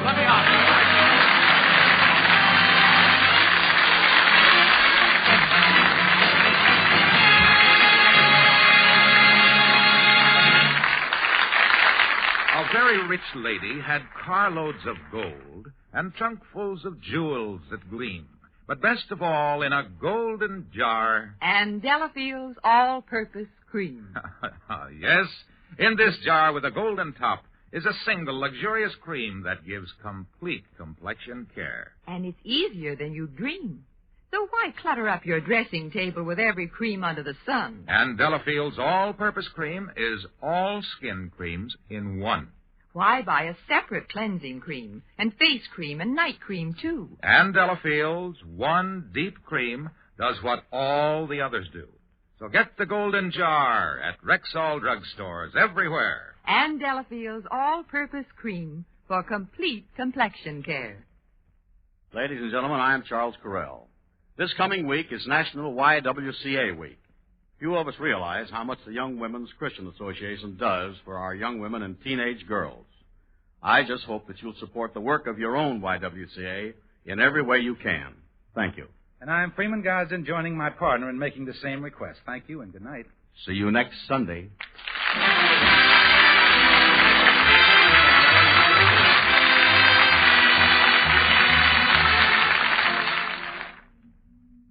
My beard was blue by 2:30. Till he tried Stag Brushless Shave Cream. One shave a day keeps the blue beard away when you use Stag Brushless Shave Cream.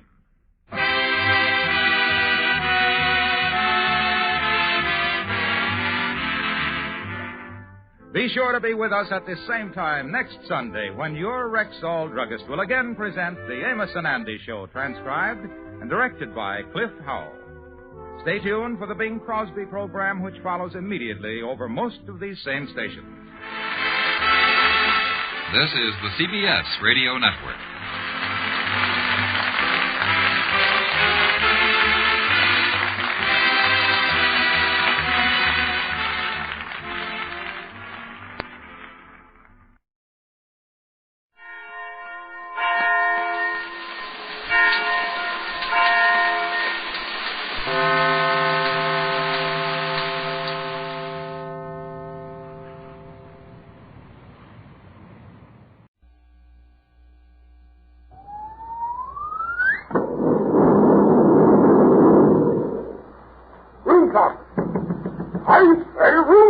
Good morning, Sir John.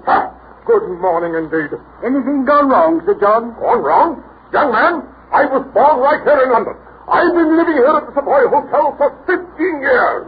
Now, would you mind telling me since when it has become the custom for guests to roller skate up and down the hall at 3 o'clock in the morning? I'm most awfully sorry, Sir John. We don't know what to do with that Gracie Allen. A bit balmy, you know. We've taken away her bicycle. Oh, dear. Are you there? Room clerk speaking. Yes? Who? Miss Gracie Allen? Yes. Oh, you're leaving for America this afternoon. Very well. I'll send a boy right up for your luggage. Thank you. Bellboy. Yes, sir. Go up to Miss Allen's room, 320, and get her luggage. She's leaving for America. Oh, room clerk, get one of the other bellboys to go up. Hey? Every time I go up to her room, she gets angry because I won't give her a tip. Oh, go on, boy, and hurry. Oh. She's really leaving for America? Mr. Sinelli. Yes? That girl with the skates. That Gracie Allen. She's leaving for America. Oh, Miss Douglas. Yes? That bonny Gracie Allen is leaving for America. Oh, Cynthia, darling. Yes? That crazy Gracie Allen is leaving for America. Oh, I'm awfully glad. Lord. Don't you? She's just coming out of the lift now. Gracie, before we left home, I told you were the silliest girl in America, but I want to apologize. Oh, you don't love us anymore. Now that I've traveled all over Europe, I've changed my mind. You're not the silliest girl in America. You are the silliest girl in the whole world. Oh, Daddy, I bet you tell that to all the girls. White House Cigars presents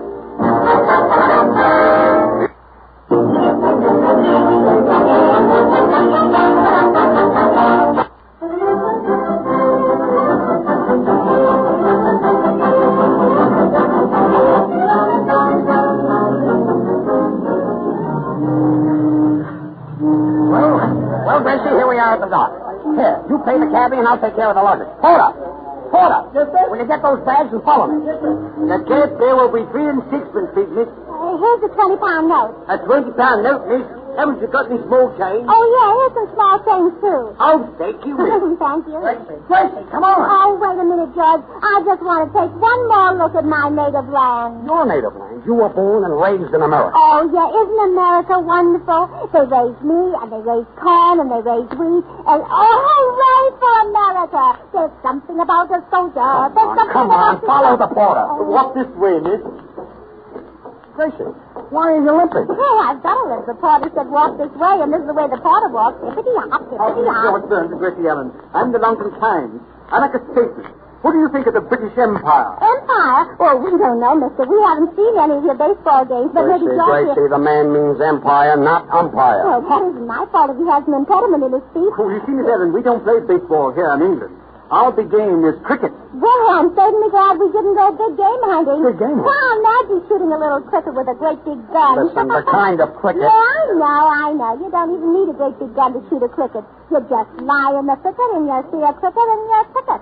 Goodbye and good luck. Oh, tip-tip, chitty-o, toodaloo, 23 skidoo, and you said something when you said Dixie. Hey, hey. Gracie, it's a matter of days before you'll finish up in a nut factory. Oh, well, George, how much are they paying an hour now? 20 cents.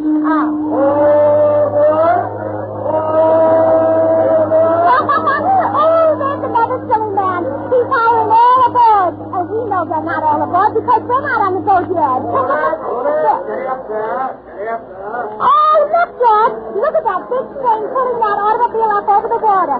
Well, they certainly do things backward here in England. Now, in America, we put the water in the automobile. And here they put the automobile in the water. Gracie, they're not putting the automobile in the water. Oh, no? They're putting it on the boat. Somebody is taking their automobile to America. Well, that certainly is ridiculous. Ridiculous? Well, yeah, that certainly is ridiculous. Imagine trying to drive an automobile to America. Oh, you wouldn't catch me driving a car across the ocean unless I was sure the tires didn't leak. And then another Well, all right, don't worry about it. If you did drive an automobile across the ocean, about every mile, you would probably find a service station. Oh, well, I'm not worried about that. What I'm worried about is there's no hot dog stand. Hot dog stand? Yeah, my dog Herman loves hot dogs. And I love my dog Herman. And, George, if you love somebody and that somebody loves hot dogs, you'll drive farther for a hot dog than you would for a service station. Or would you? Gracie, your dog Herman is not with us. Oh, well, then let's take a boat. Yeah, let's take the boat. Sorry, madam, but you'll have to hurry because this boat goes to America in 5 minutes. Oh, now that's what I call see, the big boat like this going to America in 5 minutes. That's a Come on, Gracie, there's the whistle. Well, all I can say is it's a pretty terrible whistle. I can't even tell what food it's whistling. Gracie, it's whistling for passengers. Well, that's a funny way to get passengers. Why don't they advertise in the newspapers like the other steamship lines? Let them keep on whistling for passengers out there, and they'll finish up by selling peanuts. You said it. I said it. I didn't say anything. Well, then talk a little louder. I can hardly hear you. Come on, hurry up and run up the gangplank. Oh, boy, well, we finally made it. Gracie, look, they're taking in the gangplank. I guess everybody is aboard. Oh, well, then I better tell the captain, huh? Hey, Captain, all aboard! Quiet. Quiet. Well, Gracie, now we're safe on board. Let me have my money back. What money? What money? I gave you 40 pounds to hold for me. Oh, yes. Well, I gave the taxi driver 20 pounds. I've got 20 pounds left. 20 pounds? Yeah. Gracie, 20 pounds is $100. You gave the taxi driver $100. Yeah, and some change, too. Change, too. Gracie, while you're at it, why don't you throw the other $100 overboard? Oh, well, George, I think it's a little silly thing to do, but it's your money, so here goes. Whee! Someplace, there must be someone who could do something to stop the silly chatter that goes on for days and days and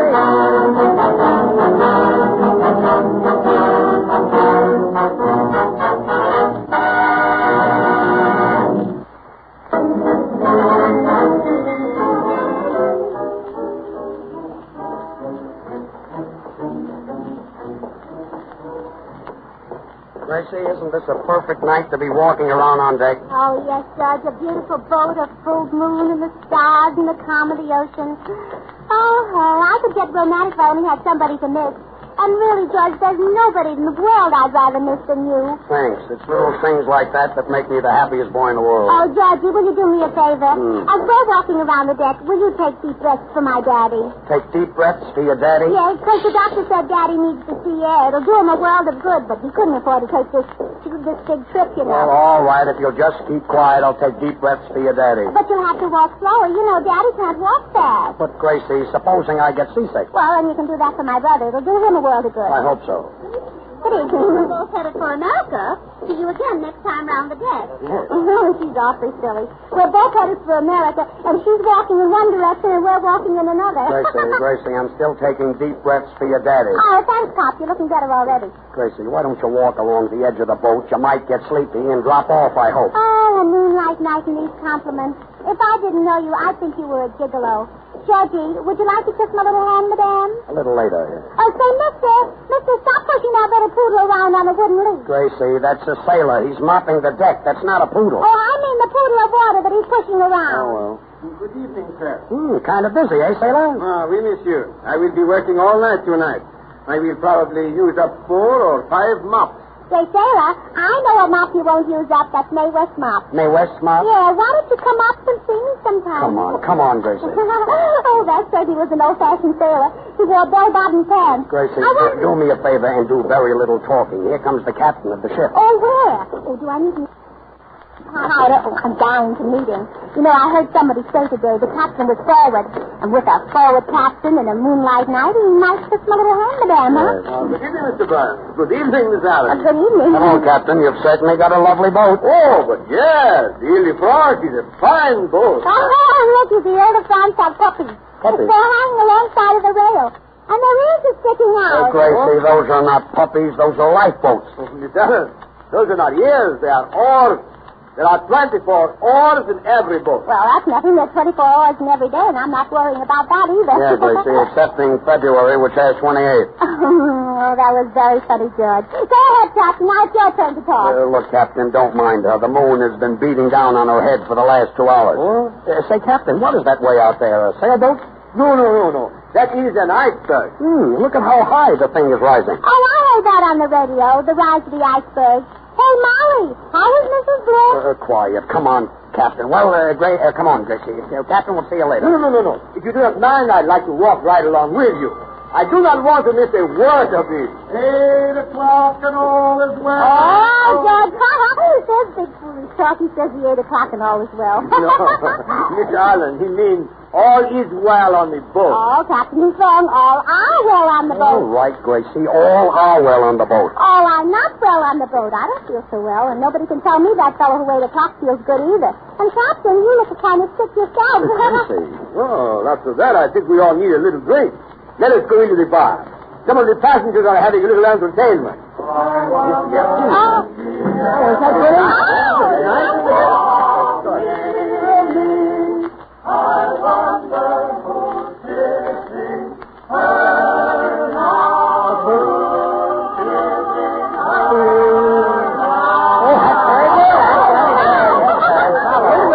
Wait a minute. Here's the captain. Speak! Although I cannot make a speech, but I will tell you, I have George Burns and Gracie Allen with me. And I saw them a few days ago at the Palladium in London, and if you coax them, maybe they will sing a song. Thank you very much. Say, boys, do you know Yankee Doodle Blues? Boys, play the middle part loud, because that's where George always goes flat. Say, here's the word I want to say. I'm not as good as Tom. Say, have you ever been away? Oh, sent for Rudy Valley. Have you ever missed the hero USA? What's Rudy Valley? When you get that itching in your shoes, You better try a cough drop. go to any other land you choose Keep singing, Dixie. and see how pretty that those Yankee Doodle Blues. I'm singing, there's no land as grand as my land, from California to Manhattan Island, north, south, that sunny skyline. Oh, I love every mile. myself playing Yankee Doodle, that melody that keeps ringing in my ears. Yankee Doodle, that's the melody, makes you stand right up and cheer. Homecoming, USA. I'll say I love you, make me lose those Yankee Doodle blues. They say that Europe is wonderful with all that ancient junk. Well, it's not as good as Kokomo, and Kokomo's the bunk. I couldn't see old London, it was covered by a fog. I had to move from Paris, cause I couldn't meet a fog. From there I went to Old Cologne and started on the round. But Old Cologne don't smell as sweet and pretty as it sounds. A Russian Bolshevik, he tried to get my sound. And then I wore my welcome out, that's riding on me out. Hello, Miss Liberty, I'll say you're a fair. And then the customer officer said to me, why do you declare I am Yankee Doodle? That melody keeps on ringing in my ears. Yankee Doodle, that's the melody, makes you stand right up and cheer. Homecoming. USA's nice day, I'll always say, I love my brother again, I love you. Let me lose those Yankee Doodle. Let me lose those Yankee Doodle.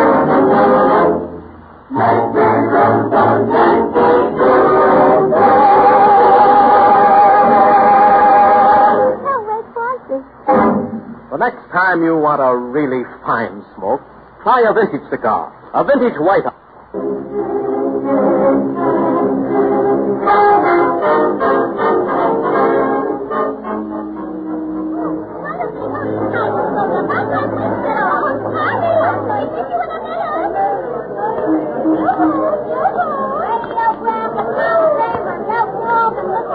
Hey, Ghosty!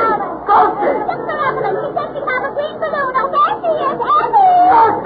Ghosty! Oh, Joe, there's Joe. Joe, say Joe. Tracy, what's that? Oh, Joe.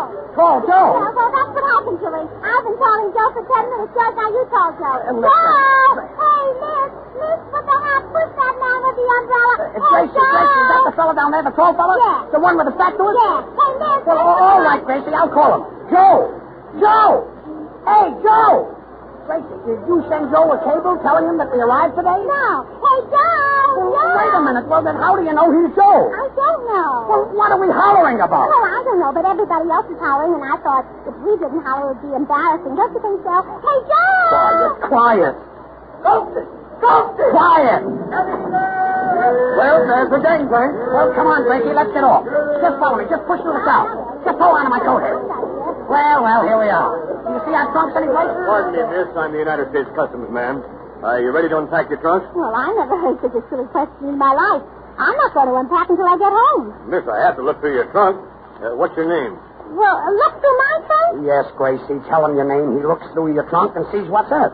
Well, my trunk is locked, but if he can look through my trunk and see what's in it, he certainly ought to be able to guess my name. Listen. Huh, that's a good trick, mister. And if you can do it, then I'll show you the one with 2 decks of cards. Gracie, why don't you do a trick where you stick your little blue hat in the neck of a bottle and don't take it off? Oh, well, that's one of my old tricks. Miss, I'd like to see what you brought back from Europe. Well, you don't have to bother. I didn't bring back anything for you. Huh? Can you imagine that, George? I never met that man in my life, and he thinks I brought him back a present from Europe. Gracie, That's the all government only allows you $100. Oh, well, then why doesn't he give it to me and let me go? Look, miss, did you buy any gowns from Paris? Well, of course, several of them. May I see them, please? Oh, I know you'll love just one of them. It's a black lace with a low back, sort of a dance frock. But I wouldn't think of letting you see me until I get my hair fixed. Did you get a mirror around? See, the officer isn't interested in seeing how you look in the gowns. All he wants to see is the gowns. Oh, well, it certainly takes all kinds of people to make a world. Can you imagine a big man like that interested in gowns? Miss, did you bring back any perfume?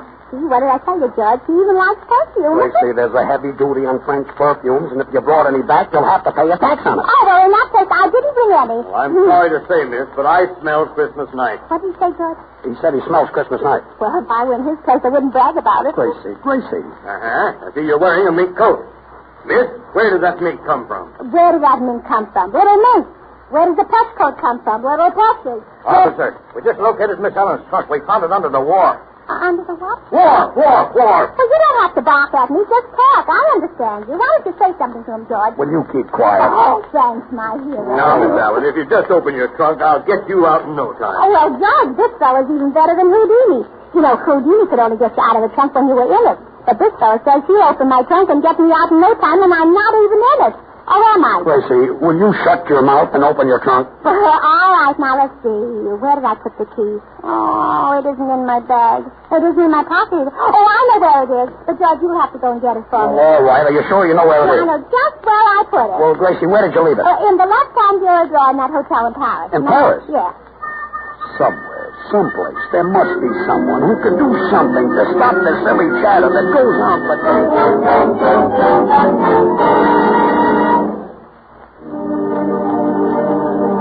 Next Wednesday at the same time, the makers of Vintage White Owl cigars will bring you another adventure of Gracie with Bobby Dolan and his White Owl Orchestra and George Burns and Gracie Allen. And in the meantime, look for the vintage mark on the box. This is the Columbia Broadcasting System.